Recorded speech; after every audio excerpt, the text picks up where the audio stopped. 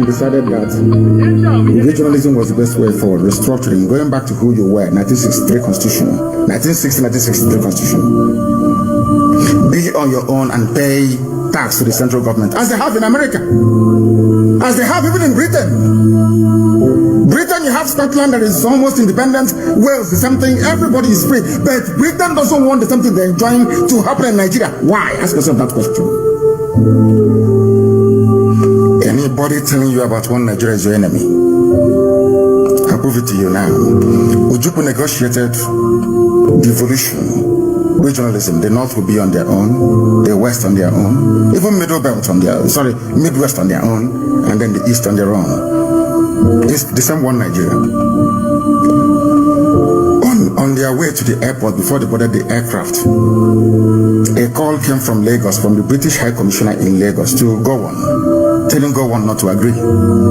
After having signed the agreement, they came back and they said no. Ojukwu said, okay, so you want to continue to kill my people all over the place? No! Because of that, I'll declare Biafra. Today, they have brainwashed all of you with the perverse notion and thinking that somehow Ojukwu is responsible for causing a war, when opposite is the case. Ojukwu sat down in Aburi with Gowon and decided that regionalism was the best way forward, restructuring, going back to who you were, 1963 Constitution, 1963 Constitution. Be on your own and pay tax to the central government, as they have in America, as they have even in Britain. Britain, you have Scotland that is almost independent. Wales, the same thing. Everybody is free. But Britain doesn't want the same thing they're enjoying to happen in Nigeria. Why? Ask yourself that question. Anybody telling you about one Nigeria is your enemy? I'll prove it to you now. Ojukwu negotiated devolution, regionalism. The North will be on their own, the West on their own, even Midwest on their own, and then the East on their own. It's the same one Nigeria. On their way to the airport, before they boarded the aircraft, a call came from Lagos, from the British High Commissioner in Lagos to Gowon, telling Gowon not to agree. After having signed the agreement, they came back and they said no. Ojukwu said, okay, so you want to continue to kill my people all over the place? No! Because of that, I'll declare Biafra. Today, they have brainwashed all of you with the perverse notion and thinking that somehow Ojukwu is responsible for causing a war, when opposite is the case. The supreme leader of indigenous people of Biafra is Mazi Iyke, Mazi Nnamdi Kanu. One cannot be two. Sunlight production. Show face on the microphone. Shalom Israel. Shalom Muchineke. We are getting there. It's a matter of time. Shalom. Awesome. You don't mean say I go say my right for you, Nigeria. Awesome. You don't mean say I don't know myself again. Yeah. The love I have for Biafra has taken over my heart. It's burning like fire. Biafra is my heart desire. I want her like Messiah. Nnamdi Kanu is Messiah. My love, oh. I'm ready to do anything for you, my love. I'm ready to do everything for you, my love. I will make you my ganta. I will make you my cashier. Just be patient, my love. Oh. Be patient, my love. Be patient, my dear. Be patient, never relent. Just remain resolute. Biafra, they come. I want to go full. I go package for you. I go manage again. Be patient, my love. Biafra is the hope. Be patient, never relent. Biafra is the hope. Biafra, they come. I want to go full. I go package forever. I go manage again. Awesome. A lot of people could not pay their house rent again in Nigeria. of people could not feed their children again. Here in Nigeria, a lot of people could not fuel their cars again. I mean their car again. A lot of people. Caller, good morning. Tell us your name and where you're calling from.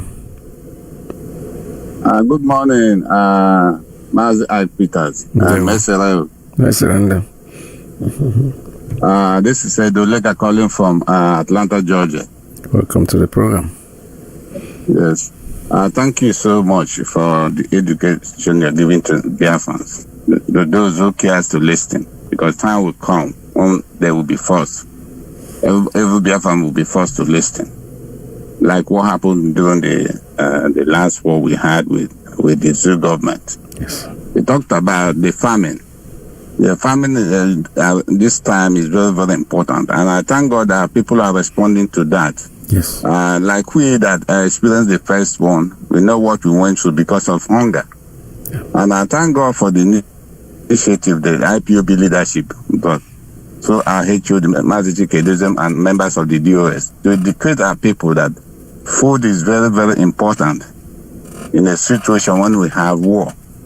But the only thing we are going to do is to make sure we will have to protect our land. At the same time we are farming, our land our boundaries need to be protected, because during the first Biafran war, we were forced to leave our ancestral home. We were forced to leave our home, like what is happening in Benue State. When they force you out of your land, out of your farmland, they will destroy your farm and you go to IDP camps. Biafrans will never go to IDP camps again. We have to stand strong. We have to stand united to make sure that nobody will take over our land, or nobody will chase us out of our land. That is the only way to make sure that the hunger that is happening in ID camps today, we're not going to wait for the international community, because they are part of what we are experiencing in Biafra land today. They will not come. They will allow you people to die in IDP camps. That will not happen again. That was why we have a lot of washoko during the first one. Yes. Then you said something about this boy they call Abati at Awas TV. Yes. Abati is an Obasanjo boy. Abati and Reno Mokri, they are best of the same feather. They don't like the Biafran. They don't like us. Yeah. There's no way you are going to change them to like us. You remember this kind of people we are working with, Goodluck Jonathan during this tenure. And you would think about how the kind of, advice or the kind of, information they were passing to the president during that time. These people were there with Jonathan, and they are the part of what Jonathan failed. They were just saboteurs in the government planted there. They are working for the Western media. And I want everybody to know that, you see, Obasanjo is part of what we are going through in Igbo land. That man they call Obasanjo is part of what we are going to think about. All those that work with Obasanjo, all those that call them, all his team of the first tenure. What happened? It was Obasanjo that brought what's this man's name? Ben Bruce. Yeah. Ben Bruce of Silverbed. Remember Ben Bruce of Silverbed? He was in charge of all the Miss Nigeria pageant that was happening in Nigeria, in the zoo that time. Yes. But when Obasanjo became the president, because of the support and the help, Ben Bruce gave to the late Stella Obasanjo. Late Stella Obasanjo was the one that told the husband, because when Obasanjo was in prison, it was Ben Bruce that was supporting late Stella Obasanjo. Yes. In Otafam. Otafam failed. I was in Lagos then. So when Obasanjo emerged, Ben Bruce and Stella brought Ben Bruce to Obasanjo. You remember before, we don't have 24 hours NTA. Yes. The NTA don't work 24 hours. It was Ben Bruce that brought the 24 hours station in all over Nigeria. Before, the NTA will give you 7 o'clock and 9 o'clock. They'll shut down till the next day. Yeah. Even at 4 o'clock, they start all over again. It was Ben Bruce that brought that. When we have people that work there day and night, then you see whatever that is happening in the system today. You see Ben Bruce. It was the person that brought him into to become a politician. Don't expect them. Ben Bruce and Obi Ezekwesili. These people are working for Obasanjo. They are not working for Ndibo. And these people are working for the CIA agent. Do you see them saying anything about Biafra or anything about this? It was Obasanjo and Obieze that shut down and banned history in our schools, in all our institutions. It was during Obasanjo time, and Obieze was the minister for education. It was both of them that the Fulanis used to make sure that the history about how the Fulanis came to Nigeria was abolished in our schools. That was why they banned history in our schools. We don't have to be worried about Abati and Raymond or Michael. We don't need them. Yes. Their time has gone. We don't need them. We're not expecting anything from them. And I want to challenge this man they call Dele Mahmoud. Dele Mahmoud gave an interview to Mazi Nnamdi Kanu in Port Harcourt. He was in Port Harcourt that time when he went to visit. He was on a live screen. When he gave that live interview with Mazi Nnamdi Kanu, somebody asked him, if you go back to that incident, somebody asked Dele, where is Nnamdi Kanu? And Nnamdi Kanu is in the UK. But Dele Mahmoud had this CIA phone, this sophisticated cell phone. Anywhere you call, you set up, they will know your location, where you are calling for. They know the city and the country you are in. Dele Mahmoud looked at his phone. I watched that interview. He told the guy and said, no, that Nnamdi Kanu is not in the UK. He's somewhere else. And it didn't take too long. Then Wike came up on air and on the same Dele Mahmoud station and they had his own interview. We want Dele Mahmoud, if he's sincere about what he's saying, Dele Mahmoud knows the team that went to Kenya to adopt Mazi Nnamdi Kanu. Yeah. You see that man, the Dele Mahmoud, they are playing politics.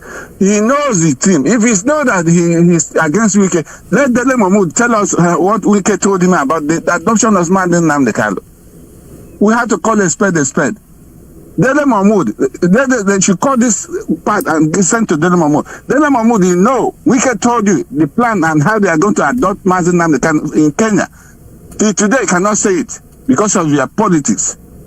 You people are playing politics with life. You people are playing politics because you want to be the vice president, want to get something from the zoo. You all are in the same bullshit ideology. Yeah. Thank you. And I want to, and the other time you said that, Ndibo na-asụ Igbo. Look, when I was in Oguta, I was in Trinity High School. Where I went for my old son, I called my old soldier to repeat, my wife. I didn't get all the papers I had in Methodist colleges. In Oguta, they call Imobodo. Those people in Imobodo, when I was there, they call you Nwa Onyibo. You could have people, dialect is not going to be a boundary. Dialect is not something that's going to say, if now half a person is speaking now, somebody from Oguta will not hear him. You could have people, if you see them, they speak like Okwale people. Yeah. They said that how they came into Oguta, they were farmers that came and settled in Oguta. So, and a lot of people in Igbo land should not say, but changing your names. We have the same names, but our dialect is different. Of course. That should not stop us and saying that audience can quote this morning. They will. Thank you. Thank you so very much. Thank you. All right, this is Radio Biafra USA 2. We're still taking calls. 845-907-2230. 845-648-0031. 845-637-6632. We are all Igbo. There's no dialect or no dialect changes, yes, but the language is the same. And if you put your ears down, we're all speaking the same thing. There's no way maybe I might not be able to speak all those dialects, but I'm telling you the gospel truth. When I listen to them, just like an Ikwere man, when Ikwere man is talking, I can always put one and one together and know what he's talking about. He's not speaking Igbo, he's speaking his own language. He's speaking Ikwere language, but Igbo in parentheses, that's what we all are. You just Igbos with different dialects. So if anybody thinks that because he is divided by the by a British man that came in and called you a different name, that changes you from who you are. Well, when you go deep, languages are not. How would I put it? countries are not created by artificial boundaries. They are natural boundaries that God have created and put us, all of us, there together as different people, different language. I mean, different dialects with the same language. When we talk about dialects, even come to America here where we live. There was a time a couple of years ago that we had our Navy People's Union. We traveled, I think, to Texas somewhere. And we had these people that came out, that came out of interior Texas. Their children, they were speaking English, but when you listen to them, even our kids that grew up in New York, will always ask you, Dad, what kind of dialect is that? I say, well, that's an American language. They're Americans. So people have different dialects. That doesn't change anything. It keeps you the same. They're the same people.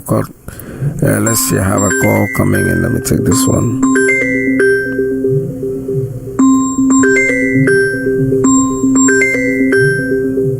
Caller, good morning. Tell us your name and where you're calling from. Caller, good morning. Caller, are you there? Good morning. Tell us where you're calling from. Yes, Mazi. Good afternoon from here. Mazi, my name is Mazi Nnamdi. I'm calling from Sweden. No. Yeah, Mazi, first of all, thank you on radio.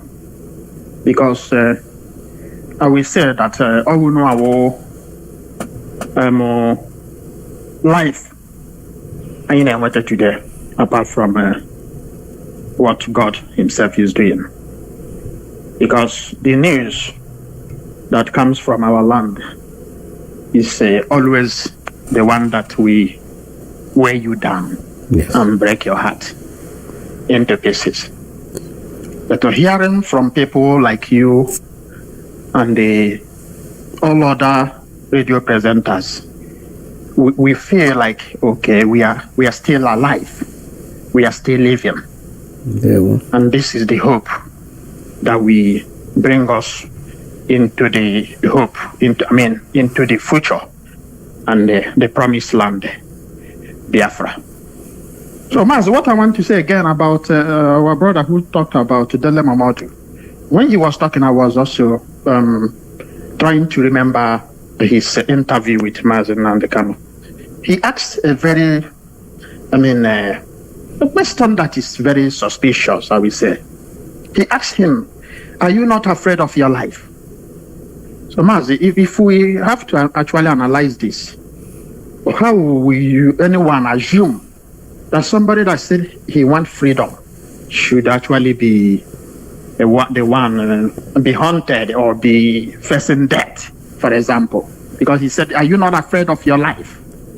And the Mazi told him, I am dead already. That it is only Biafra that will resuscitate me.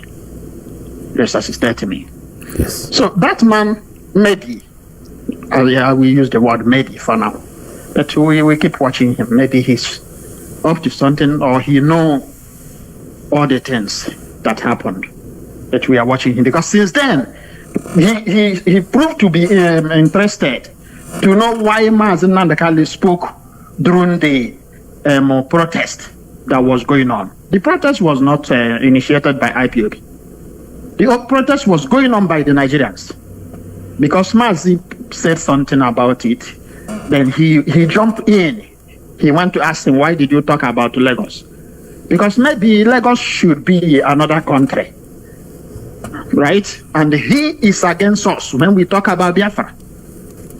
Why did you talk about Lagos? Because Lagos is Yoruba, and Yoruba is supposed to be a different nation. Then Biafra is not supposed to be a different nation. So, Mazi, what I want to tell our people is that we have been fighting, especially the Biafrans, the IPOB members. I want to tell you to hold on to what you're doing, because we have actually fought the enemy. Yes. Mazi himself, every day I pray for him, because the zoo, it took them 4 years to find something to nail on him, but because God is the one who appointed him for the work he's doing. Yes. They did all their best. Up to today, they have I mean, they are ashamed of themselves. Yes. Because nothing worked. Biafrans, those who IPOB members, we have fought a lot, and our winning is very close. Some of you that are getting tired, I don't want you to get tired, because what we are looking for is just no longer far away. Yes. We will get there. They hate us, yes, but God bless us and God love us. It was only God who brought Mazi Nnamdi Kanu. Otherwise, they would have taken all of us without we knowing. We should maybe be in our sleep and we'll be taken off. But today, our eyes are opened. So if you're a Biafran listening to me now, tap yourself and ask yourself, what are you doing now? You know. Because what you don't know, if you die of what you don't know, is a different thing. But when you know something, then you have really, really been given an expo. Thank you. If it is an exam, you are not expected to fail it again, because you know something before the time. Yes. The rain is coming. But I want us to prepare ourselves. As they are running in our land, all the cities in Africa, or in Biafra land, all the villages, I want us to prioritize our security, because there is no longer security in Nigeria. Of course. They are paying the military, they are paying the police. But ask yourself, what is the job of these fools that are being paid? What are their jobs? Are they not supposed to also be ashamed that the governors are forming nonsense? You go to Anambra State, they form something there that using our code to kill our people and to destroy them. Yes. And the military are there. Some crazy idiots are using their uniform, kidnapping and killing. They are not even saying anything, but they are against IPOB. They become the media just to put IPOB down. Now they have also been given order by this criminal who forced himself on Nigerians, who is moving around. He's not telling them that he's a drug trafficker. He's not telling them that he's a criminal. He's not telling them that he's Aburu. He's moving around. He has ordered them to go to Biafra land, stop IPOB. He's telling the military, cross insurgency, cross this, as if this is a new thing. This is the same people they said they have technically been defeated. Every time, every day, the blood is being spilled in our land. Now, I want us to prioritize security. If you're a Biafran and you are not supporting ESN, I want to ask you, what is your option? Maybe you're busy, you're working, you're making money for your children, but ask yourself, those you're making money for, those you're building for, wouldn't they be alive to live in that mansion you are building for them? Wouldn't they be alive to enjoy the money you are making for them? Wouldn't they be alive to inherit that same land that was passed on to us? I want us to rethink. Because I heard that during the Biafra war, most people saved their money, thinking that thereafter they will become king with their money. Others will be hungry, they will be the only one having food. But at the end of the day, the enemy who killed our people also seized the money and seized some of our houses. Now, I will stop here. May God bless every Biafran. God bless you. God bless you. Into what we are doing. Amen. Thank you so much, Dalo. Thank you so much. Your message is penetrating, and that's true. That's what we do here on Radio Biafra USA too. We want it's an interactive place. You can call in. I'm very happy that we're getting people who have not been used to calling us before. They are all calling now, and they are making sense. It means they have been listening to Radio Biafra, and we're very, very pleased with that. That encourages us, not because we are begging you to come in, but we're happy when you listen to us and you assimilate the truth. You let it sink into your brain and you follow what we are doing.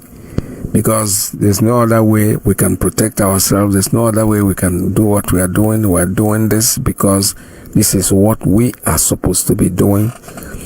For those of you who are in the rural communities, protect yourself. Find a way to protect yourself. What is your line? Like what my brother just asked the question, what are you thinking? You don't sit down there and fold your hand, because this way I've been working like in Shiko. They come and grab you like take you unaware. But if you listen to Radio Biafra, you pay attention and you have ideas, please bring them in. Whatever you say here, there are people listening, and our people will need protection. You got how I say to ego is in ego adro call the radio and give us your ideas so that those of us who are willing to spend our money to make sure that we protect ourselves will listen to you. Radio Biafra, USA 1, USA 2, Radio Biafra, Hausa service. We are all over the place. We are on 247. Get the IPOB community app and put it on your phone. It's data saving. It's not something that you put in there and will assume you take everything, all the power you have in your phone. No. You listen to us and you take precaution. Make precaution. If you want to make donations, we have a place where you can support the ESN, the Eastern Security Network. It's a network outfit. It's not an army. Biafra has no army yet. That doesn't mean we're not going to have one in the future. But when we have one, we're going to launch them and let you know that we have the army. But right now, what we have is a security network that is protecting our people. Forget about the idiots that are running their mouth like Soludo, who is saying that releasing Mazi Nnamdi Kanu will not do whatever, blah, blah. They are upping in their pants. Because once the Mazi comes out, that's it. It's done for them. We don't have any time for them. They are nobody. Mazi will come out and tell us what to do, and we will follow instruction. We have a leader. His name is Mazi Nnamdi Kanu, currently being deputized by Chike Doziem and the DOS. They are the ones in charge, and they are the ones that tell us what to do. Anybody that comes from anywhere to try to procrastinate or tell us what to do is wasting his time. We don't have time for that. We know where our boundaries are set. And we are all taking instruction and doing what we are supposed to be doing.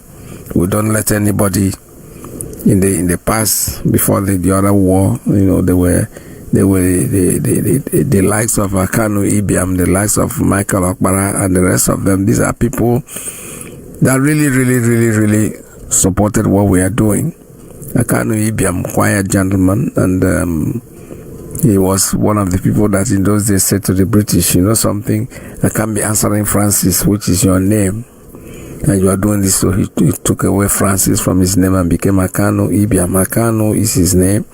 I remember as little boys, as little kids, we used to run around Hope Waldo College, Hope Waldo Secondary School. He was the principal then, the 60s. He was, yes.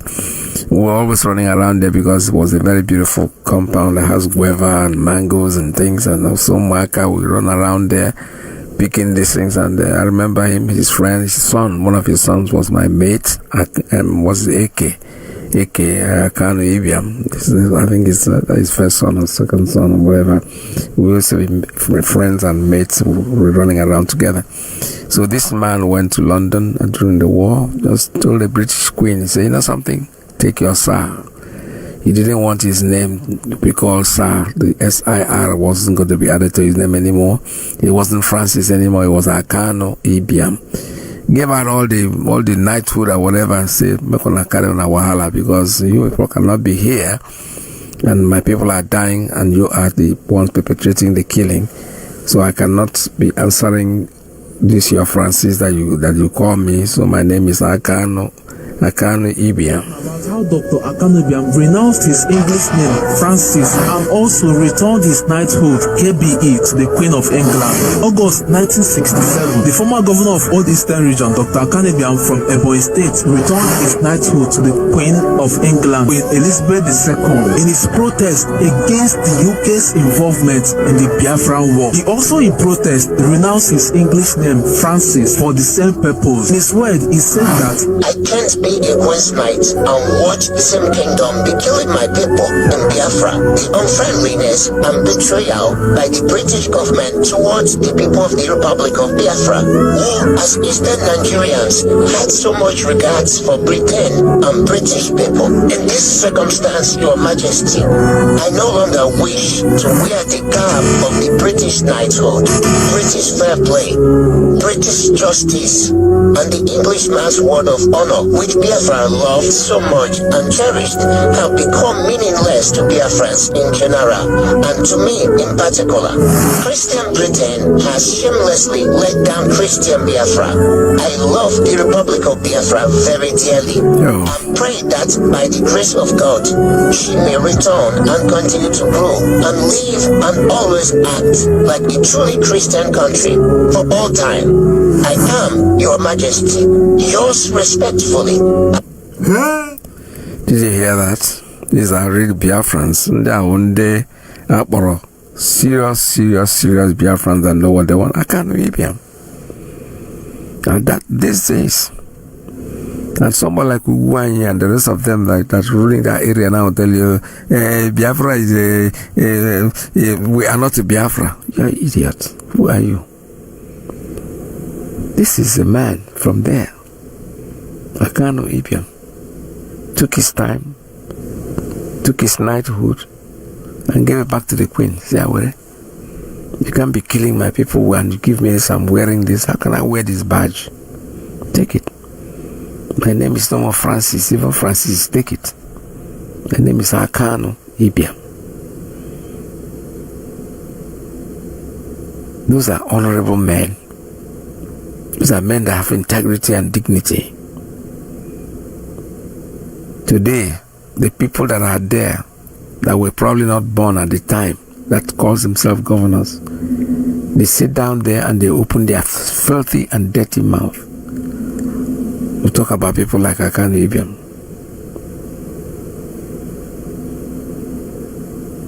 It is very interesting to know that these people now, their history is coming up. Their story is being told. They said it's only we that can tell our stories, and we are telling our stories diligently and honorably. We tell our stories whether they like it or not. They may not like us, but we're not asking to be liked, because we know that if we wait for them to like us, then they will never like. We know that we'll never get anywhere. We have to keep doing what we are doing.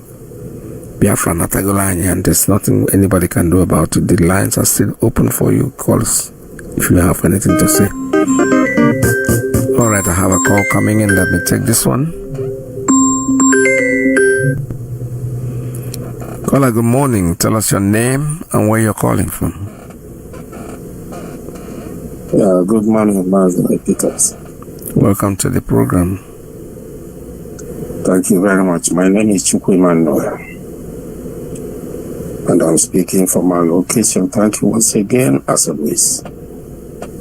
I greet my leader, our leader, Mazi Nnamdi Kanu, the man who set up this platform to expose humanity. I greet him once again. Yes, I want to start from the clip we play right now, Akanibium. This clip you play now is how it's supposed to be. And that is how you know that somebody is a human being when he is alive. This type of person are the time Igbo have leaders, not now. Akanibian during that time is one of the original Igbo man. It's not like Azikiwe. What Azikiwe did for Igbo race is what we are suffering now.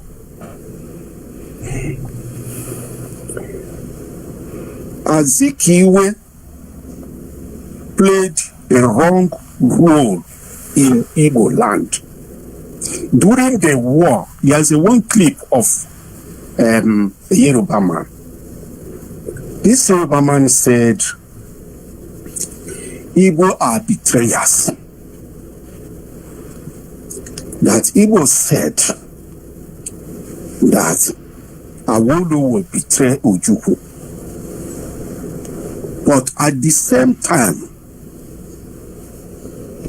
Azikiwe betrayed Ojukwu.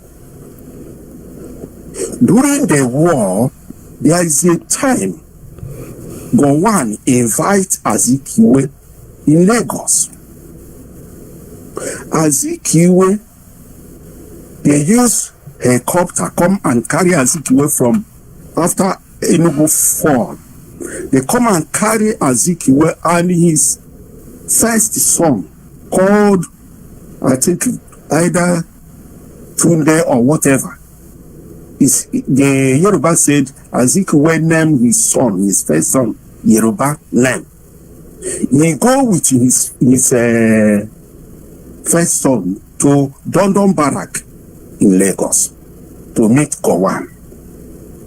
And Gowon sit down with government official, with Azikiwe, with his son. And they continue, start, merriment and all of that. After the whole thing, they take a picture. After taking the picture, they go and make a kind of poster. And they write on that poster, surrender, the war have ended, on that poster. And they use helicopter and run to Biafra land. Start to dropping that poster everywhere.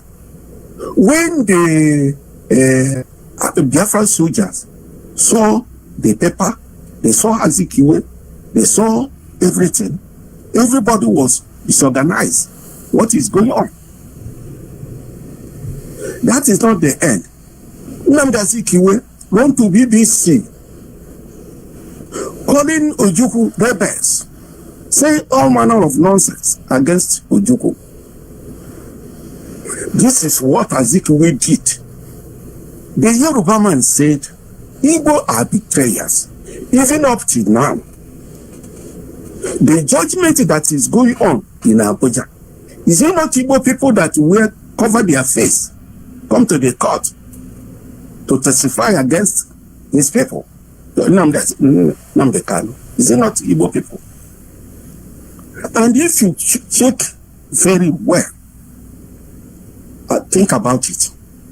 Igbo people, Igbo Nigeria, let me put it that way, because there are two things.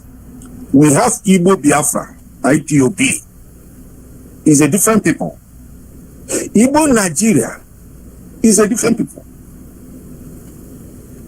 This Igbo Nigeria are slaves of Fulanis. The other clip we played the other time, which I said, if it is possible, you try to play this clip every day, every time, anytime you have the chance. Because that clip of Fulani boasting that Igbo leaders are their slaves. He mentioned so many things. Everything is in that tape. Anybody that say is one Nigeria, if you are a friend of that person, if you have a link to send that clip to the person, let the person listen to that Fulanis and their agenda to take over Nigeria, which they are in hurry by now. The person, after listening to that man, comment or statement, and he will continue saying it's a one Nigeria. No problem. When the time reach. This man, that Fulani, said so many things. He said many things. Even to Opus Odema. He said, when they remove elected governor, when they told him what to do, and he refused to do it, and he allowed IPOB to demonstrate in Imo State, then they go underground and plan and remove the governor and fix Opus Odema. Now he's a governor in his house. That is what that man said. He talk about Iyke, how Iyke make noise. and they twist him and he killing his people. Now he's in Abuja. He said many things. After hearing all these things, somebody who said that he is evil man is still looking for Nigeria, just like P2B. P2B is another Azikiwe we have today. Is doing the same thing Azikiwe did. Now tell me how somebody who say he's evil man like P2B, who don't know his history, because anybody who cannot learn from history is not a human being. Every country of this world always go to their history and know what will happen, so that it will help them to follow.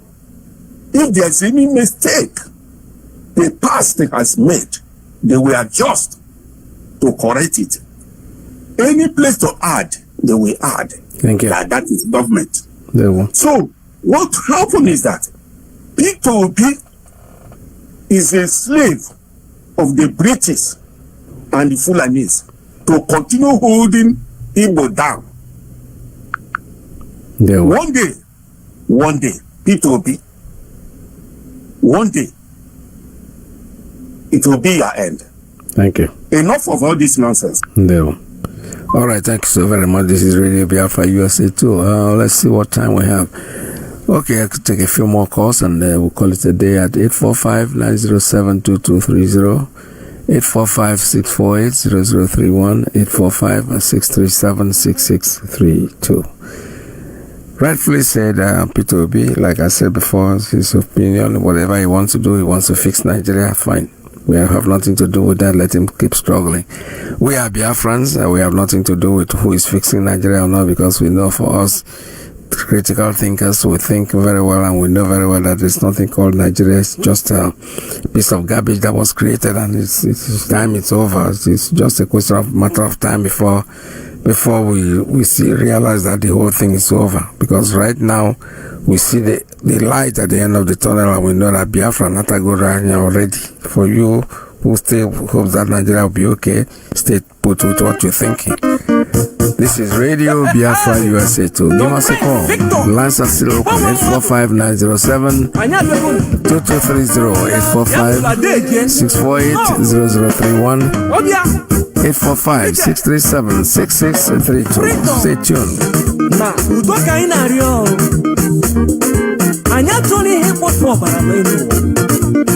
Aye bunde Biafra bunde judo naga obisi makero makeju na daga no oga de kwarai na ma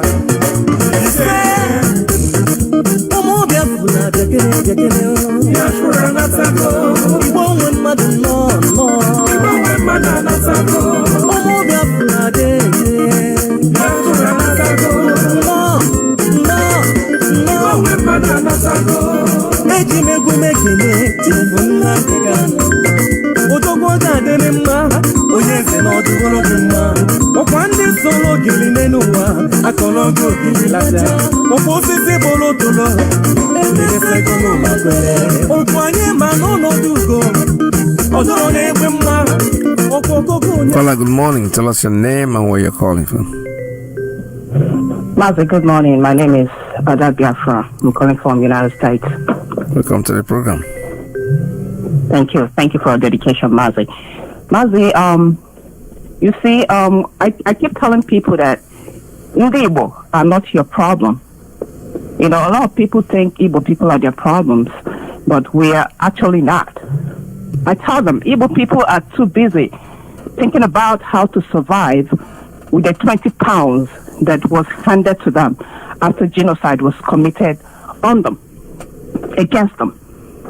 So I keep telling people, we are busy thinking about how to survive. Some people were not even given 20 pounds. They were given nothing.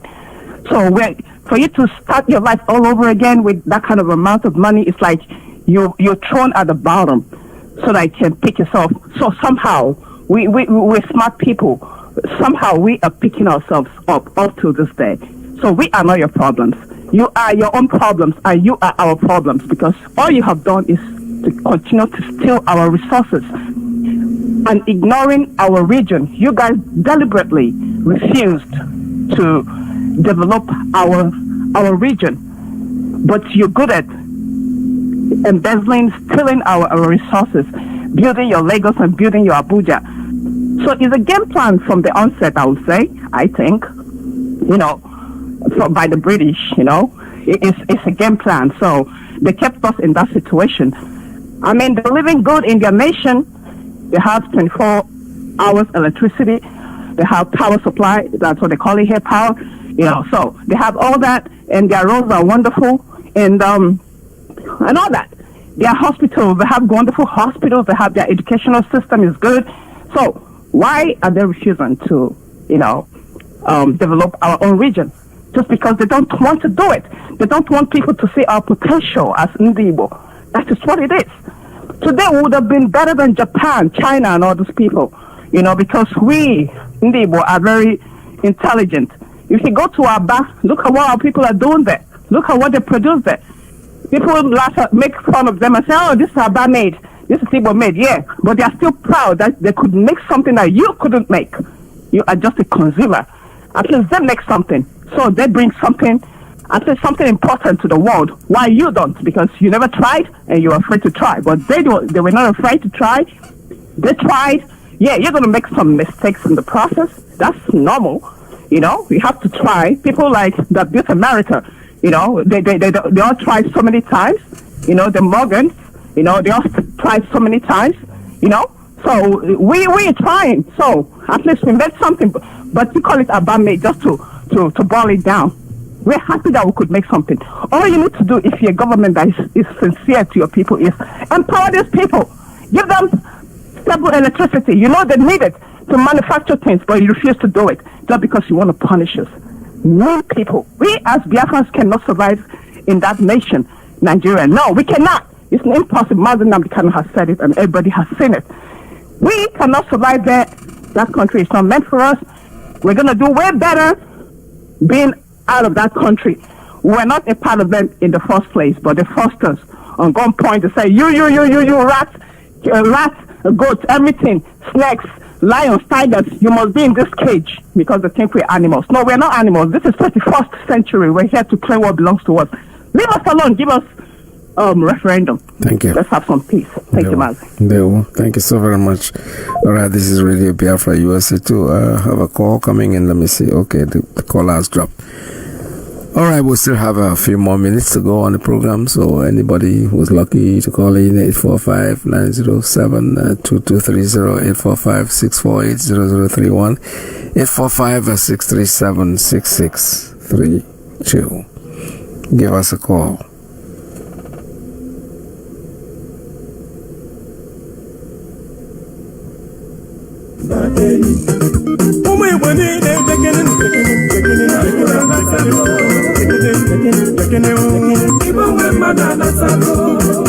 Caller, good morning. Tell us your name and where you're calling from.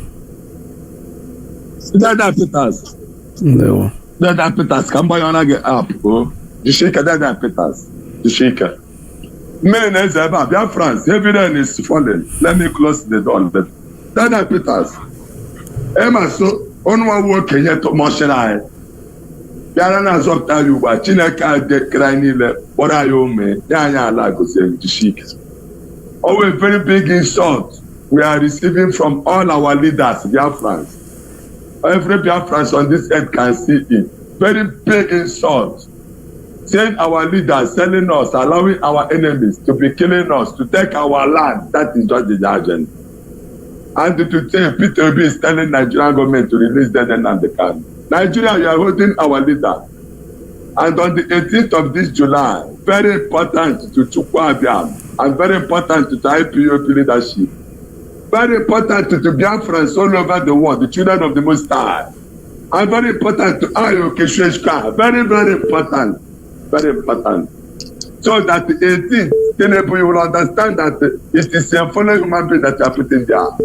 And they did nothing, only to come and save both Kesheshka. Oh, that Peters. Yeah. to stop the quest of destruction of the kingdom of the Most High. Then Sirach chapter 38, Sirach chapter 39, Sirach chapter 40. Every verse is very important to Biafra so that you'll understand that whatever occupation you have identified yourself in, do it well. We have also, we have doctors in IPOP, we have engineers. Foreign and new people cannot touch our land, even a half flood. Go to hell.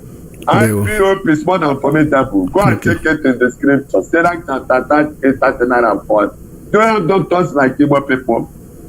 They have doctors, they have engineers like Biafran people. The man you are holding in the person of the Son of the Most High, Mazi Nnamdi Kanu. Do you know who he is? Do you know who he is? Energy that came before years. Thank you very much, All right. This is Radio Biafra USA too. I had also wanted to talk about this, but let me just hint it a little bit. It's on the all over the media yesterday. I saw it that P2B is clamoring for the release of our leader Mazi Nnamdi Kanu. Let all these people go away. And they are the politicians. They are not. How can you leave somebody in jail for 4 years? You never said anything. All of a sudden, when it's about time for him to go, because we know that his case, he has no case to answer. You are now boldly saying, you're gonna release him. Yeah, right. You keep on lying. That's one on to. You people think we are idiots. We are not. Nigerians may be idiots, but you see, Biafrans, we are very smart. We're not stupid. We're not stupid at all. Don't even get anywhere near thinking that we are idiots. We are not. The man has been there in jail. The courts have released him. All the things that have been happening. He went to Kenya. They kidnapped him in Kenya. All of you never said nothing. All of you, then all of a sudden, we have less than how many days to go, because it's on the 18th that we are supposed. Then all of you are beginning to speak now. There was even prophets. I'm surprised prophets have not started prophesying. I've not heard the prophets come out and speak, because Nigerians everybody thinks that we are all idiots.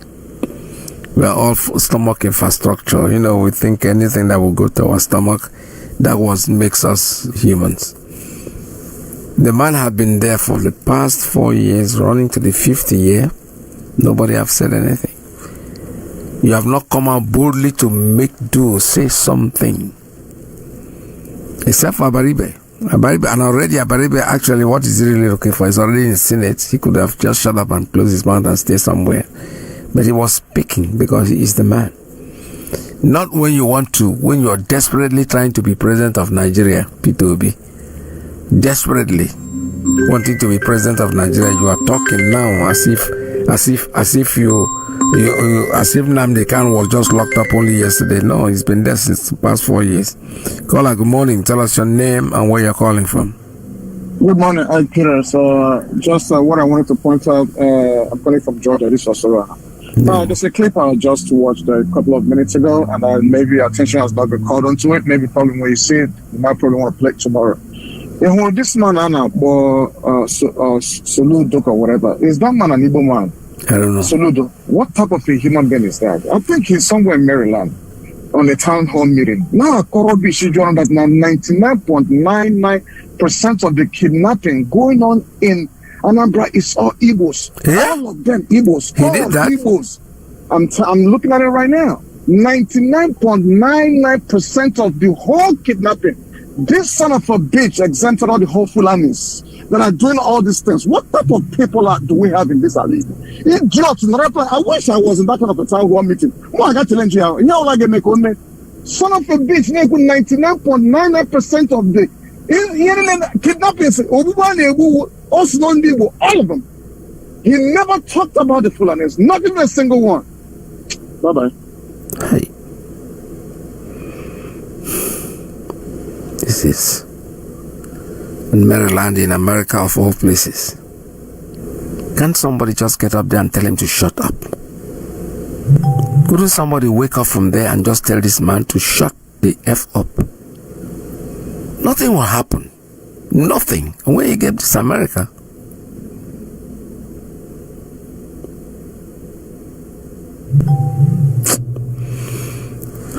good. So they're very lucky. Let me take a call. They are very, very extremely. But I'm just thinking, oh my goodness. But how don't we know that this man is coming to this place? We should have this information in our head. Some of us will go there. Maryland is just in my backyard. It's okay, I can be there in a couple of minutes. Caller, good morning. Tell us your name and where you're calling from. Yes, your son, my name is Chichukwu and Daddy. Good afternoon, sir. Welcome I'm to the calling you program. precisely from Iwacha. Yeah. Thank you so much. If it's where Uncle Mazi he will run it up in his program and says,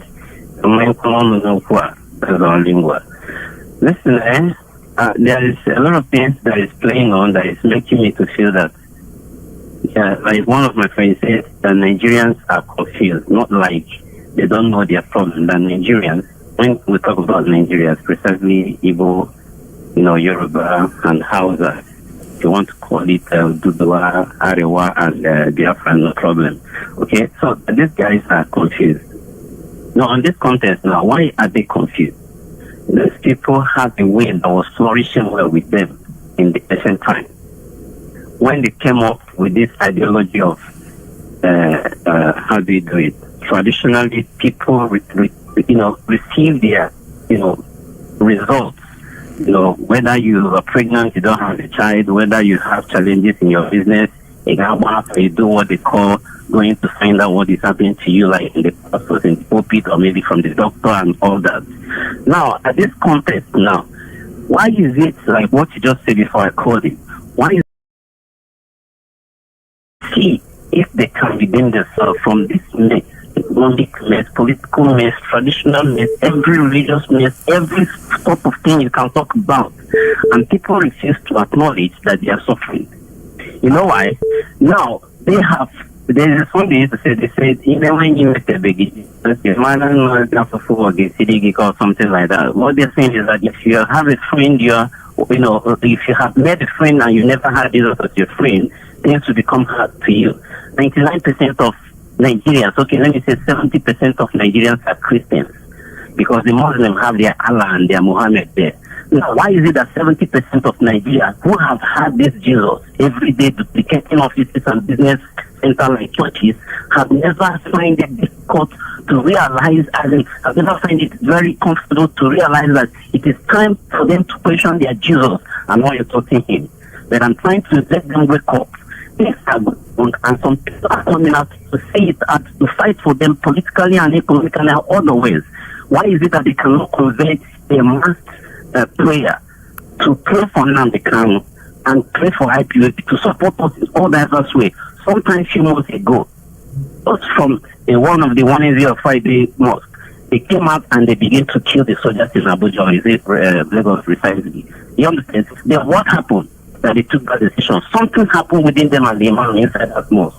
And our people are here sitting and watching us, telling us that we are miscreants, we don't have any job. And when we start, they'll start putting, they start doing the sabotaging, they start doing all sorts of evil. Thank you, Thank you very much, Ndewo. This is Radio Biafra USA 2. Call us, the lines are still open.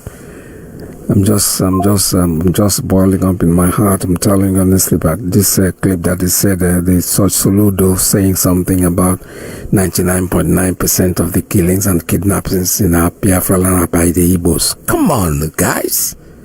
Hey, why didn't we know this kind of man is coming in America, of all places?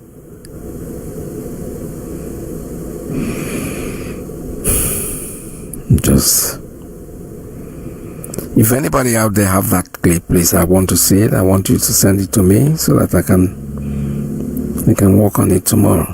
This is so sad.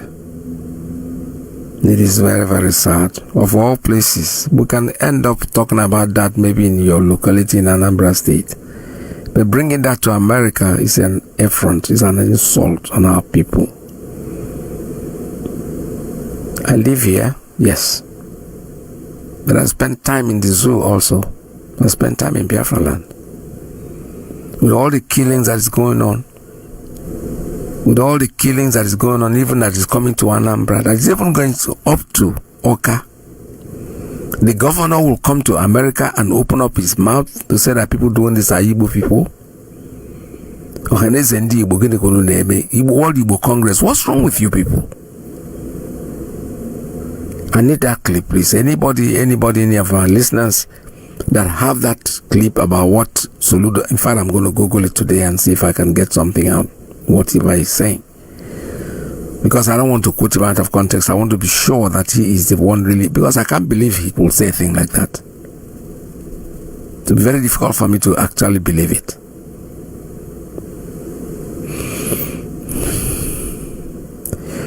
All right, I'll give one more chance, and anybody that has anything to say, just call me 845-907-2230, 845-648-0031, and 845-637-6632. And anybody who can confirm about that clip, I would very much want to listen to that person.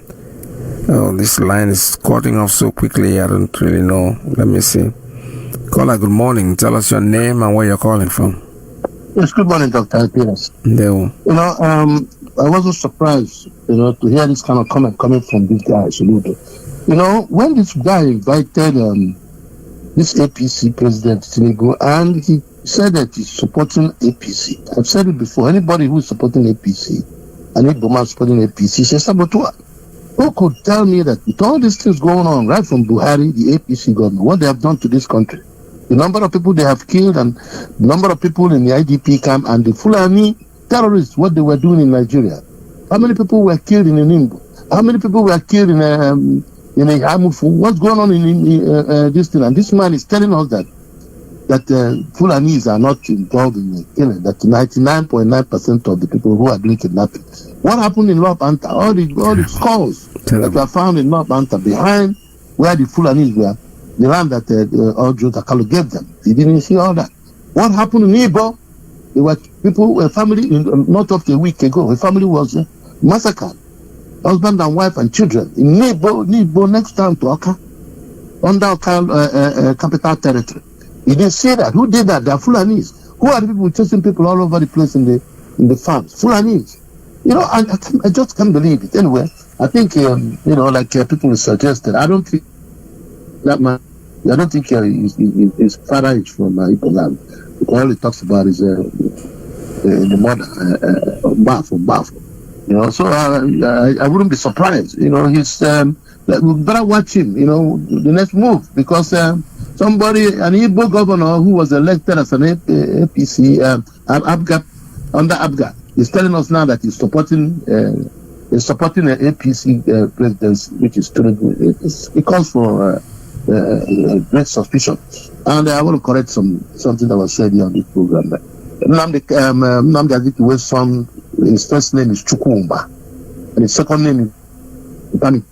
Okay, Azikiwe. He was a diplomat. He was born in 1940.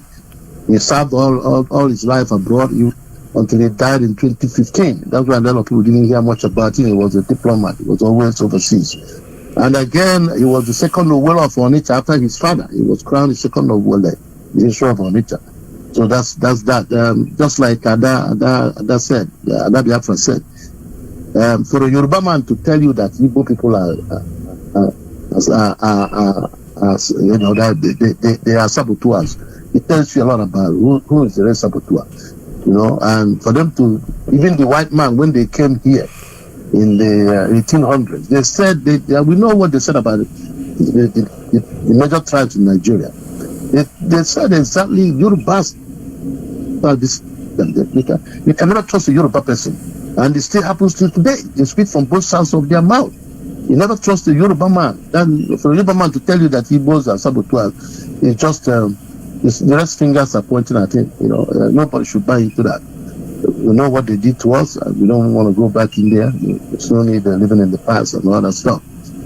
She said it right, that Igbos after the war, sometimes people blame the Igbos for going back in the north. I told them when the war ended, we had absolutely nothing. People that had money, their money was confiscated by Nigeria, given only 20 pounds. People had to venture far and wide. Anywhere there's money. People like you took to music. That's the only way out. You told us your story here, and we heard everything you said in terms of whenever the salaries are to be paid to the army, you people will just organize yourself and you start playing, and people coming in taking money from them. So, that being said, you don't blame people who were beaten to the pulp. A lot of people left their environment. Houses were destroyed. People had no houses to go into. The only thing I blame Igbos is the investment they did up north and other places outside the land. They shouldn't have done all this. They would have at least brought half of it back home. That's the only problem I have. I don't have to blame people that came out of war and nothing. They had to rely on their same enemies that killed them to survive. Those were coming from the north. Somebody like my mother who spoke Hausa was holding goods for the Hausa man with a 911. He comes, he leaves everything. My mother becomes a distributor. She sells to the other retailers, and it comes another trip. He goes back again. This is how people survived. I was hawking bread in the market. Daytime and still go to school in the evening. Go to school in the morning. Thank you. That is how people survive. So you don't blame us. Don't beat us so hard. What we went through and survived as people, too many people in the world will not survive it. No black nation will survive what Igbo people survive. I'm telling you. Thank you, sir. And they'll know it. Yeah. Thank you so much, my brother. There were. Time is almost completely up. All right. Thank you very much for your calls this morning, and thank you for listening to Radio Biafra. Don't forget, Mazi Alozie is going to come in next. Please stay tuned. Don't go away. Just reminding you that I'm still very much interested in that clip. If anybody finds it, I'll look for it. I will Google it. I'll try to see if I can get it. By Soludo, I need to hear that. I need to hear what that idiot is.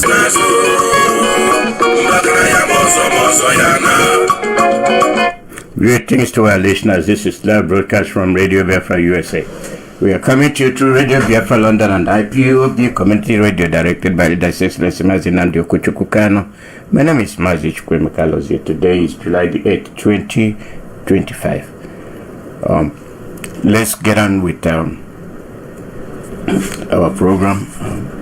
And before I continue, let me make this announcement. I started it yesterday and I'll continue with it until it sinks in. I'm expanding our family members in the States. In North Carolina, we have Ugochukwu Okafo as the coordinator for North Carolina. His number is 910-741-5170. His deputy is Judy. His number is 704-779-2945. All Biafrans and IPOB members in North Carolina that want to join the family, remember this is the number you have to contact. Join the people that are already there. We're expanding. The number you go to Okafo is 910-741-5170. Judy, the deputy, is 704-779-2945. New Jersey. The coordinator there is Sonics. This is the updated number starting this week. The old number is obsolete, not functioning. The correct number to call Sonics is Iraq.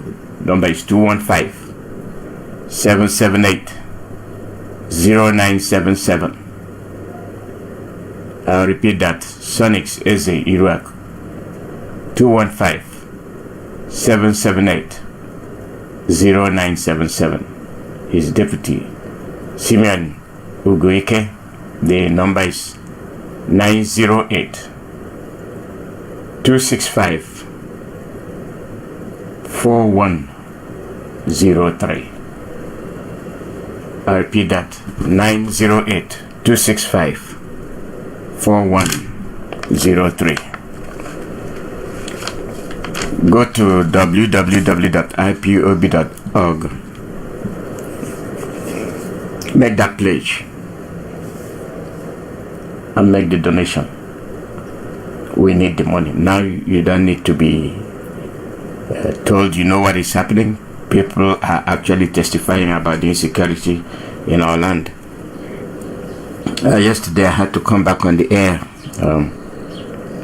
due to the emergency being fed on my line, and I think the best thing was to come up and let the people know. I don't think broadcasting today with the topic is relevant. I'll repeat that broadcast I played yesterday. I'll repeat it. People should think about it. Why so much people have experienced the insecurity, and the tactics they are using is that they are coming from the village and slowly getting into the city. See naked, see how they got through there, and our people are watching. What are you watching? What is it that will change your mind? What?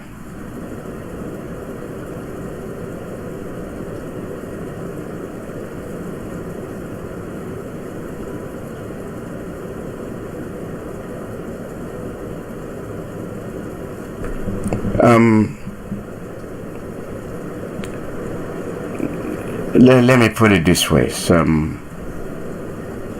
people debate, and they come to debate. I don't know what they're debating. I don't call it debate, it's argument. If a policeman, a military man can come to you and offer you $1 million bribe, $1 million naira bribe. Oh, this man is IPOB. Identify him, and then we'll destroy him. You are destroying yourself because you are less worries. Once you sell your brother, you're one less for them to worry about. Don't you ask yourself, what about them paying you? Why don't you pay them to get out of your place? Why don't you pay them to kill their brothers? It's a challenge. Pay the Fulani man to kill his brother, and let's see if it will work. But in your own case, you use military and all that word to cover up your deficiencies, and I don't think it is acceptable. It is not acceptable at all.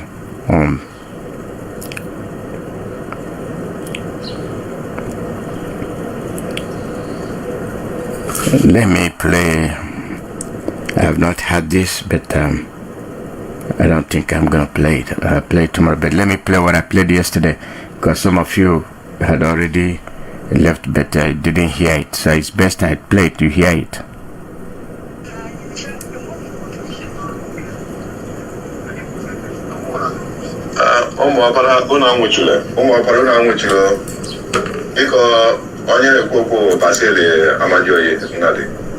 Because nsogbu dị na onye nwụrụ anọ nke ọ na ya kpachara ahụ. Nsogbu dị na nwebe ndị nwere ebubo na ụmụaka na-apọchi akpọ ebubo ahụ.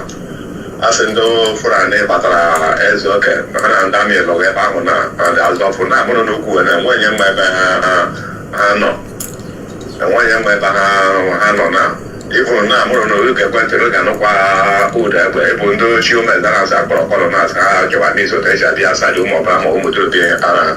Biko onye hiri ụra biko nụ ọ gbajuru tọrọ onye hiri ụra ezu oke na nọ mfa ya.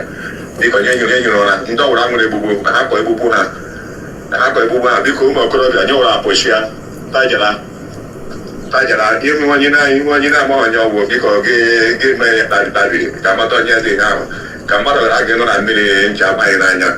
Bikonu onye nsogbu agwa unu Chukwu gozie unu n'aha Jizọs, amen.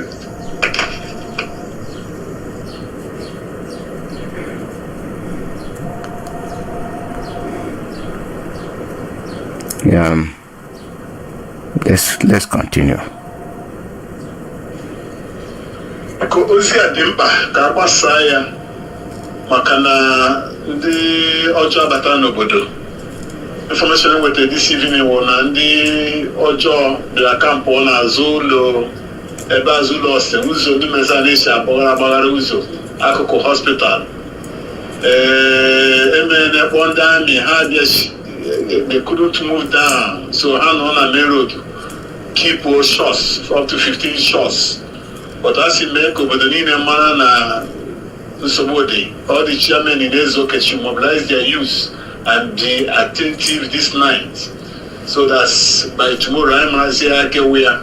Because if you get this message, tell your chairman to mobilize your shot. Onye ọbụla hụrụ anya n'abalị a maka awụsa batakwara n'ọhịa. And then they say more information to get back to them, so that we have to mobilize ourselves, use, mobilize, and be attentive, especially this night. Makangwaba Cheregwa, Bokonini Mela Potaqua, and the Wokonio Jonato, Ujanepo, including in the Bilano Ebaneda. Ngame will sit down and relax, then I ask you to come and report to them. If it is Biafrans, they will go into the crannies, go into their homes and pull them out. But the response the army gave you shows you that they don't give a damn, my brother. You all have to wake up. The people you are looking at are the ones sponsoring your insecurity. Radio Biafra heavy gunshots this evening. All the Ojikasi Mekunuma. Mobilize the chairman of Umeko, mobilize the chairman of Mudre, that of Umunoka, mobilize your mayor, and be attentive this night. Makadi Amamao, Unamuchude. Uncle, good evening. Mommy Sinangwagi, Mommy or Bossanangwagi na email form on the chairman Ununa Umezala, Nonko Chaleha. N'ịgwa ha na ndị melu ndị awụsa na-achị nnama na ha agalaga kampụ na hospital anọ side in between Umezala and Ezoke na chairman ndị Ezoke agụkwara na ga-akpọ ndị amị abịara bịa gbuo egbe ebe ahụ na-achụ ha na ụmụ okorobịa ndị village anyị nwụ ndị tresiri ha n'imugara n'ime ọhịa watacha tresi aha na ime fọm chairman ụka unu na ndị side unu ka ha gakwa mee search ọhụrụ na ha ga-aga cheki mara ma were ebe ha kampụrụ Umezala ebe ahụ mana akụkụ hospital ebe ahụ na ndị Ezoke agalakọta ndị amị gara ịga ịchụsachi ha from the hospital.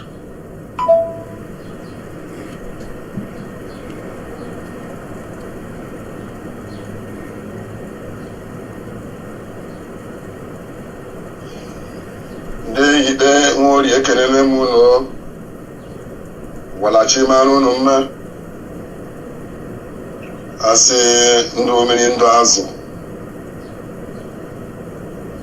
Ana m eji ohere ele were information on our pass unu.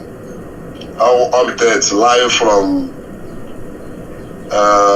say here, Nahara Junction. Dịka onye niile maara ihe niile gbapụweni na Imo State na South East so far.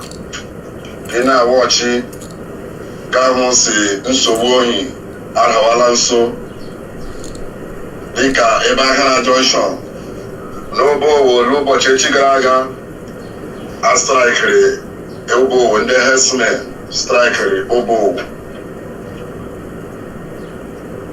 So many people were shut down. Many ohere na-agwa unu si as it stands now, all the security men in the junction with their armored tanker, they are all rammed down to Obowo. They can fight here the herdsmen. And the information gotten so far from one of the soldiers, what he told me, confidently told me this afternoon, that Joshua now him and Nabasa in Onga, as they are here, that they are not with us. Now they are not here with us. Now if anything happen, now they leave he give me na ihe mere n'iwu na onye ọbụla onye obodo niile na mkpa ndị ebe ụlọ anyị si onye ọbụla mara ihe ọ ga-eme na ochewekwa onwe ya na the people are around, very much around in Mbise, trying to strike the people of Mbise. Anyị nọ nga anyị na-ekwuwe the three people ndị nọ around wụ ndị amị abịa anyị na-eji akwụ ụgwọ to safeguard us at the end of every week n'ihi ihe mere enyi ya. Ha bịa ha sị m, one of them asị m World Bank, I'm jeje marakwa ihe m na-eme onwe m na there is fire on the mountain. So na anyị jishi ike nchewekwa onwe anyị, that we should hold ourselves. Na ha nwa ndị Hausa here that they are not happy with the herdsmen ndị gagharịwani. So I have passed this information early morning here to various groups. When I see me were pass this information this afternoon to you people who ndebekani sunu biko. You may be far away or you may be outside Nigeria thinking that nothing will happen to your family. If anything happens, remember one relative that it will affect it. So as the amana can you Ike I set here all a security.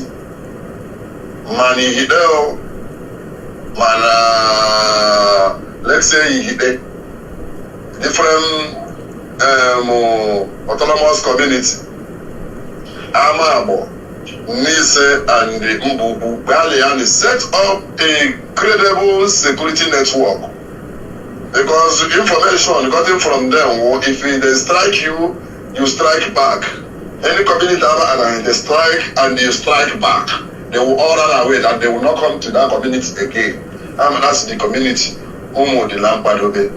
So Anna Marion Jishini Kenyan Aka Emi Kez Lampara and Akilu Pupanandeki Chendemaru Che Odi Rotuone Odi Ibu Diri Ibe Niwe Yuma na Obodo Gewe Niwe Gewe Wan Oge one lot Ogeshi Basatele Lage na ihe basara security network na ihite. So anụmasị onye ọbụla anụrụ ozi ya dosa ya this information coming live from me. Don't alone.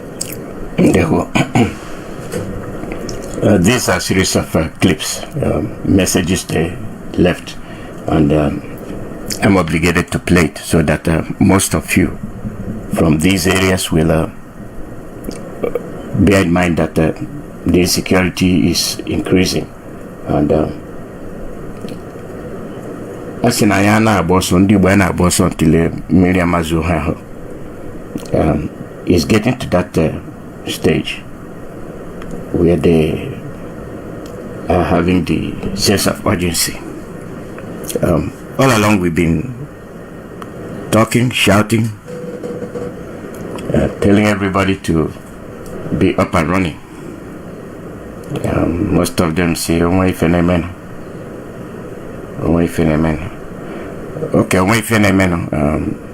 It's people that are leaving these messages. You rely so much on the army, and some of them are kind enough to let you know what is happening, but the same people are there ready to kill you, because the people that will kill you are not those stationed there, because they are not stupid. They know that some of you have bonded with others and then will not be willing to execute you. So those that will send are those riding their bike, and they will come in and start shooting, and then they sack the village and everybody will run. Prepare yourself. If you're the type they bribe to go and point out your brother, you're almost at the point of death. That money they'll give you, how long are you going to use it before they will come and take your life and take the life of the ones you turned in? We are killing ourselves. We are eating ourselves to death. We let ourselves be bribed and then destroyed. Who are we to blame? We blame ourselves. We don't have to blame anybody. Things that they have done, they've been doing it and we've been listening. There's nothing Ali that didn't tell you. He told us a lot.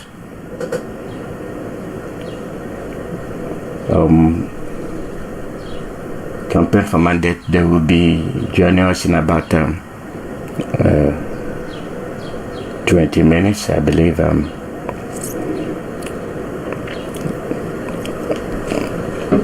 What else do you want to hear? What else do you want to hear? Let me read this security alert. Over the last few months, the Nigerian military and the SS have covertly kidnapped IPOB members in Abia State, and they are now recruiting and enticing information by giving them 1 million naira for mobilization and offering them protection with firearms, military uniforms, a motorcycle, and a military ID card to facilitate their mobility in towns and communities. So the aim is to point out and identify IPOB members. For me, that's rubbish. They'll come and give you bike and arm you, then you become a janjaweed. That's practically what this message is saying. They can bribe as much as they want to. At this stage, if you be foolish enough to accept the bribe, that's your problem.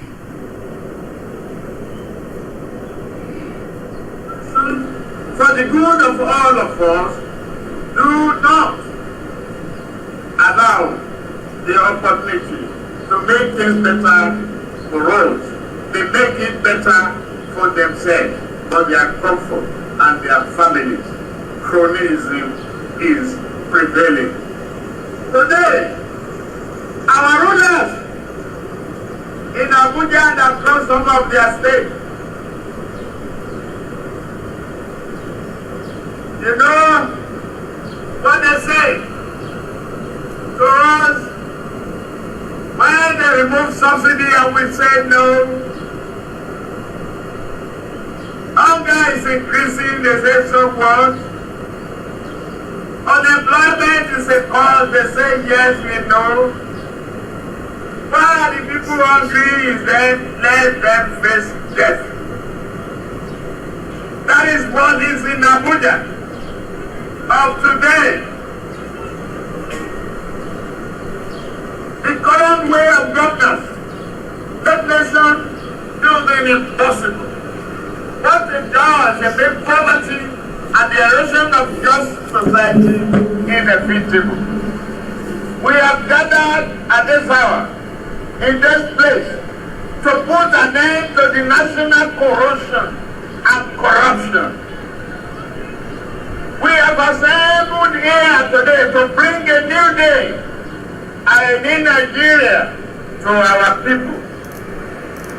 Today, the Nigerian people are decent and hard-working people. They are equally long suffering.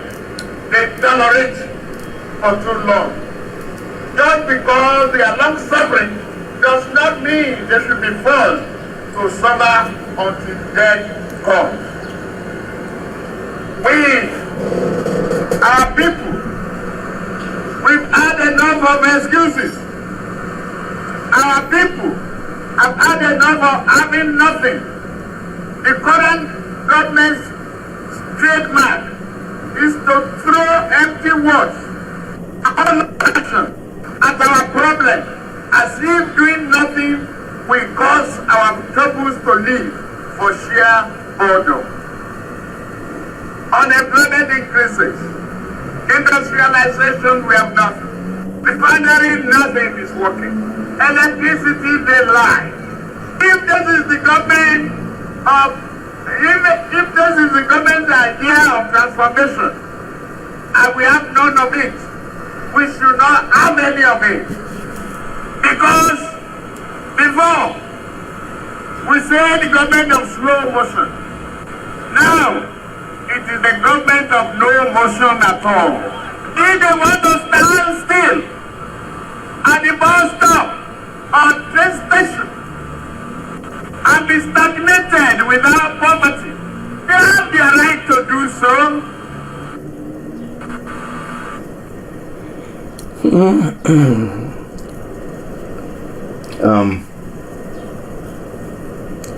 If that makes sense to you, that's fine.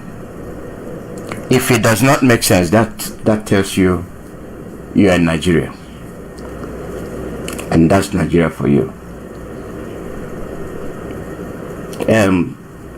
Somebody is raising an alarm, pointing fingers, and that person is equally guilty. All those items mentioned: unemployment, stagnation, bribery, corruption. Let's look back, let's look around. Where does it come from? They are the ones responsible. They are the ones responsible. There's nothing that have changed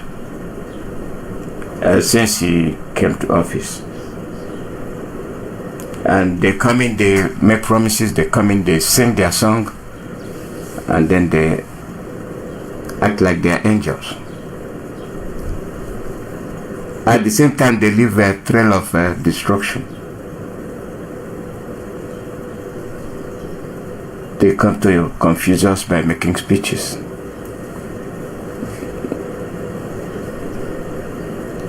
Why do we have to go through this mess? Why do we have to? And we do that in the name of a country, Nigeria.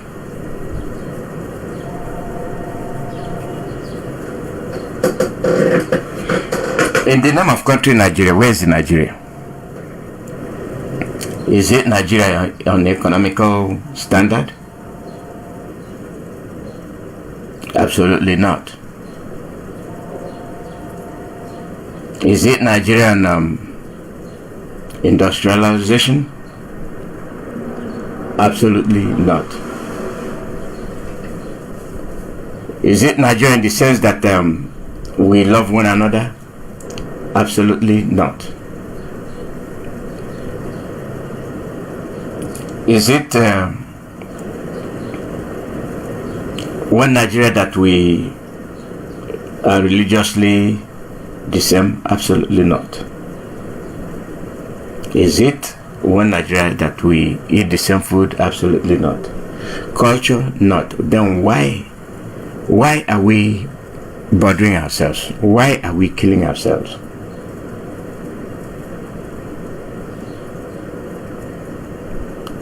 I look at it, I sit down and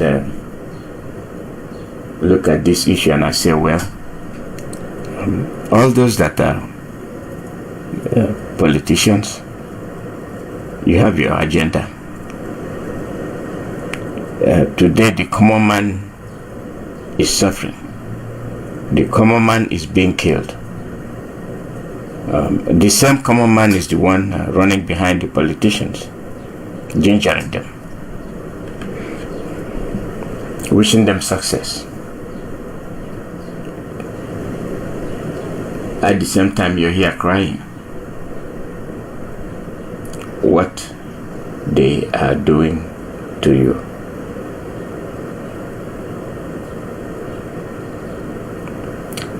There was a question shown as P2B. and that infuriated me.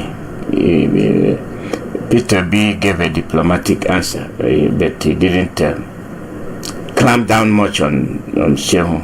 If it were me, he asked Peter B, if you become a president, will you release Mazi Nnamdi Kanu?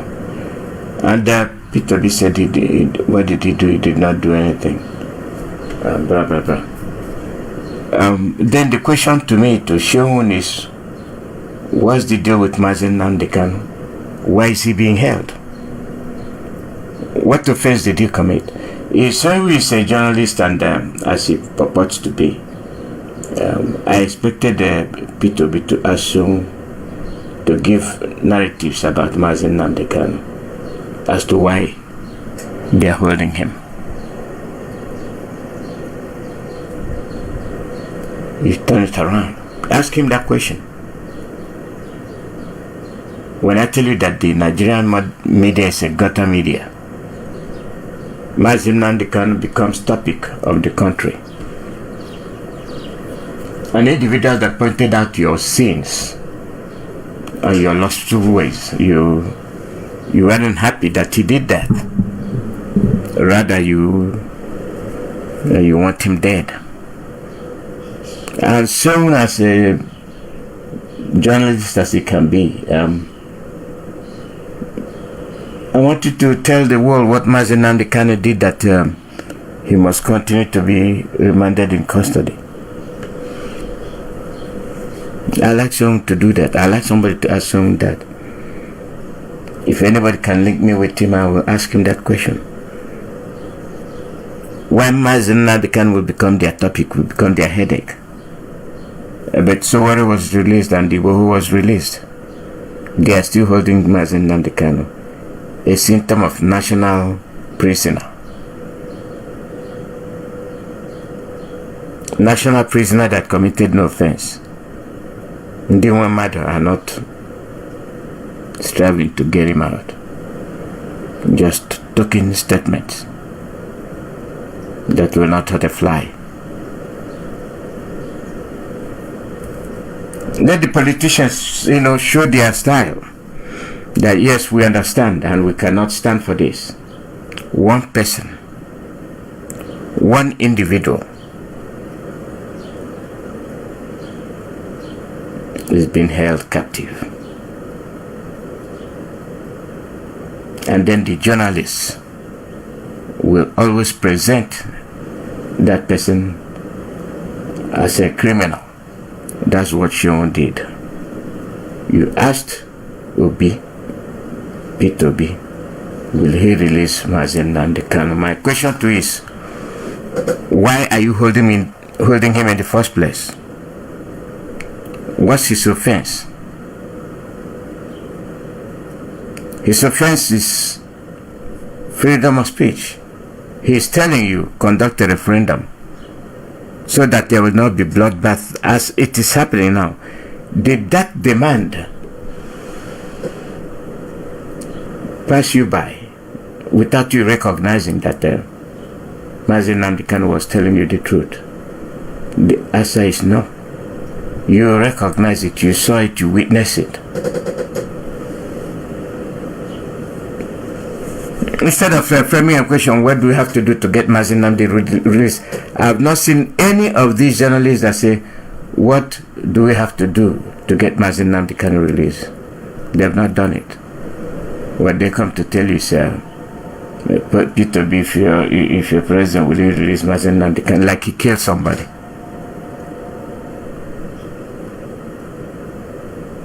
Like he killed somebody.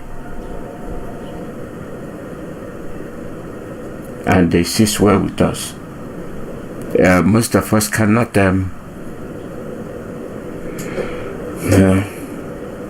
stand and say no.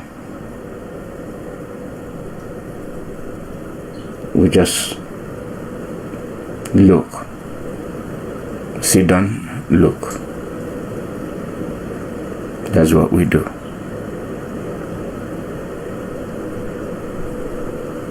At the end of the day,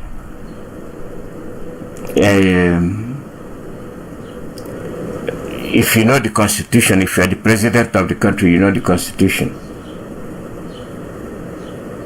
And you know the rule of law.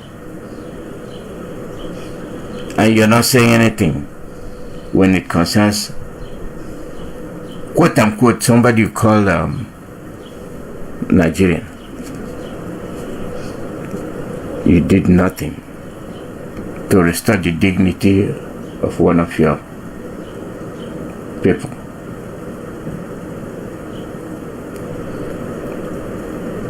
You simply acted like nothing is happening. You didn't see anything. It will not work. I mean, you come up with all sorts of reasons. And these reasons are useless. So when it comes to Sean and his question to P2B, I feel it's baseless, useless, and unacceptable.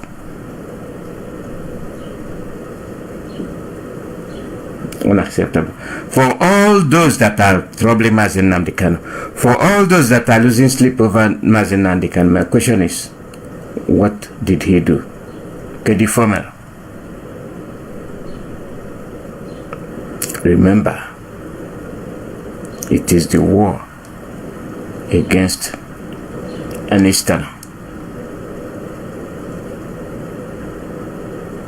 It is that same war. Now they are becoming a little bit bold to fulfill what they did not accomplish in the 60s to 70s. So they have come now with the help of their foreign masters. They have no break, no hesitation, no fear, no respect. Kill them. Kill the Biafrans. Kill the Nyamri. The name Biafra turns their head. It's a name they don't want to hear, because that indicates symbol of freedom. The name Biafra indicates symbol of greatness, of Ndibo. What they will accomplish if they are left alone. The British said he will not allow you to progress because he does not want you to become Japan of Africa. That's what the British said, and that British happened to be Harold Wilson, their prime minister. So did you ask P2B about Wilson's statement? There are a lot of things that this TV presenter should ask. There are a lot of questions they should ask. They are not asking them. They are not bringing out the truth to the community. They are not telling the people the truth. They hide them and cover them.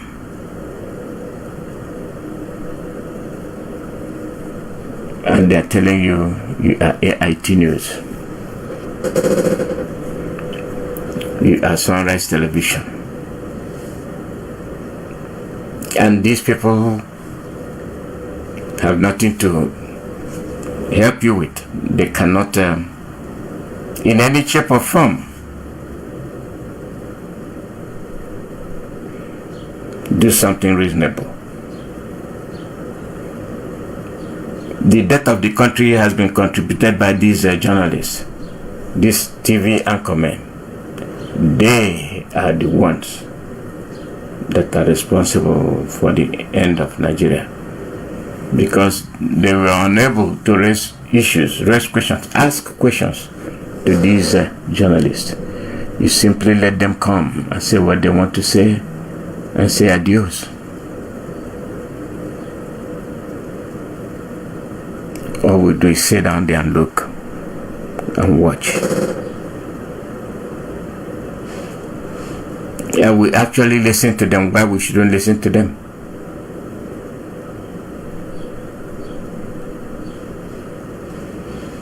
The deceit is too much. The lies are too much. The hatred is too much. The pretext is too much. The same journalists have never asked, why Nigeria? Why do we still maintain our colonial ties? Why? Other African countries are breaking their colonial ties. It's only Nigeria that is waking up to tell you, unless you bring us money. You want them to bring you money. It's not free. When they bring you the money, they tie you. They tie your progress. They siphon your resources. And when they give you that money, you shake your head. They give us money. Why will you wait for somebody to give you money when you can generate 100 times the amount that person is stealing from you? You've seen Abraham Traore. Look at him. See what he's doing. He is not waiting for the French people to come and boost him, give him a boost. No, he is doing that for his people. But Nigeria is not doing that. Nigeria is waiting for the West to come and dump money on him. And he will say, yeah, you have arrived.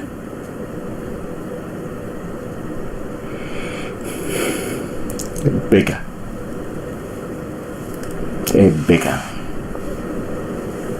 You go for investment. You're begging. Some of our people have made a remarkable industrial breakthrough.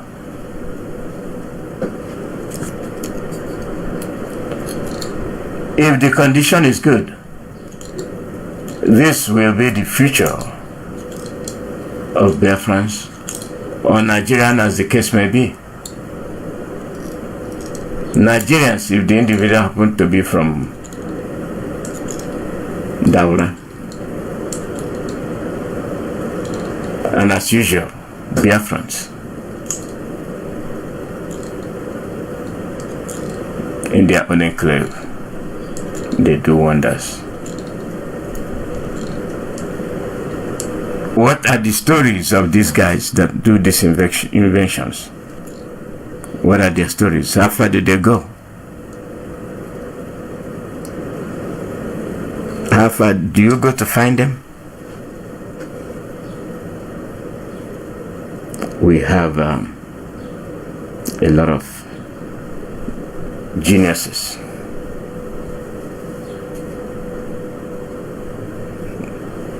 We can do a lot when we put our mind to it. We can progress. We can progress without begging for help. Because the more you beg for help, the more they tie you down.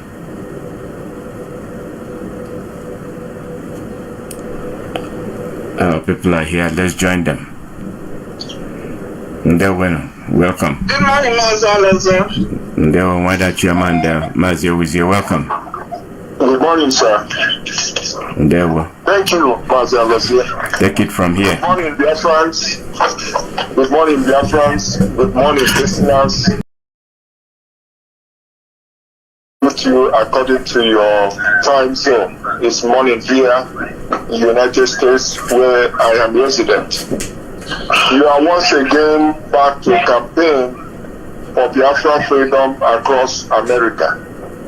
This time last week, we dealt with the issue of Biafran genocide and Nigeria thrones of torment. Yes, those who committed the genocide on Biafran people are being tormented. Whether they confess it, whether they endorse it, whether they seal it, it is up to them. But we know that the heat is on. And their conscience will deal with them till eternity. On today's program, we are going to look at Nigeria's inherited hatred for the Igbo. Nigeria's inherited hatred for the Igbo.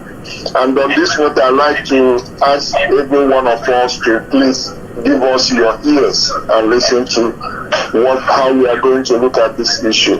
But before we dive into it, I'd like to call upon my co-panelist, Wada Chioma, to greet our listeners and their friends in general. Wada, please. Thank you, Mazi.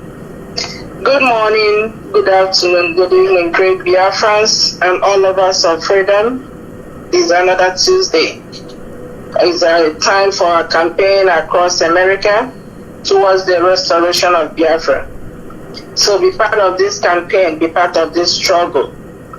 We are heading home. We are heading home to Biafra land. So be part of this struggle. My name is Chioma, and I'm speaking from America. There. Thank you, Wada. As it is usual or standard practice with this program, we are going to look at it, the topic today, on 5 different segments. And the first segment, which is the first subtitle, says the point being overlooked. The point being overlooked. In other words, the point of Nigeria's inherited hatred for the Igbo being overlooked. But before we get into it, I want to clear that Igbo is the center of gravity for Biafra. From Igbo, you have a job, you have a son, you have Igede, you have Isobo, you have, just name them. It just starts with I. So when I'm talking about Igbo, we are talking about Biafrans at large. But let us stick to the name Igbo. So Wanda, I come to you now. How did the Igbo fare with their neighbors before the coming of the British? Igbos fared very well before the coming of the British. Igbo has been an ethnic group located in the western part of Africa. Igbos are a very peaceful group of people who believe in the principle of live and let us live. That's why you've never had in any history that Igbos invaded any community, that Igbos took over people's land, that Igbos went to war to conquer. It's never in any history. Igbos have related in a peaceful manner with their neighbors. When we talk about neighbors within that Nigeria enclave, you have the Northerners, who have a whole lot of little tribes there. We have the Wari, we have all of them around there. Then when you go to the southwest, you have the Yoruba, the Ojuduwas. Igbos have really fared very well with them. They visit, they make friends, they bring developments to those areas. They live amongst them peacefully until the British came in with their narrative of Igbos are domineering. Igbos are not domineering. Igbos actually bring light to wherever there is darkness. Igbos bring love where there is no love. Igbos bring peace where there is chaos. And that is what Igbos are doing before the emergence of Biafra, before the emergence of Britain. Igbos are so Republican in nature that we say that Igbos, they rule themselves in their own families, they organize themselves in their own ways. They make their decisions, allowing people to come in and say, be part of the decision making, which is this democracy they are talking about now. Igbos are that. So if they are that, how would they be domineering? That is why you've never seen them go to conquer or take over people's land. They try to contribute to the society. They try to be part of what is going on. They are not being drawn like zombies, like Nigeria is being drawn now. They push them like zombies to make their decisions, but Igbos are not that. British government seeing all these attributes, these very wonderful qualities of the Igbo man, in order to discredit the Igbos, brought about this narrative that the Igbos are domineering. And the Nigerians are running with it. The Nigerians are building their hatred on that, instead of trying to continue living in peace with the Igbos that they've been living with before the creation of that Nigeria. They wanted to make it, see it as something out of the norms. If you ask somebody now, ask a Yoruba man, what did an Igbo man do to you? You see them, they start talking about the positive one. Oh, they helped me set up my business. Then why are you hating an Igbo man? It's a narrative inherent, either from their forefathers, because Britain made them to go that way and they ran with it. That is why you see that hatred continue to be there. But before, there's always been peace. No wars, no anybody going to conquer anybody. Actually, it was in the north that we were hearing this one empire trying to conquer this empire trying to conquer this empire. That never happened with the Igbos. Igbos are sojourners. Igbos go to countries, go to areas. Even Ghana, you see them there, they are making peace. You see them in Cameroon. It's only Nigerians that go out there to a kind of bastardize the names of the Igbos, like we are hearing on social media today, because Britain has made them to believe so, and that is not the case. Thank you, Wanda. Still on the point being overlooked. The question now for me is, why British hatred for the Igbo? Why has it become unprecedented? Let me say up front that in most places, outside Nigeria, in fact, beginning from Nigeria, where you have Igbophobia, it is the handwork of the British people. Yes. In South Africa, it is their handwork. Currently, as we speak today, even in Ghana, it is their handwork. I've never read or heard about Igbophobia in the French-speaking West Africa. Not in Cameroon, not in Lomé, not in Niger, not in Burkina Faso. I'm yet to see, not even in Gabon and in other places, but where the British have their foothold. You check it out. Crises are that the Igbo becomes target for ridicule, target for pursuit, target for humiliation. And it becomes unprecedented because given the fact that we are seeing now what is happening in what they called Nigeria, the Igbo were living, like my sister said here, living peacefully with their neighbors, doing their trade. When you talk of commerce, they are business minded. Yes, it's trade that drives them out to go and explore and conquer. You begin to wonder, the white men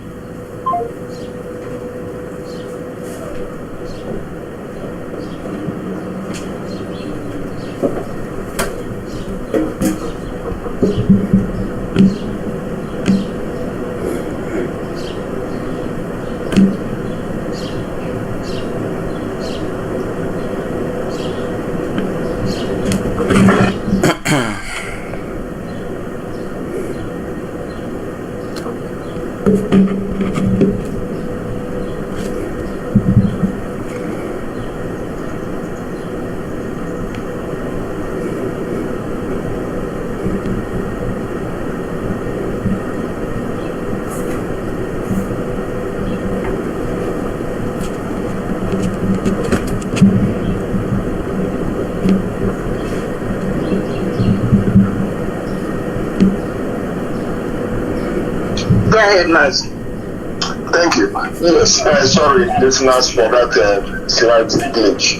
I was saying that Igbos are the version of the Europeans who came in, but they are different because the Europeans, they came to conquer, to trick, to conquer, to subdue, and to loot and to plunder.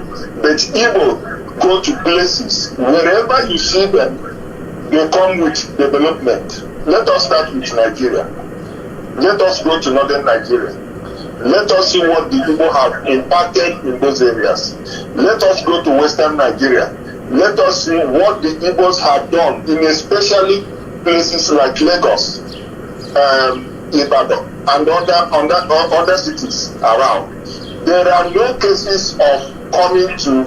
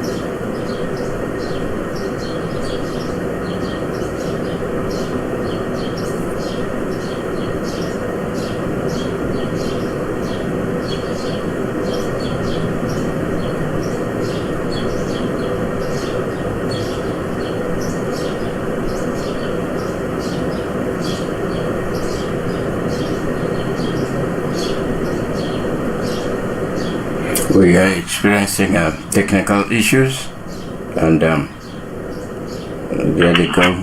We are having issues, so go ahead.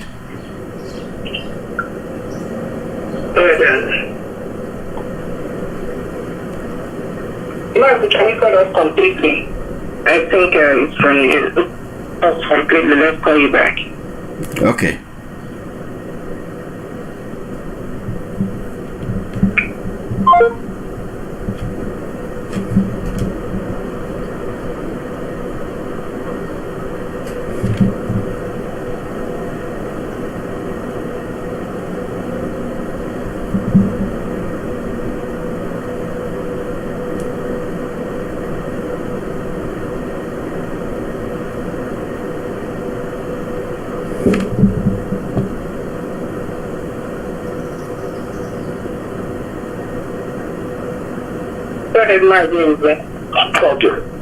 Okay. So Igbos are peace loving, law abiding, custom avoiding, aggressive, to wherever they sojourn, and that is the definition of who the Igbo people are.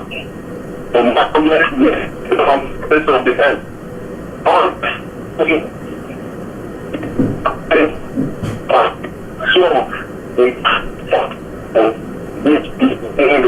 And I can tell you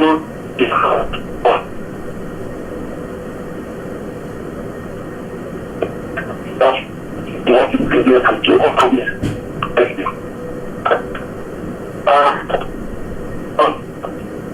This program identifies the village, which is British divide and rule and conquer.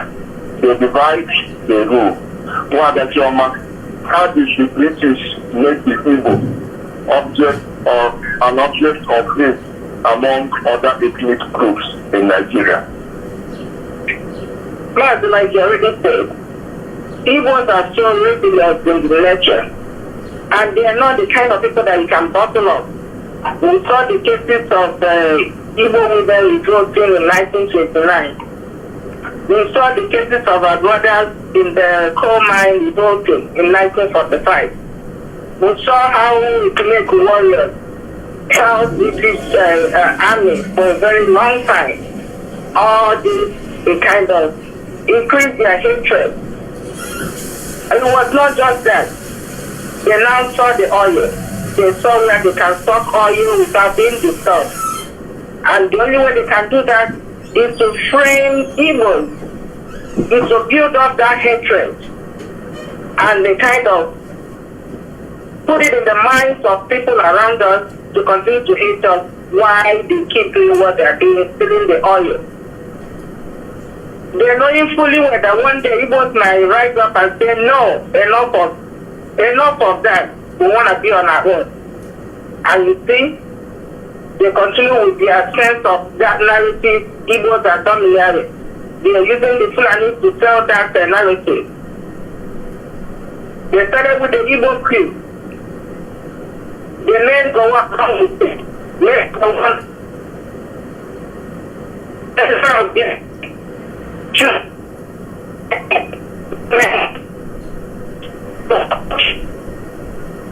One and his group of men, they didn't understand.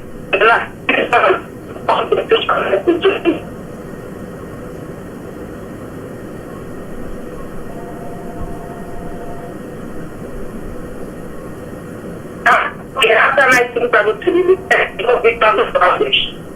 did they stop killing us? No. As they were killing us, they were killing Biafra with uniforms and going to our brothers in the river right areas to kill them. And those ones, somebody was there to tell them, oh, these are not the Biafra. These are the lieutenants who are going to terrorize you. So, in some guys are trading out the river around here that they gave their own brothers. You see the massacre in was the Biafrans that came into massacre them. It was Biafrans, that was Nigerian army. Probably using some gullible Biafrans they fought during the war to do that heinous crime. Immediately after that war, someone started creating states to continue to divide them. And that is also following the British blueprint, divide and rule, divide and conquer. And that is what they are doing.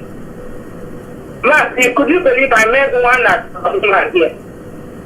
She swore that she will never have anything to do with Biafra because it was the Biafrans that killed them. Somebody who is in America.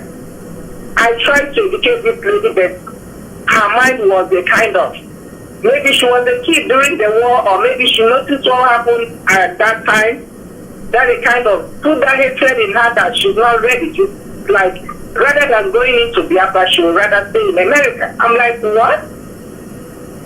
So these are the kind of things you see out there because of what Britain planted in their hearts, because of this evil and this hatred Britain sown in their hearts, sown in their hearts, and they're not letting go. They are not going to history to find out what actually happened. They are not going to kind of make research and find out what happened. It is a seed watered by Britain, and now it has generated in the heart of Nigerians. So our job on Radio Biafra is to do or continue to enlighten our people, enlighten our riverine brothers, enlighten even Nigerians like they'll do the work. I saw what one was saying yesterday on social media. Talking to the Nigerians, it's back for this against the evil. That is absurd. That is crazy.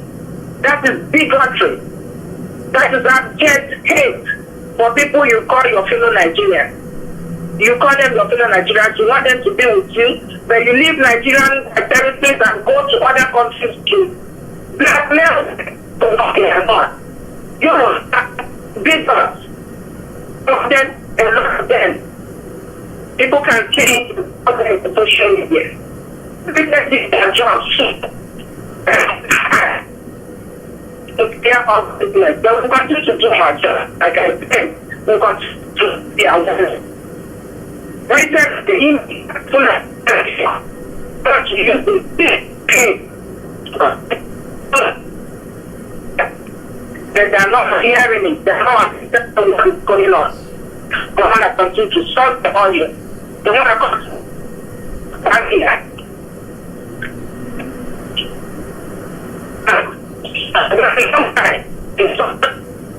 To maintain a hold on 23 oil wells in Biafra land. And I'm asking the other territories, the northern of that contraction, the southwest, do you know how much gold mines this man is holding? Do you know how much tin mice is holding? Do you know what other minerals he's holding on to? Even the California in the north. Or you keep on chasing Biafra, say this, Biafra did not say that. Go back to your cupboard, go back to your room and think. And see what Britain is doing with you by showing this hate against the Igbos. Igbos are loving people. Igbos want to go, since you don't want to stay with the Igbos. That's why we are clamoring for Biafra. Let Biafra go, because you hate them so much. Go and develop your own territory, so Biafrans can go and have peace. Okay, thank you. This attack is still British divide and rule and conquer. Yes. Let us understand it this way. They came on what they called exploration. They want to explore. They want to find out. They turned it into discovery, that they discovered us. And therefore, the streets, they were resisted by the different regions in what is today Nigeria. They could get the hardest and the toughest time. In the north, it was easy for them to overrun the Fulani, and then it was easy to overrun the Yoruba, and easier to overrun the Fulani. But in Kumek, they had to go to Ghana to recruit people from the same Ghana, to recruit our brothers in Ghana. And right there in Ghana, they receiving an Igbo plan that is now settled in Ghana centuries ago in order to fight the Kuwait. And they came and took over. Then they started to plunder. They started to lord it over the people. And that is the genesis of what led to, first of all, the Kuwait resistance. Then the Abawiles riot, the 1945 coal mine massacre, which my co-panelist earlier alluded to. One point is instructive on this. Is a trick that they use, considering the fact that at the time in question, they didn't have the manpower, to take over the whole space. They are almost in every part of the world trying to influence their imperial power. So Ghana provided a feeder for them to come and deal with the Kuwait. But because of the bloody nose they suffered in the hands of the Kuwait, that hatred has kept on to today, and is still ongoing. You can see it in the illegal and inhuman extraordinary rendition of Mazi Nnamdi Kanu, the leader of the indigenous people of Biafra, from all the way in Kenya, with the connivance of British government under Boris Johnson. And up to today, Britain is not saying any word that is forceful, that is even loud about their own citizens. Yes, it is all moving around the place for the Igbo people. And how are they doing it? They are using propaganda. They are using psychology. That was what they used. They used propaganda and psychology. They switch people and make you go and kill your people. And the end game is that let these savages kill themselves for our sake. And that has what has endured from that time up to today. And it doesn't seem easy. But this is Radio Biafra. This is where we expose them in what evil that they have planned and been executing. An innocent way that has not in any way offended them. They preached democracy, but they came to Igbo land and discovered that democracy was already there before they came, because even Biafra is older than Britain. The great writer of Igbo descent, Chinua Achebe, stated it in Things Fall Apart. Yes, We are talking about we were able to give our women and franchise to vote on this formulated debate for the Igbo, and of course politically the eastern region, which is predominantly Igbo, they are faster than any other in Africa in competing with the world. So they have a like. We are going into the topic because today's topic, which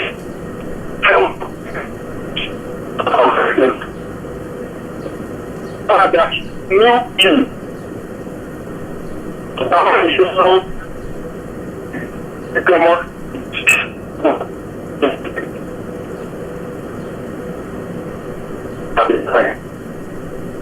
Mazi, that was a pre-planned interview by Britain. That was an organized hate speech. You know, British government in their evil way. They wouldn't want to unleash that hate speech by themselves. So the set of that interview will come from a color of your type, and that was what they did. Because if they did that, it could bring up the issue of racism, which they are trying to pull a kind of pretend that they are not doing. They are called racist. So that's why they use the Mazi to bring up that infamous speech. And remember, at the beginning, Mazi said, before I came, where is he coming from? Tells me he's not from Nigeria. He's not from that area at all. So they brought him in, they planted him, British government planted him and organized that interview. And he made that speech that what? He went around and said what? Igbos are done in the area. If you put them in a camp as a laborer, they will march tomorrow as the heat man of that camp. He would rather work or give job to an expatriate than giving it to an Igbo. He would rather hire another Nigerian as well under contract. That means you as a Nigerian, you as an Igbo, have no share even in that contraction. They call you that you're gonna be on contract or whatever thing they anyhow they did it. So that is a pre-planned interview. They wanted it to come out from a black man voice. And indeed, Mazi did that and brought it out. He said all those out of jealousy that the Britain built in him. That jealousy is what is building this spirit of hate. Mazi knew his people are incapable of doing anything. He knew his people are mentally and physically backward, and there's no spirit of development in them.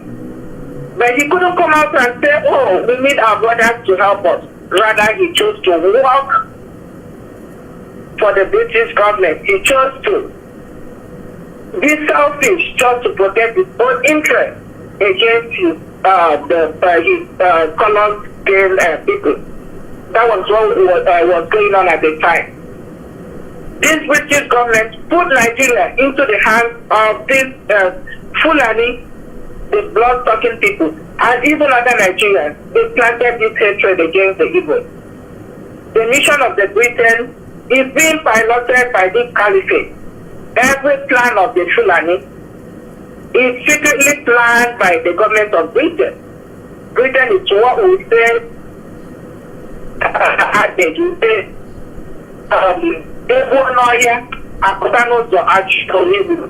is what Britain is doing.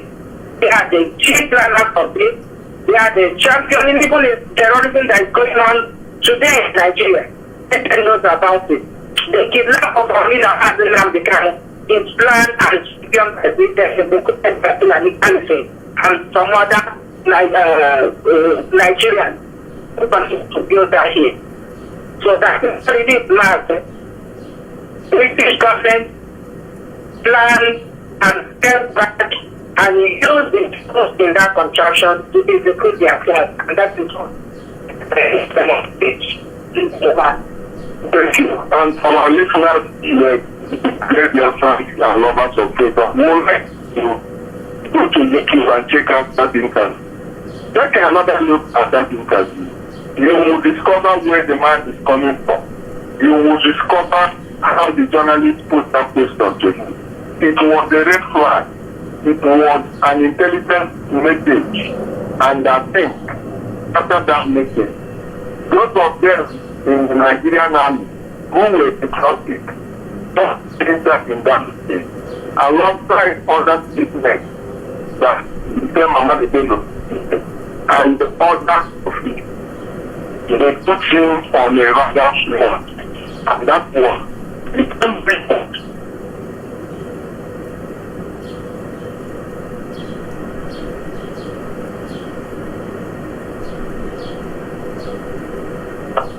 We are nowhere in government and order, and then and so on and so forth. It was a signal, a very, very dangerous signal, because Igbos at the time were well equipped educationally, were well equipped in terms of expertise to do whatever they are going to. They were doing in northern Nigeria at the time. And the unfortunate thing is that the people in the north never complained about the Igbo, living in their midst, just like the people in the west never complained about the Igbo living in Lagos and living in western region. Then because of divide and rule, divide and conquer, divide and destroy, and buried on the hatred for the Igbo, everything went haywire. You remember that in the Western House, Nnamdi Kanu won in that Western House. The tribalism now got hold of it. How did that tribalism come about? That is the question that is linked to this inherited hatred for the people. And now we are looking at the infamous speech. Look at it again, you will discover that it was an arranged to send a signal. And that was a signal that culminated into 1956 coup that bombed Nigeria and that left 7.5 million Biafra dead. And nobody is paying attention about Biafra genocide. But we will continue to hammer on it, because you cannot a genocide of any nature, not even of that magnitude, to be satisfied. Just like somebody, they now kidnapped the leader of the indigenous people of Biafra, kept him in dungeon for 4 years, counting. And somebody is coming to tell you that, okay, we are negotiating. We want everybody to come back united. The other people are fools, Biafrans are not fools. And all we ask is for him to be released. Because self-determination is never a crime anywhere in the world. And things will not be different. If they are not afraid of Biafra, let them grant us the referendum that we seek for. Let us go to the ballot and decide, group decide, where we want to stay. That is all the indigenous people of Biafra are asking of them. We are going to the fourth segment. And just like I said earlier, we are now in the age of the 1966 military coup.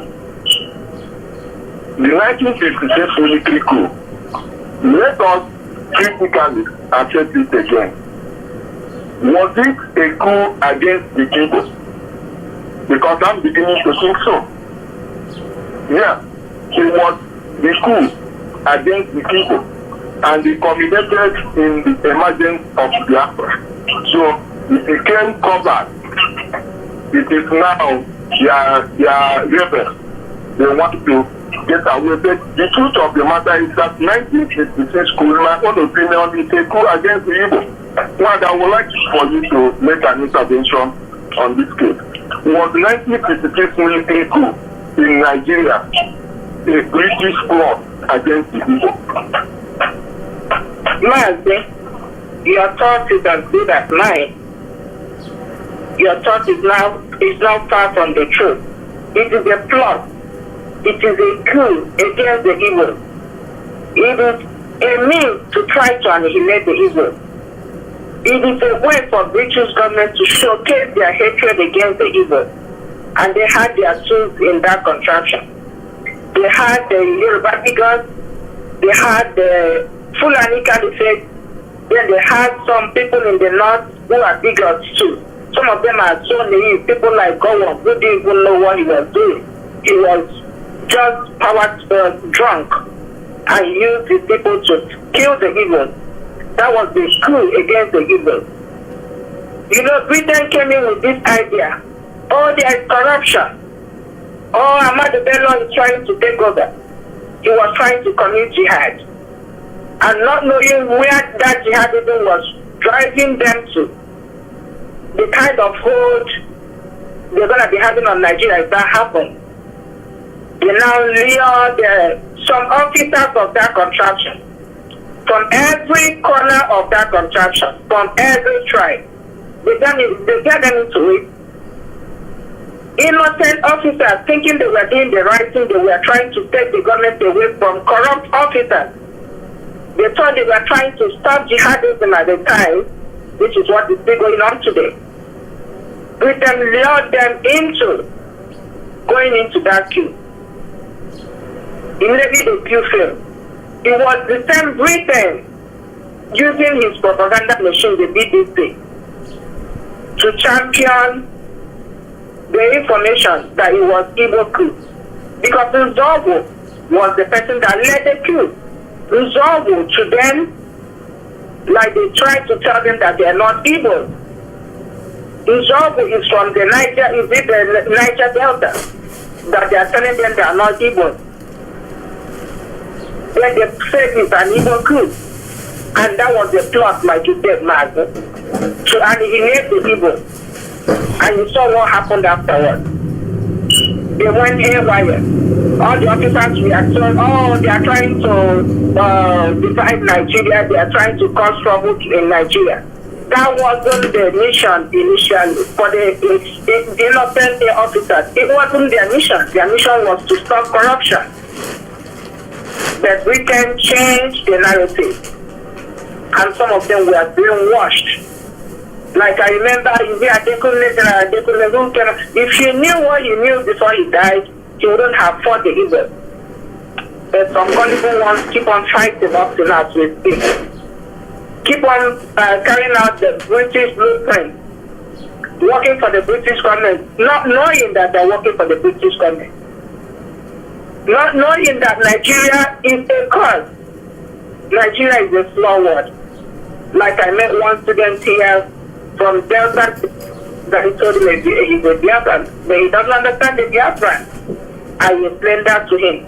Because British government put a curse on you by calling you a nigger in a nigger area. And it's for you to say no to that nigger word. That is when that people will leave you alone. Until you people say enough of Nigeria, that is when British government is going to leave you alone. And you say the light. You are Nigerian, still claiming to be Nigerian. You are under a curse. Until you break loose, you're not going to be blue. So it's for you to say no to Nigeria now.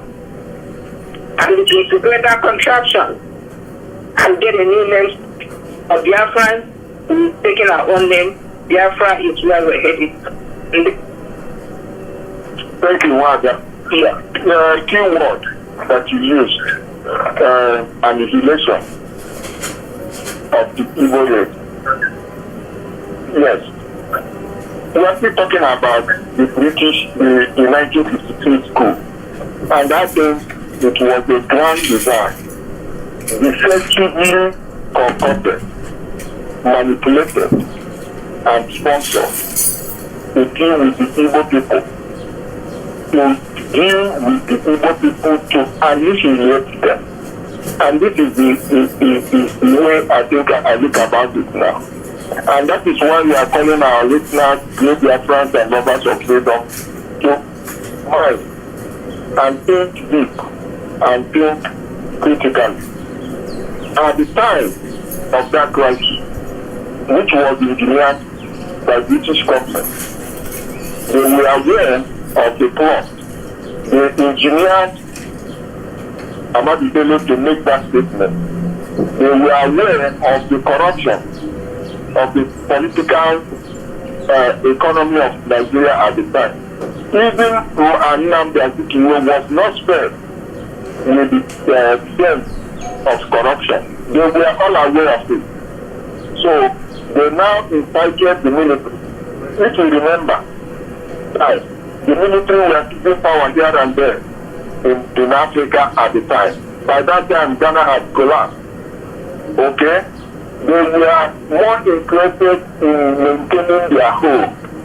And they saw that the Biafran soldiers in Nigeria and the soldiers of Igbo descent were in majority well trained in sandbox.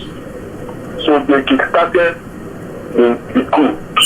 And the coup, somewhere along the way, was aborted. And they turned around immediately using their megaphone, the propaganda machine BBC, to target an Igbo coup, and thereby setting the Igbo as target as an mutilation. It didn't take up to 6 months. The coup started in the north, and they started killing the Igbo. The whole of Nigeria turned against the Igbo and accused them of engineering, masterminding, and executing the coup. When in actual sense, a lot of other soldiers from different parts of Nigeria were in that part of that. Fast forward, the war ended. Someone came and talked about 3 hours. Whatever that meant, it's not the business for today's discussion. But looking at it, when in the heat of that war, they went to Apuri. I remember the one saying in one of the videos that they never knew that they took the Abiri conference serious. You can imagine a head of state saying that. And I hope you will listen to this, because in that Abiri meeting, he made a fool of himself, and that shame will follow him to his grave. Now, ever since that time, that the people have not relented. And it only took the courage of the man, the general in Muhammadu Buhari and Ibrahim Babangida, to come and openly admit in a book that it was not an Igbo coup. But by then, the damage has been done. Igbos have lost over 15 million. Even as we speak today, they are still clean now. Because so, in a way, I want our listeners to think critically, to see that military coup was really targeted at the Igbo people, and they worked very well.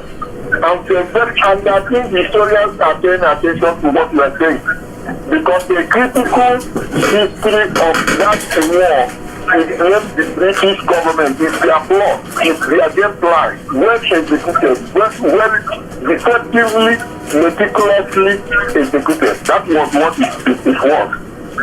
This is Radio Biafra.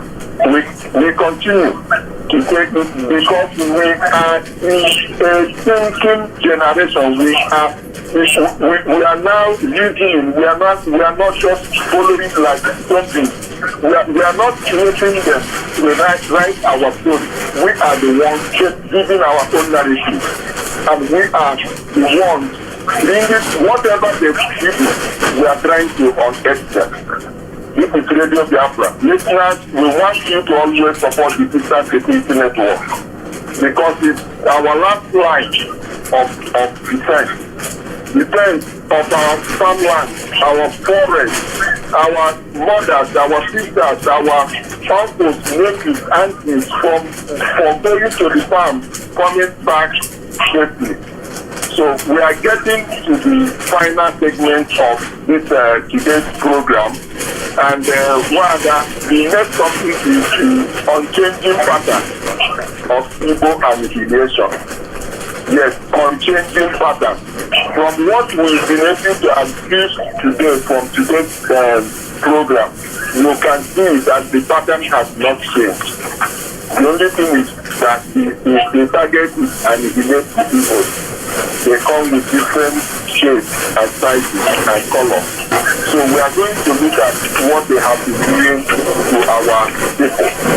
When you played Muhammadu Buhari Fulani Jihad, the Islamization policy that was enabled by Britain with America into under Obama. Let me explain. Buhari came 3 times.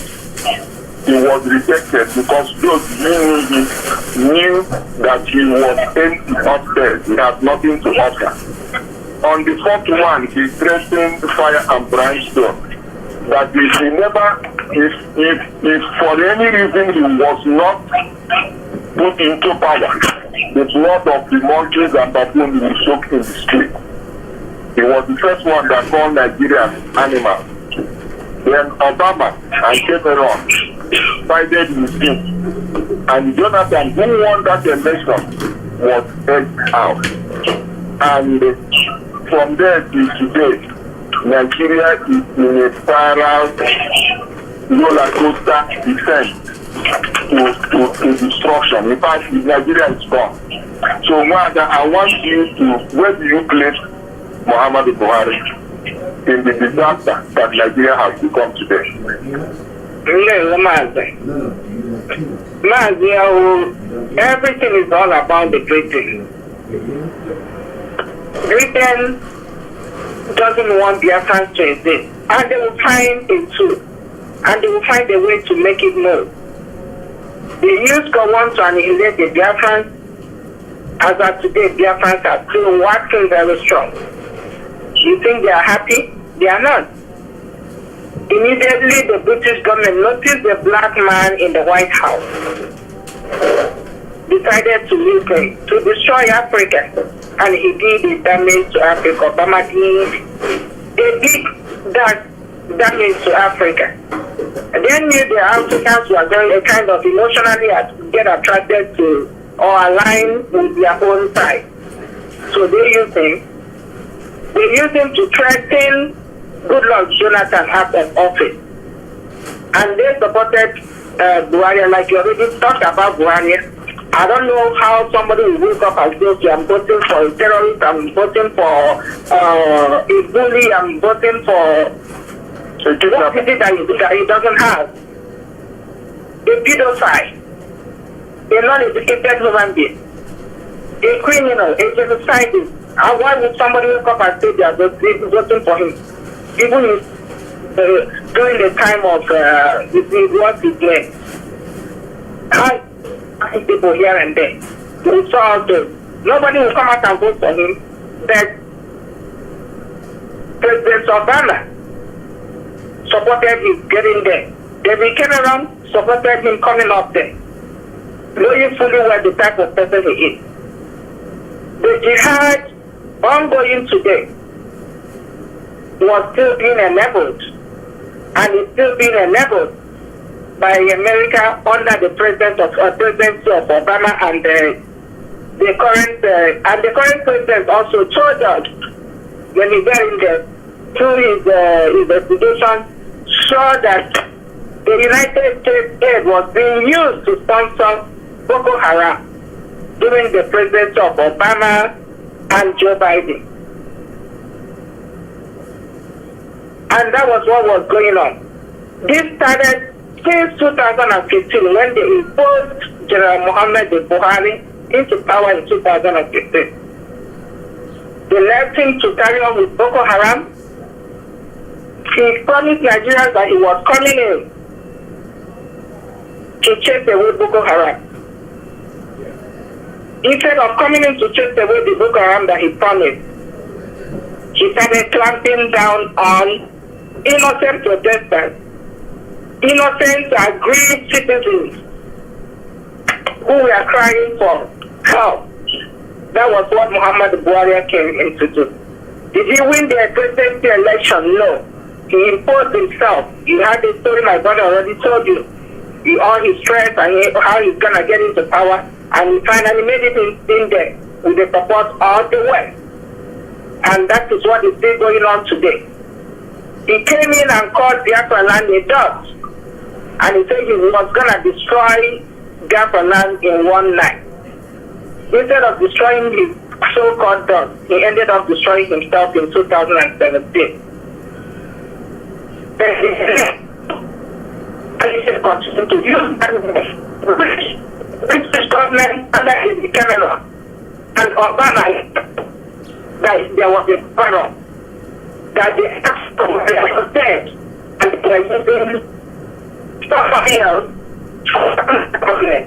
They hear all this, they get quiet, they allow this terrorism to continue to flow because it was giving them the opportunity to continue to.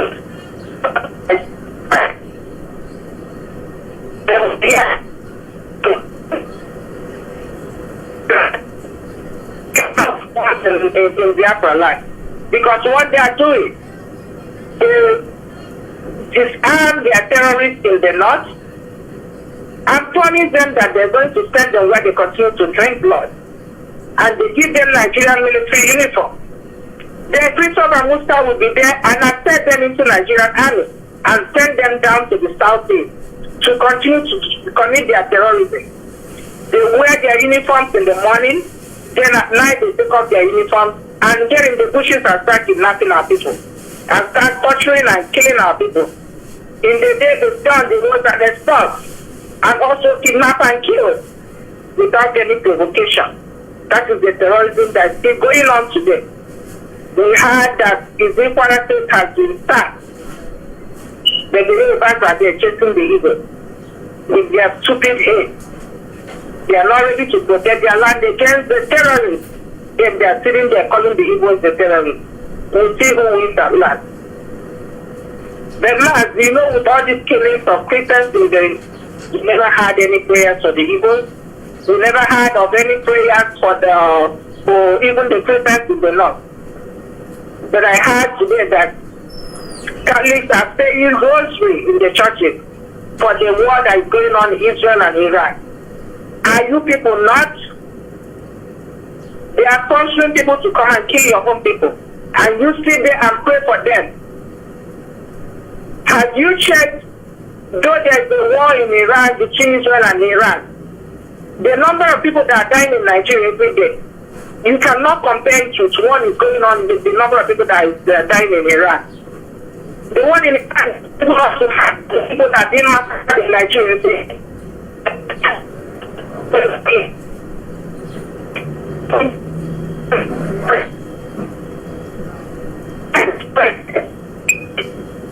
That one Nigeria will understand. That's why I know that that country is evil. It's God.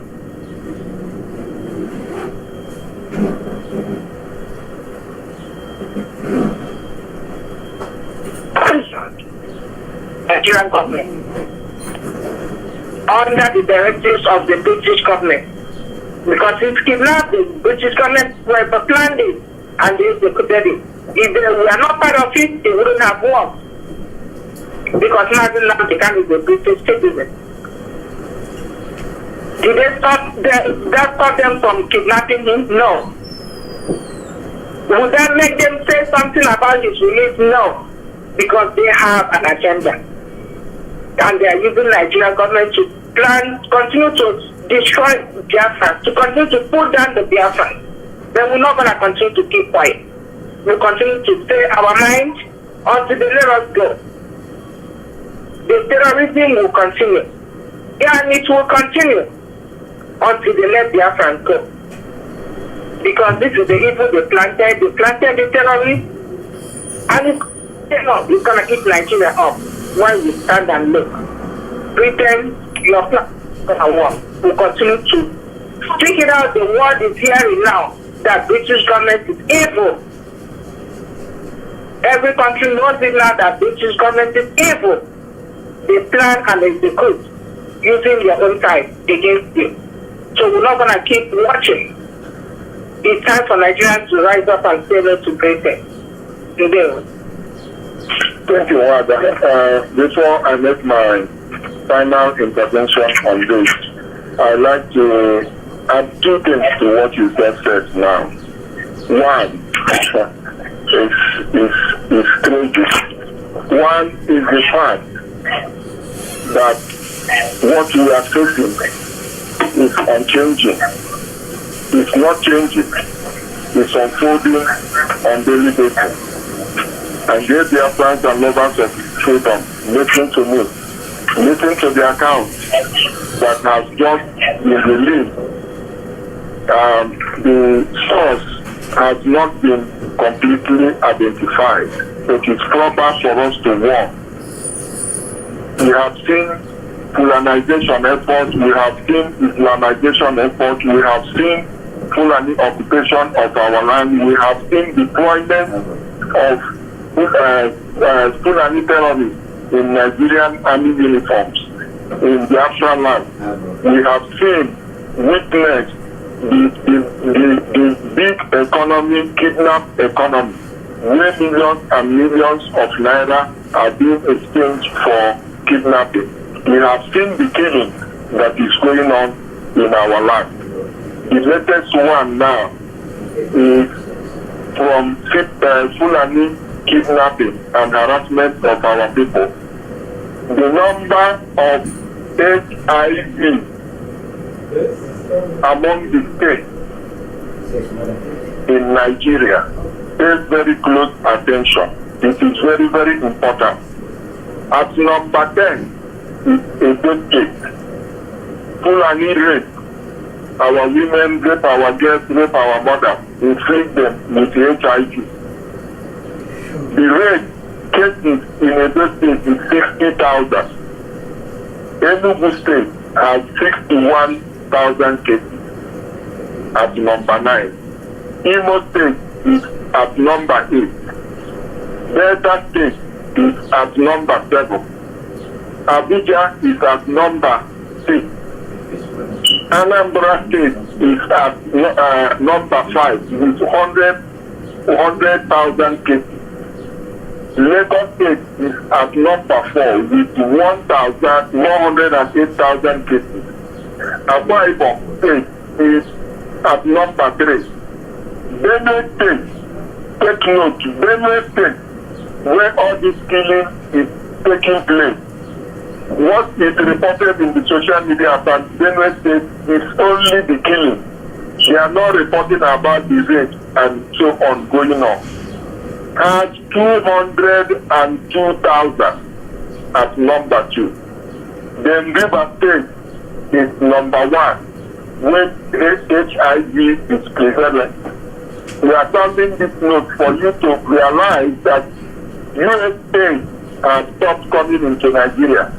So it is to your thanks, O Israel. Let our people be very cautious. Now, states with no HIV cases. At number 5 is Ekiti State. Ekiti State has 18,000 cases. Sokoto is at number 4. Number 4 with 18,000 cases. Ebonyi State is at 14,000. It has at number 5 with 14,000 cases. Zamfara is at number 2 with 10,000 cases. Yobe State is at number 1. So that is what is happening. For us, Biafrans, the target is to rape our women, rape our sisters, rape our mothers, rape our wives when they go to the farm, and rape our children, and inflict them with HIV. It is part of their game, and that is why we are saying that the target is one. The pattern is the same with little variation. So we are saying this is very important, very careful who you talk and avoid they are going to be raped. That's okay. Another case.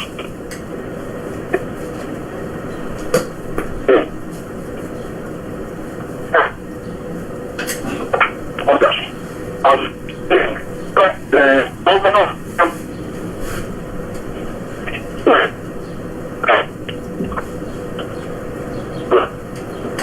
and the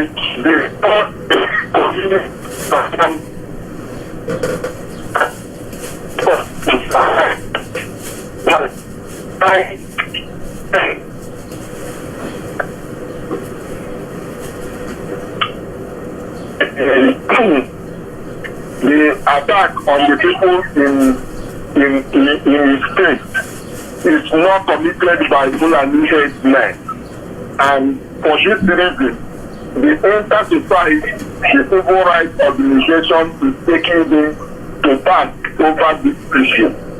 They said 99% of arrested kidnappers are Igbo. So Ludo has absorbed Fulani headsmen. This is what we are facing. So Ludo is the professor of economics. We have to call it him so that our people will know where that rain has started to hit us. So I'm just putting it out there. Anybody can go to Sahara Reporter and see this information for yourself. He came to USA and he said this. And I guess people in that forum, Biafrans and Igbos in that forum will clap for him and tell us critical question or shaking on this surrounding.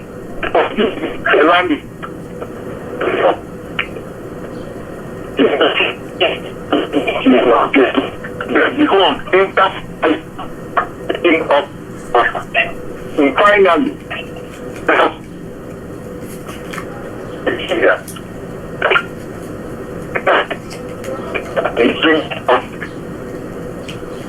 on Sunday, Nnamdi was in the church. Yesterday, one of the TV journalists by the name of Ruben Abati, the current minister, the very low IP, and they have called for politicians in Nigeria to see the quality of their IP.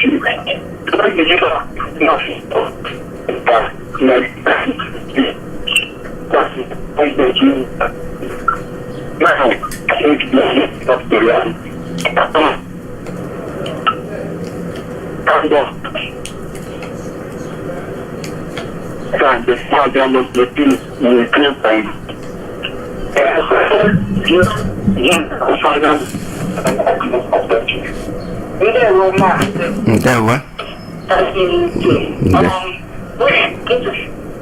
Okay, sorry for the networks. I'm gonna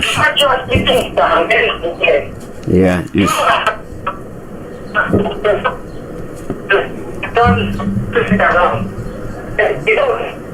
Yeah.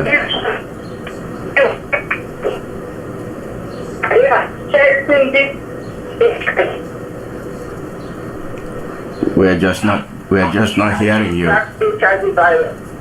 So you eat cow, Fulani cow, you still get the HIV. So you the one, be careful of the one you put in your system. Be careful of this Fulani cow. Be careful of Fulanis around you.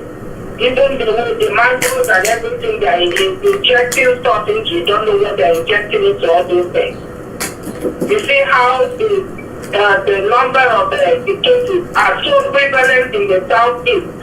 It's not like that in the north. It's just in the southeast.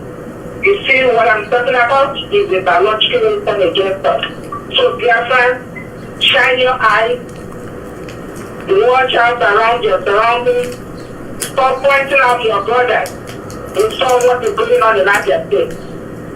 You taking $1 million to go and stand out that this person is IPVC or ESS. You are, I don't even know how to qualify you. You are not a legal man. You don't know where you're coming from. And the camera will catch up on you. Immediately you're done using that 1 million naira, camera will catch up on you.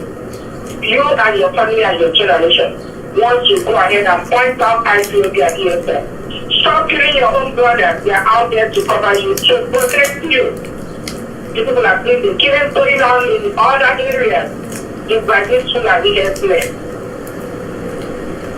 Don't listen to your governor coming out to tell you it's not the Fulani herdsmen.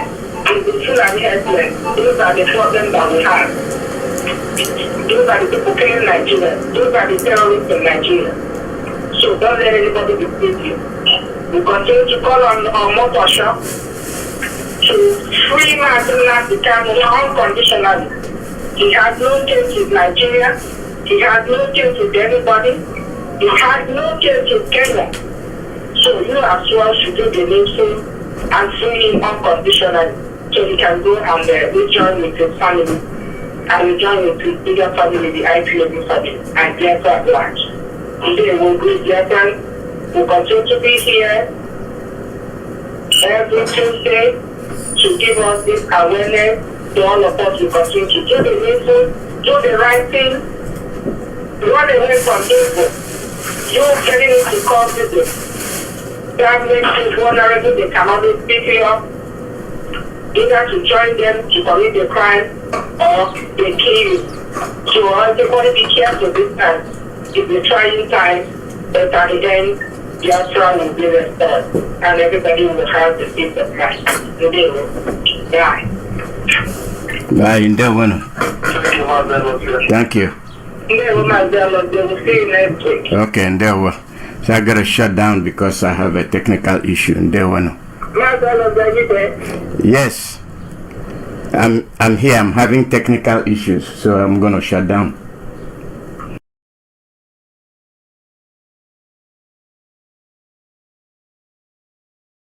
Yeah. Yes. I'm here. I'm having technical issues, so I'm gonna shut down.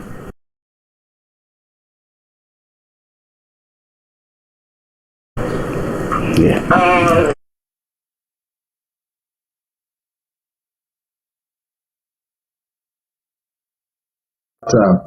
Right now, and I want to say welcome to this wonderful evening program today, 14 January 2025.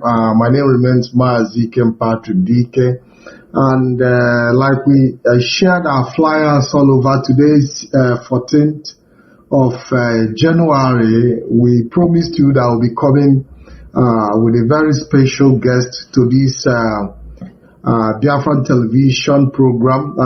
He is also a pioneer of BTV Europe, and it will be interesting for us to have Mazi Iyke, who is a member of the Directorate of State and also the Deputy Representative of European Representative, Deputy to the European Representative. Mazi Iyke, good evening and welcome to the program. Thank you very much for having me, Mazi. Yeah, I was trying to give you your title of your deputy, but I just see myself wumbling there. But I believe that Biafrans know you very well, so you don't even need much introduction, by the way. That's correct. That's correct. Yes, Mazi. It is my pleasure to have you on BTV this evening.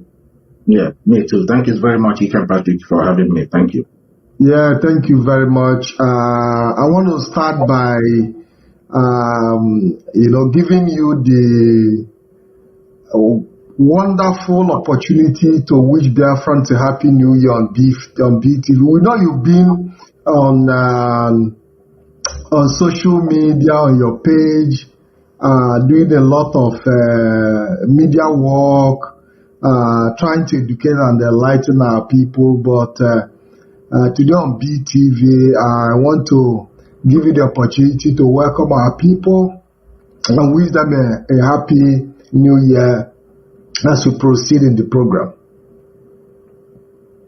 All right. Thank you very much, Mazi Iyke Peters. Thank you for having me on this evening edition. It's a very wonderful one.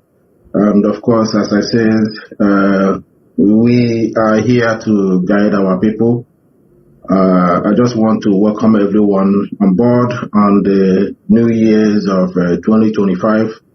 My name is Mazi Iyke, and I serve indigenous people of Biafra in the little humble way I can. as a Deputy European Rep and also member of the Directorate. And of course, it's a very good opportunity for me to be here again to also discuss and deliberate on the issue that concerns us as a race. Having said that, of course, I have to recognize the leader of this movement and also recognize our head of Directorate, Mazi Iyke Peters, and who I'm also deputizing here, Mazi Abanim, and to the whole rest of members of the DOS, Mazi Chinasamwolu, Mazi Nachi, and many more. They are there, Mazi Austin, in Australia, Mazi Chukuma, Austin. I welcome every one of them and welcoming our audience and the people of good conscience and of goodwill. We welcome all of you all. And I believe this year, 2025, is going to be a year of testimony. It's going to be a year of deliverance. We're going to sing a whole lot of songs of freedom and songs of deliverance this year.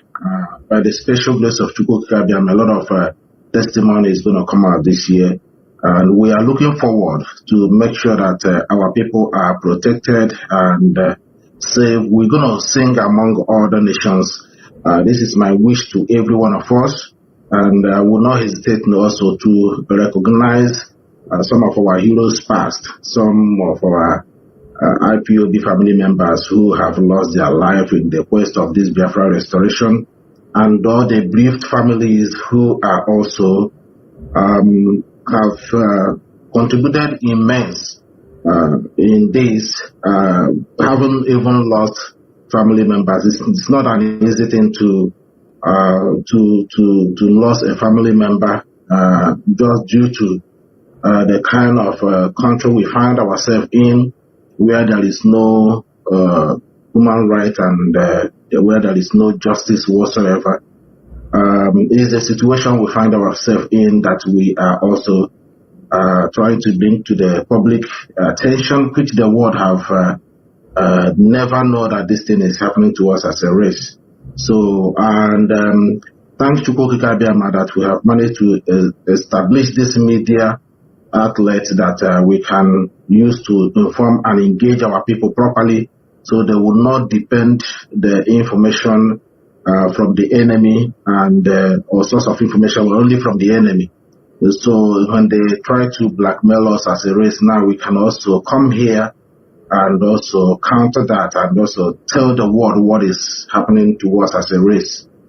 It's a war of genocide that was levied against us from 1967-70, and that war have not ended.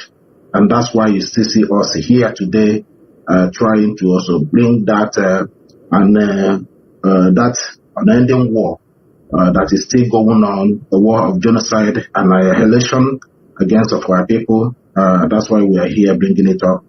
Mazi, I want to thank all of you also who have been in this media platform doing whatever you can also to make sure that our people are properly informed and guided. Regardless, it may look like nobody's listening or watching us, but I can tell you that the whole world is watching. Thank you very much for having me.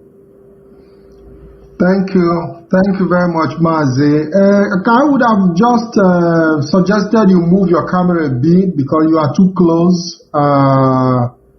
You are too close to your camera. If you can move a little bit, yeah.